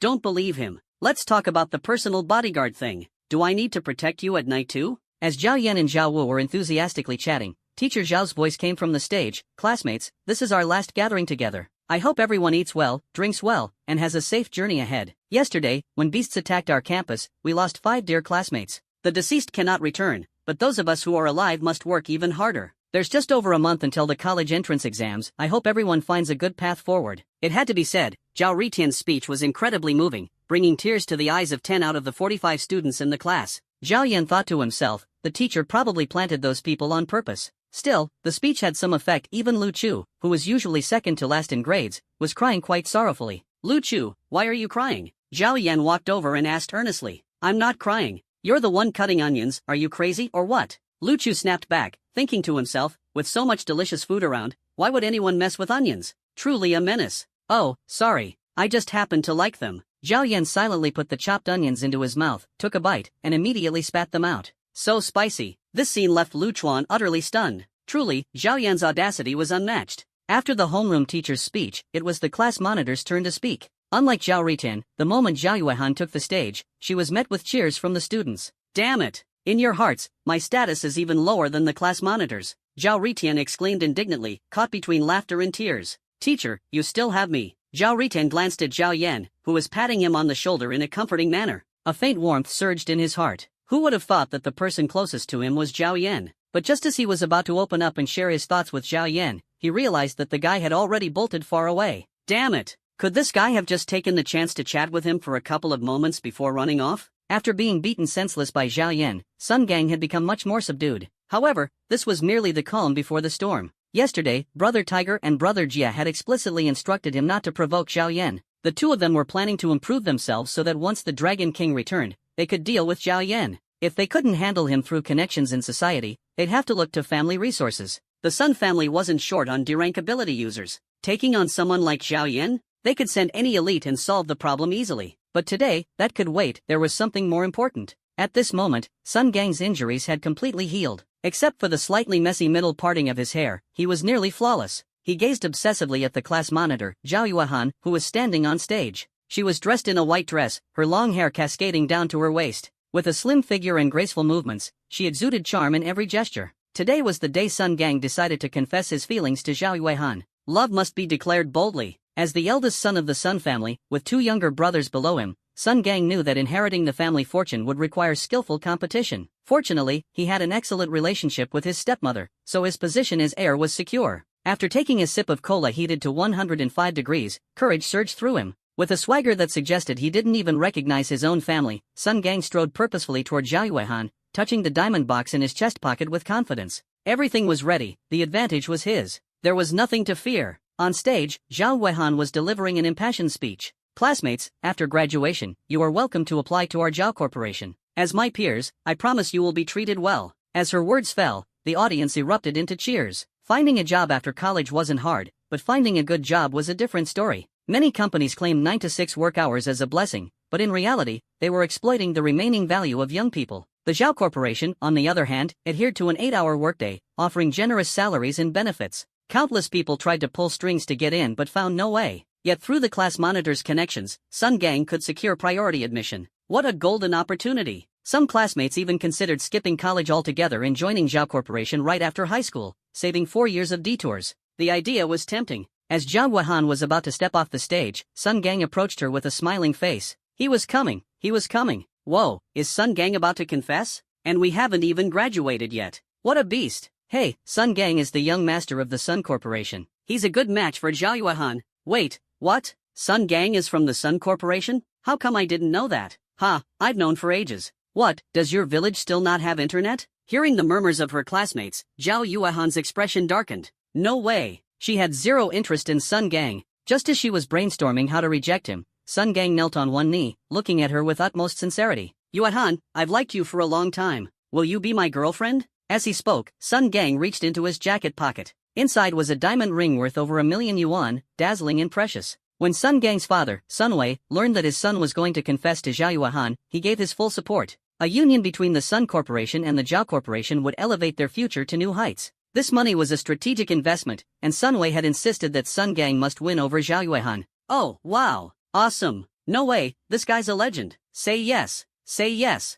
The classmates around them couldn't care less about Zhao Yuehan's feelings and cheered enthusiastically. Zhao Yan, meanwhile, stared at the diamond ring in his hand, feeling a sense of foreboding. Crap! Earlier, he had just wanted to swipe a small trinket and couldn't find a suitable target after searching for a while. In the end, he chose the familiar Sun Gang. He hadn't expected his spatial manipulation to yield a pigeon egg-sized diamond ring, nearly scaring him to death. What a move! Ding! Congratulations, host, on triggering a hidden mission. Go up and slap Sun Gang, then declare loudly, Yuehan is mine. How dare you? Mission reward, an S-rank beast cub, the Flamehawk. You have been granted the artifact, the Frost Soul Sword. Wait, this isn't okay, is it? System, what's the deal with this artifact? Is it for me? No, the host must give the Frost Soul Sword to Zhao Yuehan to gain her favor. Why would I want her favor? Zhao Yan shook his head. He wasn't interested in Zhao Yuehan, but the mission reward was incredibly tempting. His younger sister needed a spirit pet, and this reward was perfect for her. But, wouldn't this offend Sun Gang terribly? At this moment, Sun Gang was still rummaging through his jacket pocket. The crowd watched him expectantly, but there was no further action. As the saying goes, the emperor isn't anxious, but the eunuch is. The audience was growing impatient. Sun Gang, what are you waiting for? Hurry up! Sun Gang's buddies cheered him on. But Sun Gang's face darkened, as if he had hit a wall. He cursed inwardly. I want to. Where the hell is my ring? It was just here. How could it vanish? Which little punk did this? Damn them! The atmosphere grew awkward. Sun Gang, is there something you wanted? Zhao Yuehan, noticing his troubled demeanor, realized it must have something to do with her. This was her chance. Yuehan, will you be my girlfriend? Without the ring, Sun Gang had no choice but to forge ahead. If today didn't yield a result, Zhao Yuehan would surely distance herself, leaving him no chance in the future. Hey, how could Sun Gang not even prepare a gift? So careless. Since Sun Gang's pursuit had been hyped up, the crowd fell silent, waiting for Zhao Yuehan's reply. Just then, Zhao Yan's discordant voice broke the tension. Sun Gang's heart sank. Something bad was about to happen. Zhao Yan wouldn't ruin this, would he? If you think you're so great, why don't you go up there? He's a second-generation rich kid. You're just a second-generation debt collector. What are you going to compete with? Lu Chu's words echoed the thoughts of the crowd. Exactly. If Zhao Yan had the guts, they'd write their names backward. But did he dare? Sun Gang wasn't someone you messed with. If I dare, you'll eat this onion, or rather, this entire bag of onions. Lu Chu froze. Why on earth was Zhao Yan carrying a bag of onions around? How absurd. Fine. If you dare. Lu Chu clearly didn't believe Zhao Yan had the guts. Okay. With a sudden motion, Zhao Yan stood up and strode toward the stage. Holy crap, no way. Lu Chu was completely dumbfounded. Not only was Lu Chu dumbfounded, but the entire class, including the teacher, and even Sun Gang himself, were all stunned. Even Zhao Yuehan appeared shocked. It was mainly because Zhao Yan and Lu Chu loudly schemed without even bothering to hide it from everyone. How utterly disrespectful. Just when everyone thought Zhao Yan was about to make a name for himself, he turned towards Sun Gang's handsome face and delivered a resounding slap. Han Han is mine. Who are you to deserve her? Since the room was enclosed and Zhao Yan's voice was quite loud, it produced a massive echo. The classmates, who initially thought they were just hearing things, pinched their thighs hard. This was no hallucination. After all, they'd heard it twice, so there should be no mistake. Ah, I'm dying of laughter. Although Zhao Yan looks ugly, he sure dreams big. 666. Lu Chuan mocked loudly, laughing from the sidelines. What the? Impressive. For the first time, I've realized Zhao Yan is truly brave, utterly unafraid of death. Lu Chu came to his senses, glanced at the pile of onions beside him, and couldn't help but tear up. So many onions, how could one ever finish them all? Zhao Yan, are you serious? Sun Gang glared at him angrily, nearly fainting from rage. If it weren't for the fact he couldn't beat Zhao Yan, he would have already started a fight. The conflict between him and Zhao Yan was simply a total mismatch. Of course, I'm serious. Let me teach you how to pursue a girl later. Zhao Yan patted his chest confidently as he spoke. Everyone at the scene was dumbfounded. Zhao Yan, are you for real? You're showing Sun Gang no respect, aren't you afraid he'll beat you to death? The crowd's gazes all shifted towards Sun Gang, awaiting his reaction. Zhao Yan was being utterly unreasonable, not only stepping on Sun Gang's head but even daring to defecate on it. If anyone else were in this situation, they would have fought Zhao Yan to the death by now. What would Sun Gang do? Furious, Sun Gang's booming voice erupted, Uncle Sun, catch this punk for me, he's deliberately stirring up trouble. Sun Gang didn't make a move himself, knowing full well he couldn't defeat Zhao Yan. Fighting him would be pointless. Why isn't Sun Gang taking action himself? Yeah, he's so strong.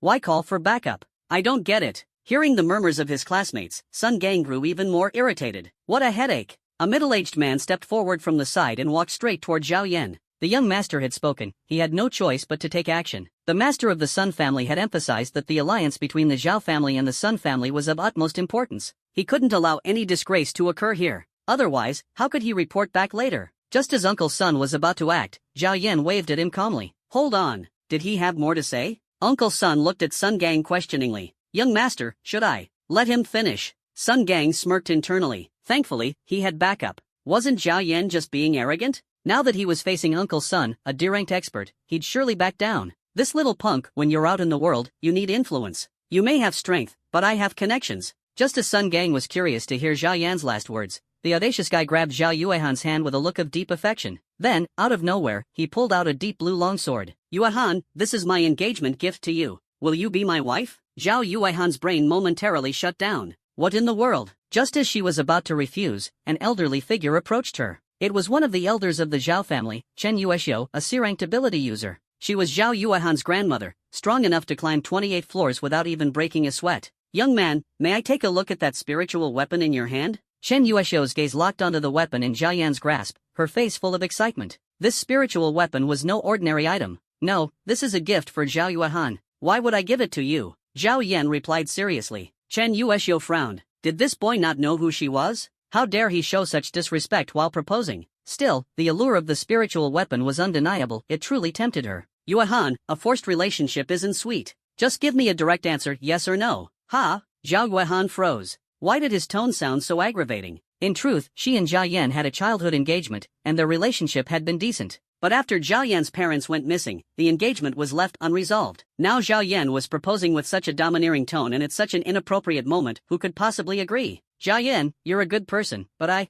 Zhao Yuehan began to gently decline, feeling neither joy nor sorrow. Zhao Yan interrupted her with a wave of his hand. I understand. It's impossible for us. Why did that sound so wrong? Wasn't that supposed to be my line? Hearing it from you just feels off. In that case, this ice soul sword, Zhao Yan said as he raised the weapon. I'll give it to you. His tone carried a hint of melancholy, making Zhao Yuehan feel a slight pang of guilt. I'll treasure this spiritual weapon for sure. I can't accept this. Please take it back. Zhao Yuehan pushed the sword away, politely declining. People must learn to play along in social situations. When someone offers a gift, it's customary to refuse it first before graciously accepting. It's one of those rare life hacks for the new year worth remembering. Although she said this, Zhao Yuehan was already prepared to accept the Ice Soul Sword. This spiritual weapon wasn't ordinary, where had Zhao Yan even gotten it? But soon, it would be hers. Just as she was about to reach for the sword, Zhao Yan suddenly pulled it back. If that's how you feel, I'll just keep it then. Zhao Yan said with a sorrowful expression, putting the ice soul sword away before staggering back to his seat,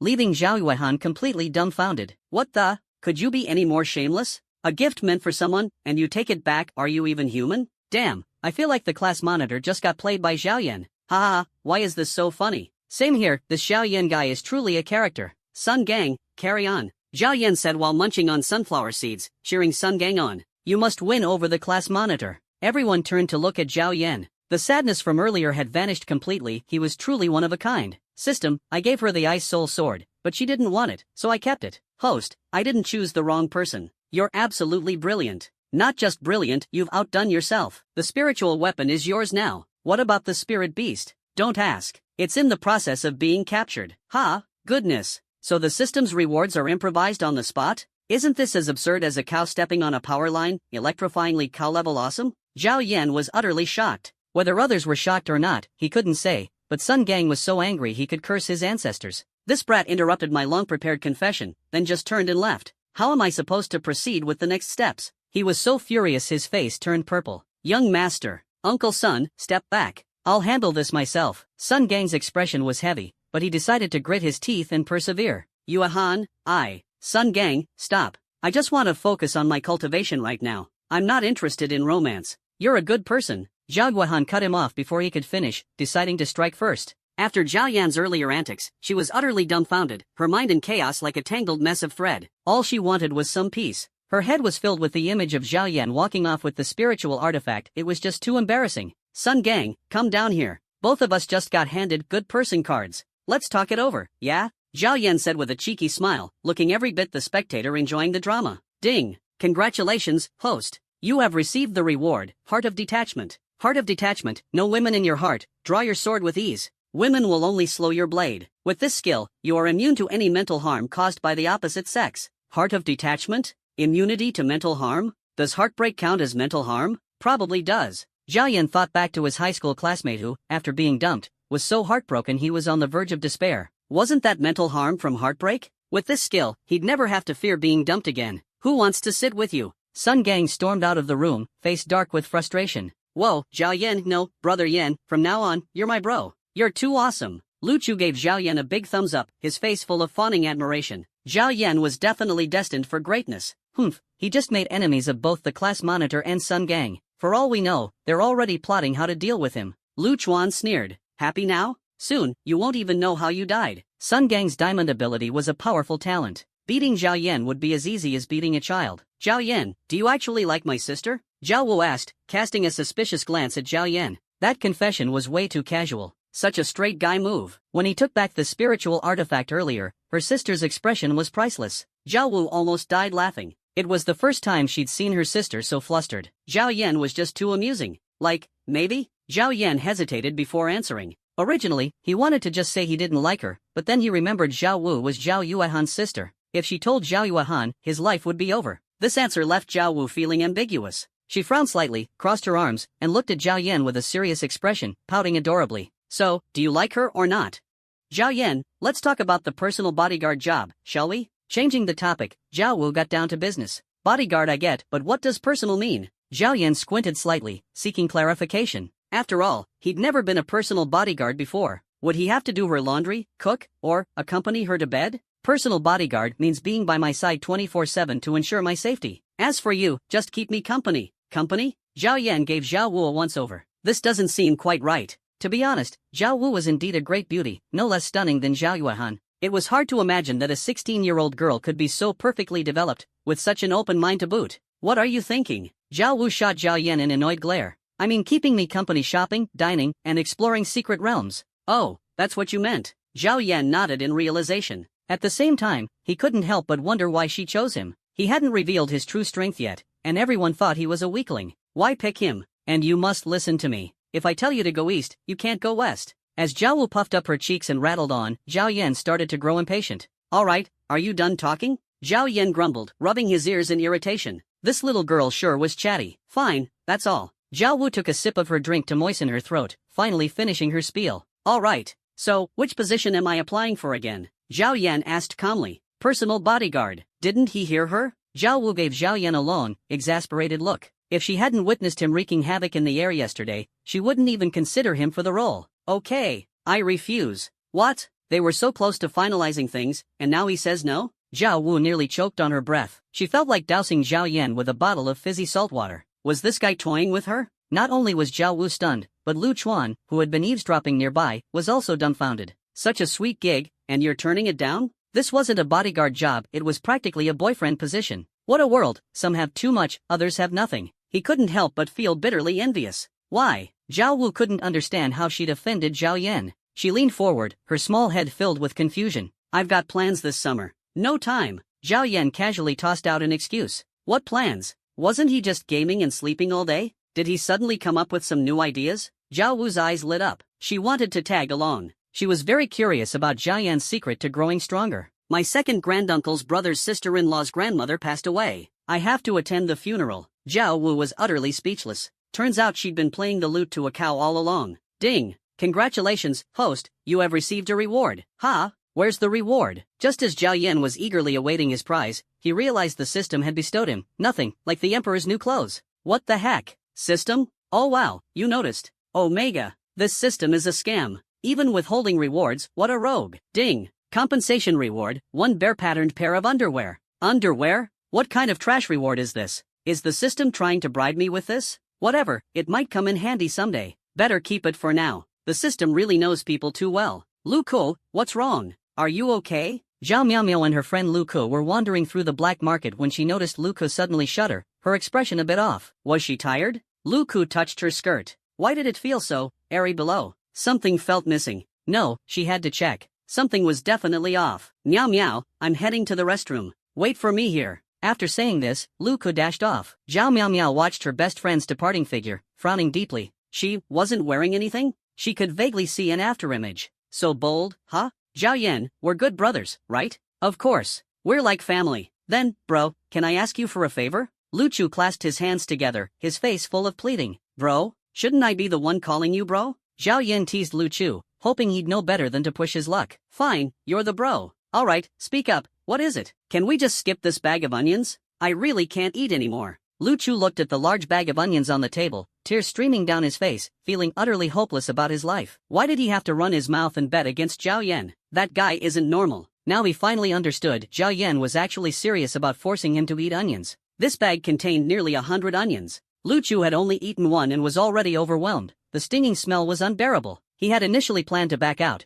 but Zhao Yan was as stubborn as a mule, not to mention ridiculously strong. Lu Chu had no way to oppose him. What a disaster. Onions, of all things, are you supposed to eat them like this? Even the donkeys on the collective farm would shake their heads and shudder at the thought. Zhao Yan nodded, finding Lu Chu's plea reasonable. Alright, I'll reduce the quantity for you, lower the difficulty. After all, Zhao Yan wasn't a bad guy. They were classmates, and who knows, he might need Lu Chu's help in the future. Ha! Lu Chu's eyes lit up. This brother is pretty decent. Hearing Zhao Yan's words, Lu Chu let out a sigh of relief. I'll let you eat one less onion. Deal? That leaves 98. Keep it up, Zhao Yan said, wearing a look of exaggerated generosity. The glimmer of hope in Lu Chu's eyes instantly shattered. Ding! Congratulations, host, on acquiring the title, Inhumane. How am I inhumane? This darn system, falsely accusing me. Zhao Yan glanced at the effects of the title and froze in place. Inhumane allows the user to gain temporary disguise abilities, turning into a dog. True inhumanity, indeed. 1,000 expletives raced through Zhao Yan's mind. Seriously,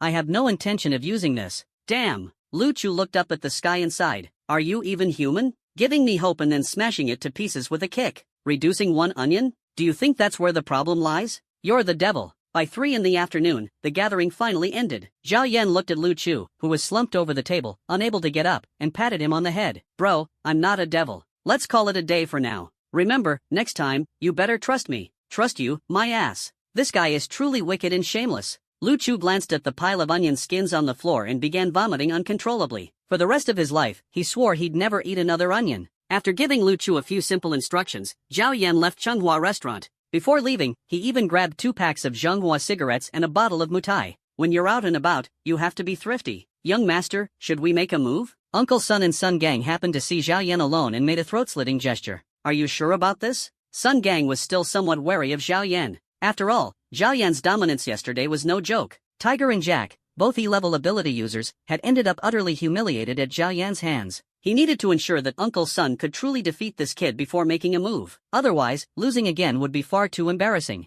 Being cautious was now Sun Gang's #1 priority. Don't worry. Uncle Sun's eyes glowed with confidence. Sun Gang was stunned, suddenly recalling something ominous. Tiger and Jack had worn a similar expression back then. Could this be another case of eating their words? Forget it. Let's head back. I'm tired. Sun Gang ultimately hesitated, torn by indecision. He had no choice. It was still early in the evening, and Zhao Yan decided not to head home just yet. Instead, he hurried towards the black market. The black market was located in the northern part of Linglan City and served as a trading hub exclusively for ability users. Here, you could find many items that you desired. Although official markets also sold various cultivation resources, their scarcity meant that many people couldn't purchase them. As a result, ability users seemed to have spontaneously formed the black market. The authorities were aware of the black market's existence, but for the sake of societal stability, they chose to turn a blind eye. After all, with the sheer number of ability users, even the military had to tread carefully. While the black market wasn't legal, it was tolerated, so no one could interfere. At the entrance to the black market, Zhao Yan was about to step inside when an elderly man waved to stop him.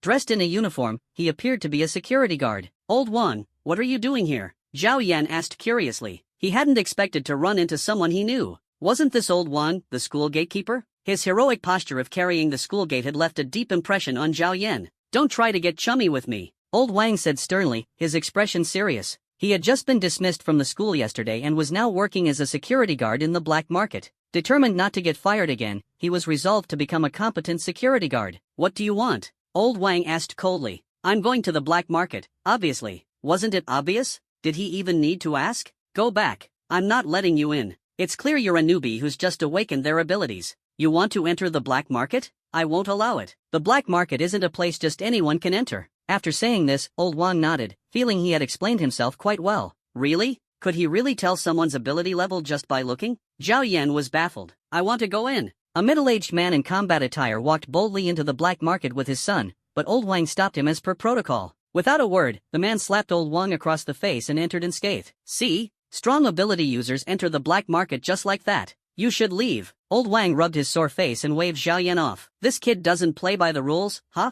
Zhao Yan silently pulled a 1-meter-long spiked club out of his waistband and grinned at Old Wang. "Old Wang, you wouldn't want people to know you disgraced yourself in your twilight years, would you? Holy crap, this kid." In the end, Zhao Yan successfully entered the black market. He had to admit, winning people over through virtue felt wonderful. Inside the black market, Zhao Yan clicked his tongue in amazement. Was this really a black market? It felt like stepping into a parallel dimension. The buildings here were somewhat antique, with no skyscrapers in sight, only wooden structures that appeared exceptionally magnificent, exuding a natural charm. A wide street stretched out before him, lined with shops on both sides. The streets were bustling with people, and business was booming. Zhao Yan still had some cash on him. If necessary, he could use diamond rings for cigarettes and alcohol as collateral. Let's see what they have first. Come and take a look. Freshly collected red flame lion poop. Incredibly fresh. Perfect for alchemy or direct consumption. Absolutely worth your money. Don't miss out. As soon as he stepped into the black market, Zhao Yan was utterly stunned by the items the shopkeeper was selling. This thing, could it even be sold? "Big brother, how can you prove this is fresh?" A customer nearby poked the item with his finger, clearly doubting its freshness. "Tisk, just pinch a bit and taste it. Why even ask?" "Alright, I'll give it a try." Zhao Yan fled the scene in a panic. He felt as if he was out of place because he simply wasn't as deranged as these people were. As he walked and looked around, a shopkeeper selling young demonic beasts stopped him. "Young man, how about a demon wolf? Just one cub for 9,998. But now it's on special offer, only 3,800, and you can take it home." The shopkeeper, spotting Zhao Yan's youthful appearance, coaxed him with a sly grin. Zhao Yan glanced at the caged beast and fell into deep thought. Rubbing his eyes, he muttered, "Isn't that just a rabbit? Goodness gracious, even a husky would be more convincing than this rabbit." The shopkeeper, unfazed and calm, replied, "Young man, demon wolves look exactly like rabbits when they're born. They're not fully developed yet. Just wait until it grows up, and you'll see it's a wolf." Zhao Yan's forehead was lined with black streaks. If he hadn't gone to school, he might have actually been fooled. What a scam. It seemed he needed to stay sharp. This black market was full of tricks and swindlers.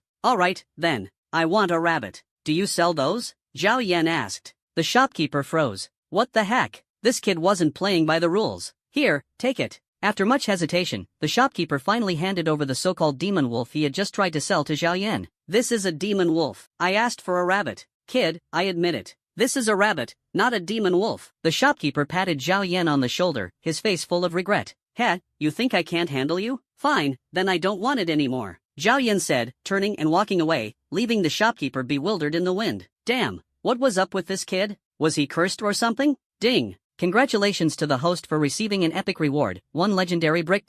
With a brick in hand, the world is yours. This brick can level injustices, strike fear into enemies, and leave them battered and bleeding. In Zhao Yan's mind, an image appeared of a man in black fending off powerful foes. Calm and fearless, the man wielded his brick like a whirling storm, smashing his enemies into a bloody mess. In his hands, the brick was like a deadly shuriken thrown to attack and returning to his palm. So strong. Brick, a very sturdy construction material. For aesthetic purposes, a golden character, virtue, is engraved on the back, encouraging the host to subdue others with virtue. With this treasure, who needed a spiked club? Its damage might not be high, but its insulting nature was unmatched. No matter how skilled you are, 1 brick will knock you down. This wasn't just an empty phrase. Wow, meow meow, look at this little dog. It's so adorable. Indeed, it is cute, but it's too weak. I'll keep looking for something better. Zhao Miaomia had come to the black market partly to see if she could find a rare spirit pet at a bargain and partly to discover treasures to save money. After all, frugality was extremely important. Boss, 2 skewers of candied hawthorn, please.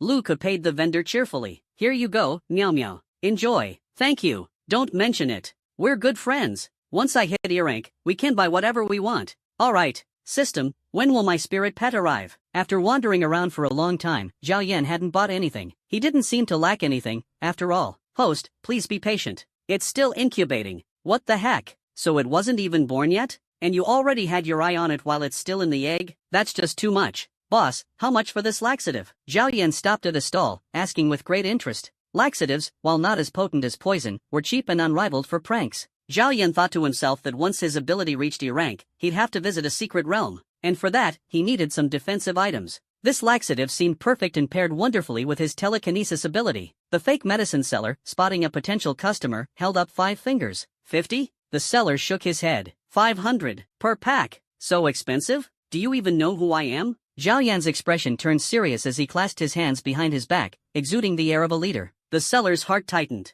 Could this guy be someone important? He was selling fake medicine. After all, if he offended the wrong person, he'd be doomed. Who are you? The seller asked cautiously. You don't even know who I am, yet you dare set up a stall here? Don't tell me you're selling fake medicine? Damn it. How did he figure that out? Let's make a deal, $5 a pack. I'll buy all your laxatives, and you can go home early to rest. $5? No way, absolutely not. Though he sold fake medicine, the laxatives were real and highly effective. 1 pack was enough to make someone's rear end experience an extraordinary sensation. By the way, who are you, really? My name is Sun Gang, the eldest son of the Sun Corporation. Ever heard of it? Zhao Yan puffed out his chest confidently. Sun Gang? The seller muttered the name under his breath. He'd heard of the Sun Corporation, it was filthy rich. But so what? He didn't rely on them to make a living. Kid, you're lying. You're not from the drug bureau. The seller glared at Zhao Yan, realizing he'd almost been duped. Zhao Yan furrowed his brows. So even Sun Gang wasn't intimidating enough to scare off a small-time seller? It seemed he'd have to handle this personally. Listen, Mr. Fake Medicine Seller, you wouldn't want people to find out you're selling fake medicine, would you?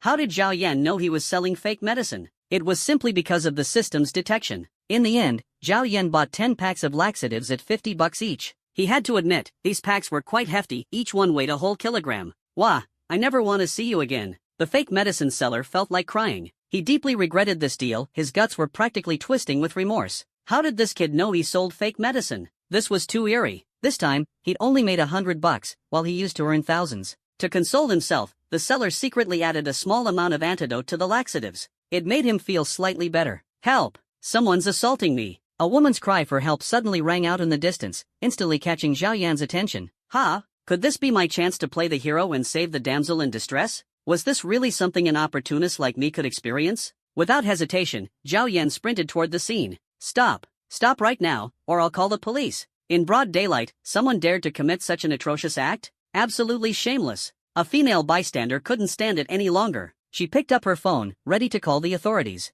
Everyone, take a good look. This girl is a demi-human, not a real person. I, Zhang San, hate being falsely accused the most. If you want to call the police, go ahead. The police won't care, and neither will the Bureau of Extraordinary Abilities. As he spoke, 4 men dragged a petite girl, intending to leave. The crowd looked toward the girl and noticed that she had a pair of furry ears and a soft, fluffy tail. She was indeed a demi-human. Those who wanted to intervene and save her hesitated, unsure of what reasoning to use, and could only stand there in a daze. Even if they tried to act, they wouldn't stand a chance in a fight. Most people simply watched the spectacle unfold. Demi-humans were a peculiar race. Originally, the world had only humans, but after the resurgence of spiritual energy, beasts began to appear. Demi-humans were hybrids born from humans and beasts that crossed the boundaries of their species. Although demi-humans could live in the human world, their social status was extremely low, akin to medieval slaves. They were bullied by everyone, and stepping on them was nothing out of the ordinary. Demi-humans could also cultivate, capable of awakening bloodline abilities like beasts or extraordinary powers like humans. However, their existence was scorned by humanity, as it defied human ethics. Human society emphasized morality and law. One could not just see a beautiful giant lizard beast on the street and act on impulse. No one would dare to be so reckless. Didn't expect to find such a gorgeous girl here. She'll definitely fetch a good price when we sell her, Zhang San said with a sinister grin. Despite the low societal status of demi-humans, there were always those who fancied them. Many wealthy individuals sought them out eagerly. This demi-human girl, though young, was undoubtedly a budding beauty, sure to earn them a fortune. It was far easier than venturing into dangerous secret realms for money. The demi-human girl was tightly bound and couldn't possibly escape. Her mother had always warned her to beware of bad people and avoid going out unless absolutely necessary. But she hadn't listened to her mother, and her curiosity about the human world had led her to venture out, resulting in this disaster. Tears welled up in the girl's eyes, and her beast-like ears drooped, making her look utterly pitiful. As they triumphantly prepared to leave the black market, Zhang San's head suddenly buzzed as if he'd been struck by a heavy blow. Behind him stood a young man holding a brick, shouting at Zhang San, "Idiot, I'm your grandpa." The crowd's interest was immediately piqued by this outburst, and all eyes turned to Zhao Yan. Standing up for what's right, acting when the moment calls for it. One must dare to say no to the injustices of the world. Zhao Yan couldn't stand the audacious behavior of these four men, lawless thugs. In broad daylight, not only were they committing robbery, but they were also kidnapping someone. Zhang San touched the back of his head, furious to find his hand covered in blood, and let out a pig-like squeal. "You little brat, you're dead." Zhang San cursed, grabbing a machete and charging at Zhao Yan, intent on cutting him down. Zhao Yan didn't panic at all. He gave Zhang San an internationally recognized friendly gesture and bolted. His speed was faster than a rabbit. He disappeared in the blink of an eye. Damn, this kid really doesn't play by the rules. I thought he was going to fight head-on. He's not stupid. 1 against 4. I'd run too. Zhang San chased relentlessly, the distance between them growing smaller but never quite closing, like a hyperbolic curve. Zhao Yan intentionally slowed down, occasionally stopping, which only made Zhang San angrier, almost to the point of exploding. "You brat, if you've got guts, stop running. Sneak attacks don't count as skill." Zhang San panted heavily. If not for his wounded pride, he would have given up long ago. Not only was the kid fast, but he also kept throwing bricks at Zhang San's face as he ran. The bricks were so hard they were unbearable, striking Zhang San's forehead and leaving him in agony. The most frustrating part was that after the bricks hit their target, they returned to Zhao Yan's hand. It was maddening, and Zhang San felt utterly helpless. "I'm so pissed off." Before long, Zhao Yan was cornered in a narrow alley. "Old son, thanks. If you guys hadn't taken a shortcut to intercept him, I really wouldn't have caught this brat. He's like a rabbit, impossible to catch." Zhang San gasped for breath, giving a thumbs up to his arriving companions. "Run now, kid. Go on, run. If I don't break all 3 of your legs today, I won't be called Zhang San." Zhang San had been in the underworld for years and had never suffered such humiliation. Beaten by a little punk, how was he supposed to maintain his reputation? "By the way, old son, where's that girl? Why don't I see her?" Zhang San asked. "We'll deal with this brat first. The girl is still in our hands," Sun Guden said, pointing to a sack beside him and glaring angrily at Zhao Yan. "Wait, I have something to say. Do you know who I am?" Zhao Yan spoke calmly, his face full of composure. Seeing Zhao Yan's unruffled demeanor, the group began to feel uneasy. This attitude didn't seem like an act. Could he really be someone important? "Third brother, don't get angry yet. Let's figure out who he is first," Sun Guden advised. "Fine, who are you?" Zhang San asked, trying to hold back his temper. "I'm your dad." In the next moment, Zhao Yan gathered all his strength, grabbed the brick in his hand, and hurled it directly at Zhang San. Zhang San was an F-rank extraordinary ability user, a 10th-tier expert with years of experience in secret realms and extensive combat knowledge. After suffering so much at Zhao Yan's hands earlier, he was on guard for this move. Calmly, Zhang San raised his machete and swung it at the incoming brick. Clang! The machete shattered. "What the?" Zhang San was utterly stunned. How could this happen? Why was the brick so hard? Zhang San used all his strength to barely dodge the fatal blow. The brick continued its trajectory, smashing a massive hole in the alley wall before returning to Zhao Yan's hand. The scene left everyone present in shock. The wall had been shattered. If that had hit someone's head, it would have been utterly pulverized. At that moment, Zhang San realized that the young man before him hadn't been using his full strength earlier. Otherwise, his head wouldn't just have been bleeding, it would have exploded. Zhao Yan waved the brick in his hand, the golden character virtue gleaming with brilliance. "Today, I, Sun Gang, will conquer you with virtue. Brothers, this kid's tough. All together now." Zhang San gritted his teeth, ready to gang up on Zhao Yan. In their line of work, having a strong backing was crucial. What was the use of being good at fighting? "I have brothers too. Their gang of lawless thugs was notorious for their camaraderie, always working together. Even trips to the restroom were a group affair. "Hello, honey? You're calling me home for dinner?" "Oh, sure, I'll head back right away." Sun Gooden, looking at the brick in Jiayan's hand, pretended to make a phone call. It wasn't just Sun Gooden, his other two companions also began making fake calls. "Hey, our old sow is about to give birth. I'll be right there." "What? The neighbor's cat did a backflip and died? I'll go check it out right now." The three of them walked toward the alley while talking on the phone. In an instant, Jung San's loyal buddies all took off, leaving him alone with the burlap sack at the alley entrance, facing a very awkward situation. Damn it, are these guys even my brothers anymore? The scene became unbearably awkward. Zhang San swallowed hard and quietly looked at Zhao Yan. "Brother, I was wrong. There were too many people outside earlier. I'll kneel and apologize to you. Please forgive me." Zhang San thought helplessly. He had no other choice, he couldn't beat this young man. "You're Zhang San, right? Slap. A lawless thug, huh? Slap. Arrogant, are you? Slap." Zhao Yan gave him a proper beating, leaving Zhang San bawling for his mother and father, his lips swollen like balloons. Ding! Congratulations to the host for receiving a reward, all attributes plus 10. After receiving the reward, Zhao Yan left in a hurry, casually opening the burlap sack as he went. Inside, he saw a demi-human girl staring straight at him. Without a word, Zhao Yan untied her. She did nothing wrong, she was just a child. However, it was Zhao Yan's first time seeing a demi-human girl up close. She was truly adorable, but her clothes were tattered and ragged, making her look pitiful. Sigh, the sorrow of the times. "Thank you, big brother. My name is Xiao Meng," she said, trembling, seemingly a bit socially anxious.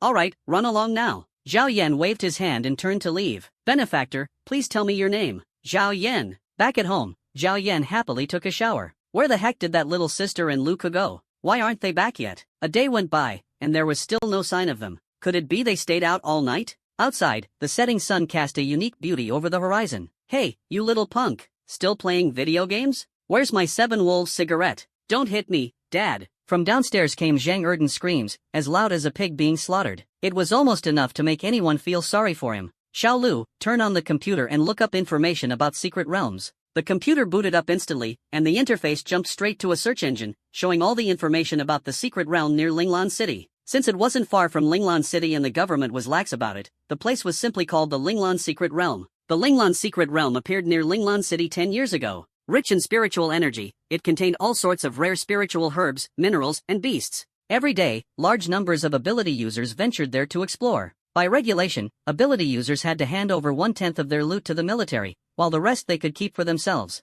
The military was responsible for suppressing the monsters within the secret realm, a task they carried out with significant effort, so the arrangement was fairly reasonable. Entering the secret realm required a ticket, costing about 2,000 huaxia coins per ticket. "So, you even need to buy a ticket." Zhao Yan frowned. What a ripoff! The most powerful beasts in the Linglan secret realm were generally F-level, followed by E-level beasts. As for D-level beasts, they were incredibly rare. Encountering one would spell disaster. If you ran into a C-level beast, you'd be facing certain death. Reading about this, Zhao Yan couldn't help but wonder, the humanoid beast that attacked the school was a B-level. Why did it appear in Linglan City? Could the secret realms be interconnected? After browsing the computer for a while, Zhao Yan had a plan in mind. If he went to the secret realm, his main tasks would be gathering beast cores and spiritual herbs. Money was tight, so he had to focus on making cash. Making money was the top priority. After all, only with money could you chase girls and find motivation. But first, he had to fill his stomach before dreaming big. Thinking of this, Zhao Yan decided to go buy groceries. It was already 6 o'clock, and his little sister still hadn't come back. As her older brother, he had to fend for himself. On his way downstairs, he ran into the couple from the morning again. "Baby, you know what? I've always loved you," the boy said softly, gazing affectionately at the girl in his arms. He was definitely a seasoned player. The girl's face flushed red as she buried her face in the boy's chest, not daring to meet his eyes. Zhao Yan's lips twitched as he quipped, "But do you still love her when you're not straight?" The couple froze, and the sweet atmosphere they had just created instantly collapsed, leaving everyone awkward. The boy cursed inwardly but didn't dare retaliate with his girlfriend right there. At the supermarket, "Big bro, you're not home?" A message popped up on Zhao Yan's chat app from his little sister. "Zhao Yan, I'm out buying groceries." "Zhao Miao Miao, I already bought some. Your favorite spicy rabbit heads are cooking right now." "Zhao Yan, then I'll head back." "Zhao Miao Miao, wait, it's a bit hot at home. How about you pick up some ice cream?" Hanging up the call, Zhao Yan headed toward the ice cream section. "Boss, 20 popsicles, please." The female shopkeeper glanced at Zhao Yan before silently opening the freezer and pulling out 2 popsicles. "I said, 20. What was this? Did she think I couldn't afford it?" "Young man, I'm saving you here. 2 are enough." Zhao Yan looked confused. He didn't get it. It wasn't until he was paying that Zhao Yan finally understood. Hello, 20 popsicles will be 400 yuan. Cash or card? The shopkeeper looked at Zhao Yan with disdain. What the hell, ice cream robbers? 20 yuan for a single popsicle? This was daylight robbery. No wonder the shopkeeper had looked down on him earlier. Since she already looked down on me, forget it. Forget it, just give me the ones that cost 50 cents each, Zhao Yan said, unwilling to take the loss. We don't have those. The shopkeeper responded coldly, thinking to herself that he was just a broke guy trying to argue. Then I won't buy anything. You can't. I've already taken them out. No refunds. This absurd rule might work on others, but not on me. I hadn't even touched them. Why should I not get a refund? Zhao Yan, won't stand for this. Call your manager. I'm filing a complaint. Zhao Yan's loud voice attracted a crowd, and people began to talk. Yeah, 20 yuan for an ice cream, who can afford that? My son bought one of these before and got diarrhea all night. Expensive and unsanitary. Ban overpriced ice cream. Let's no Lotus ice cream have its purity. The crowd supported Zhao Yan. Security. Where's security? The shopkeeper, annoyed by the commotion, called over 2 security guards. What's going on? A tall, skinny guard asked. This guy is causing trouble. The shopkeeper pointed at Zhao Yan, her eyes full of disdain. Zhu, grab him. And just like that, Zhao Yan was taken away. In the interrogation room, 2 security team leaders questioned Zhao Yan like he was a criminal. You're causing trouble? Zhu asked fiercely, clearly experienced in such matters. I didn't steal or rob anyone. How is this causing trouble? Because of you, our supermarket's business has been affected. Pay 10,000 yuan in compensation, and you can leave. 10,000 yuan? They were really asking for it. It seemed the supermarket wasn't clean either, they were ruthless. I don't have money, Zhao Yan said flatly. The moment Zhu heard there was no money, his expression changed instantly. He picked up the electric baton in his hand and pointed it at Zhao Yan. You really have no money? There are cameras here. Do you dare hit me? Zhao Yan responded calmly. The interrogation room had 2 surveillance cameras, so they definitely wouldn't dare make a move. Zhu and Zhu exchanged a glance and smiled, as if realizing this kid wasn't going to be easy to deal with. Kid, those cameras are just for show. Today, you're not escaping a beating. Hearing this, Zhao Yan chuckled. Looks like I need to show you my charm. Confucius once said, a gentleman does not stand under a dangerous wall. Today, I, Zhao Yan, will conquer you with virtue. As he finished speaking, a red brick appeared in his hand, glowing faintly with golden light. A large, bold character for virtue stood out prominently on its surface. Zhu and Zhu frowned. Did they just meet a tough nut? But no matter, once they showed their strength, this boy would surely tremble. In this day and age, someone actually still using a brick as a weapon? How arrogant! Not long after, Zhao Yan strutted out of the room, unscathed. Meanwhile, Zhu and Zhu clung to each other, trembling in the corner. Their faces were covered in neat, rectangular brick imprints, as if they'd been chewed on by a dog. This guy, he's not human. Everyone knows you don't hit the face, but all his strikes landed squarely on their faces. It was brutal. And the worst part? This guy had the audacity to threaten them afterward and even walked off with 2,000 yuan from their wallet. What an injustice. Congratulations to the host for surviving the novice phase without being beaten to death. The novice phase is over, and the system is now upgrading to the cunning tactician system. Ding! System upgrading, 0%. 100%. Cunning tactician system? Still a cunning tactician? Well, no big deal. Doesn't seem like much of a change. Might as well head home and think it over there. On the way home, Zhao Yan's phone buzzed. It was a message from his younger sister. Watch out for ice cream assassins. A little late for that. When Zhao Yan got home, his sister and Lu Ke were already eating dinner. Putting down the Snow Lotus ice cream he'd just bought, Zhao Yan grabbed a bowl and chopsticks, ready to dig in. For some reason, though, Zhao Yan felt the atmosphere was a bit strange. Why was Lu Ke staring at him like that? Do I have something on my face? Zhao Yan asked casually. It's nothing, Lu Ke muttered, lowering her head to continue eating. The TV wasn't far from the dining table. Zhao Miao Miao kept flipping through channels, but nothing seemed to catch her interest. Stop looking. Pleasant Goat's already been eaten by Big Wolf, the trees in Bear Ridge have all been chopped down, and Ultraman doesn't exist in this world. Zhao Miao Miao froze, her dreams instantly shattered. Suddenly, a familiar figure appeared on the show airing on Linglan TV. Wait a minute, that's my brother? She put down the remote, curious to see what was happening. On the screen, Zhao Yan shouted, "Idiot," before grabbing a brick and smashing it over a kidnapper's head. The sight made Zhao Miao Miao's own head ache. Her brother, was he really this bold? Just when Zhao Miao Miao thought her brother was about to engage in an epic brawl with the 4 burly men, Zhao Yan turned tail and ran without hesitation. Seeing this, Lu Ke couldn't help but burst out laughing, nearly spitting out her food. This place was the black market? Zhao Miao Miao asked in surprise. You went to the black market today? Yeah, Zhao Yan nodded. At the time, I saw injustice and couldn't hold back. I grabbed a brick and fought that guy, lured them into an alley, and single-handedly took on 40 people. Your brother didn't even flinch and knocked them all down. Impressive, right? Miao Miao, your brother sure knows how to brag. 40 people? he couldn't even handle 4. What an exaggeration. Yeah, he's definitely bluffing, Zhao Miao agreed. That said, Zhao Yan's speed did impress her. She had to admit her brother was a master at running away. He must have trained for it. Believe it or not, Zhao Yan stuffed his face with rabbit meat, thoroughly enjoying his meal. There'd be plenty of opportunities in the future to show them his strength. For the next 2 days, Zhao Yan didn't go out much. He stayed home, eating, drinking, and sleeping in a continuous loop. Occasionally, he'd stroll around the neighborhood, killing time and even earning a few rewards in the process. Finally, on the 4th day of his vacation, he broke through and became an E-rank ability user, a result of his consistent efforts. His physical stats improved significantly, gaining a total of 10 points, a truly astonishing number. Zhao Yan was amazed. Just beating up 10 stray dogs outside could earn rewards like this. Clearly, the system's rewards were far more practical than any ability upgrades. Who even needed abilities when you could get results like this? The E-rank psychic ability was no joke. It could manipulate objects weighing up to 1,000 kilograms. As his level increased, his spiritual energy reserves also grew, allowing for longer usage.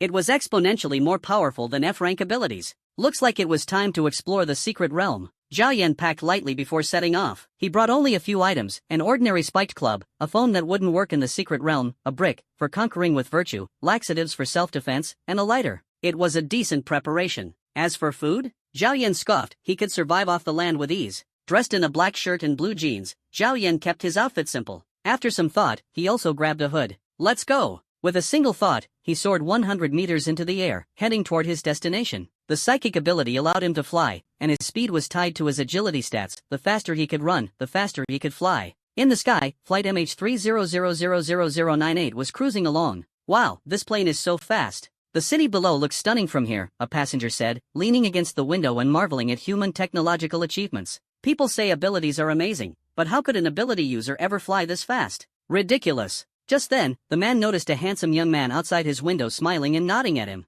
The young man even gave him a friendly international hand gesture. What the? This was 600 meters above the ground. The man began slapping his own face, questioning reality. Mr. Luo, stop that. Linglan's secret realm was located in the northern mountains of Linglan City, spanning over 100 square kilometers and completely enclosed. The realm had 2 exits, one of which faced Linglan City and was heavily guarded by the military. Known as the Iron Wall, even mosquitoes would be shot down and interrogated for their gender. Zhao Yan landed smoothly from high altitude, experiencing the thrill of a battle royale drop. He narrowly avoided being hit by a military rocket launcher. What a close call. Good thing he was fast enough, otherwise, he'd have been a goner. Not that he blamed them, it was a sensitive area, after all. Zhao Yan understood. The military had established 3 checkpoints. The first checkpoint was a small town, home to numerous guilds and families. Zhao Yan didn't care much about the families, but as for the guilds, he had to purchase their admission ticket, as tickets to enter the secret realm could only be bought at the Ability Users Guild. Zhao Yan walked into the Ability Users Hall. Happy to serve you.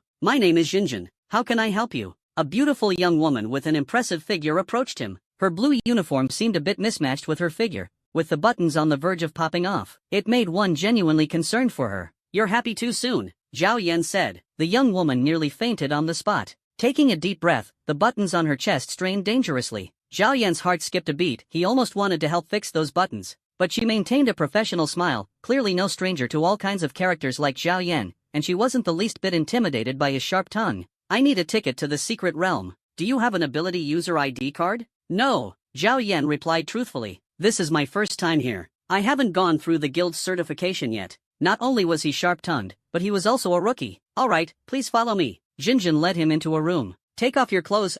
No, show me your ID first, then step into that machine for your ability detection. That slip of the tongue was a bit outrageous. Was she really that busy? Working during the day and pulling overtime at night? She did seem very professional. Zhao Yan lay silently on the examination table as the detection machine quickly scanned his body. In just a minute, the data report was out. It was fast and efficient. Jinjin casually glanced at the computer screen and was instantly stunned. Name, Zhao Yan. Age, 18. Ability, E-level telekinesis. Strength, 15. Speed, 15. Constitution, 15. Spirit, 15. Most of his stats seemed normal, but what was with this ability level? He was only 18 years old. This was clearly a genius. Here you go, little brother. This is your ability user card. Please keep it safe, Jinjin said respectfully, occasionally throwing flirtatious glances at him. What's wrong with your eyes? Why do you keep winking? If her eyes were injured, she should get them treated. Or could it be that she had noticed his strengths and was deeply impressed by him? That might be possible. Jinjin wasn't angry at all. She had seen plenty of straight men like him, many of whom eventually bowed under her charm,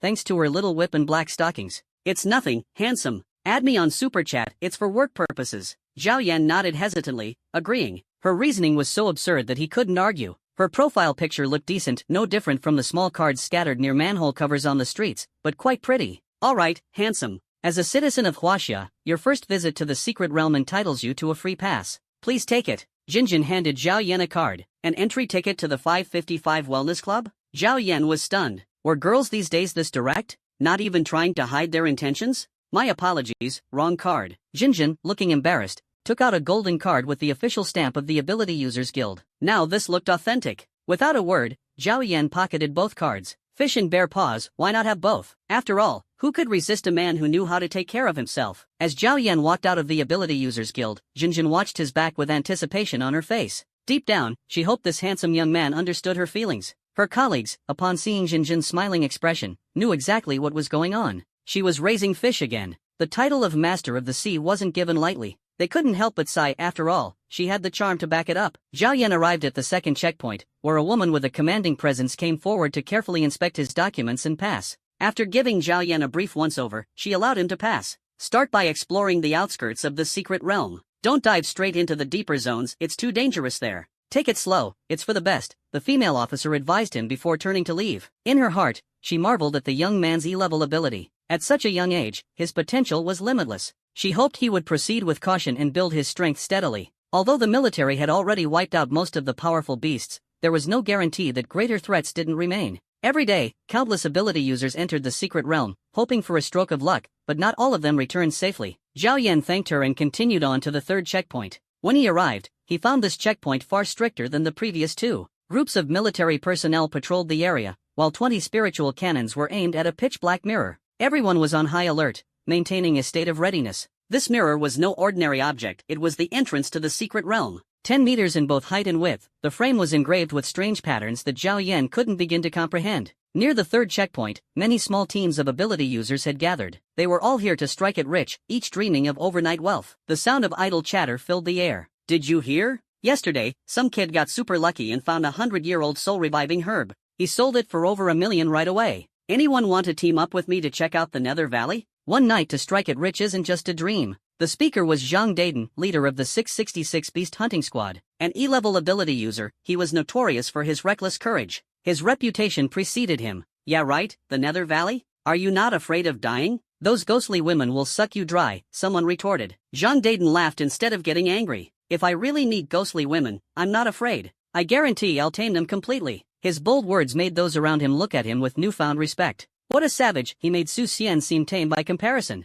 Anyone want to team up to gather herbs? One more person means more security. Anyone interested in helping me find a lost artifact? The Ability Users Guild just issued a mission. There's a 100,000 Huaxia currency reward for finding it. Various voices chimed in as groups tried to form alliances. An artifact? What kind of artifact? Can you tell me where it was lost? If I start looking now, is there still time? Asked a nearby man with a lecherous gleam in his eyes. Lu Chuan glanced at him, growing wary. This man clearly wasn't up to any good. Lu Chuan refused to accept his fate as a nobody. Deep inside, he swore to grow stronger through trials and prove himself as a man. He was done with being mocked for his ability. Are you scared of green silver bind? No, he wasn't the problem. The world was. That's why he came to the secret realm, to prove himself and show that green silver grass wasn't a useless ability. Zhao Yan walked into the secret realm alone. Although many people had invited him to join their teams, he still refused. It wasn't because they were too weak, though they certainly were, it was primarily because he didn't know them well. What if they betrayed him at a critical moment? That would be utterly embarrassing. Thus, Zhao Yan decided to venture alone. After all, he had a personal spatial storage, he could grab treasures as he pleased, and his efficiency would be top-notch. In a certain part of the secret realm, a team of 5 was carefully exploring the jungle. Meow meow, look at this. What do you think it is? Luko exclaimed excitedly, pointing at a plant on the ground, his eyes nearly bulging out of their sockets.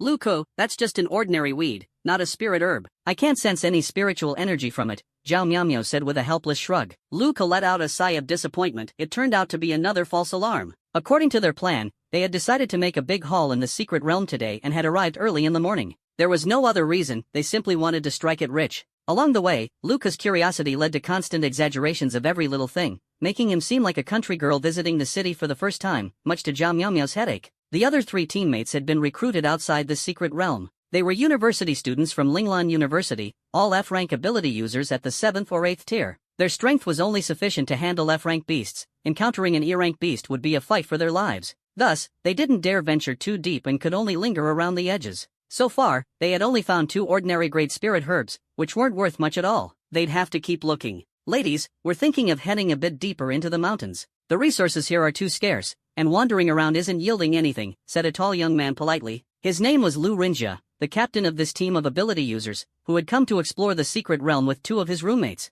Without sufficient resources, their cultivation speed lagged far behind that of their wealthier classmates. Frustrated, they had come to try their luck here. Everyone knew the secret realm was dangerous, but those who didn't fear poverty certainly wouldn't fear death. Brother Lu, I'm worried that if we go deeper, we might encounter E-rank beasts, which could be really dangerous. Zhao Miaomio immediately objected. There wasn't a single E-rank ability user in their team. What would happen if something went wrong? Zhao Miaomio was clear-headed and dared not agree lightly. Even though they were teammates, she didn't trust them enough to expose her back to strangers. What if they abandoned her and fled if they encountered an E-rank beast? A trace of displeasure flashed across Lu Rinjia's face. We're 7th and 8th tier experts, and we've been here plenty of times. We know our way around. Don't you trust me? Exactly, another teammate chimed in. Zhao Miaomio internally rolled her eyes. Lost twice within an hour, and you call that knowing your way around? She'd rather starve to death than become a beast's dinner. To be fair, Lu Rinjia had indeed been to the secret realm a few times, but he'd only stayed in the outskirts, and even then, under someone else's leadership,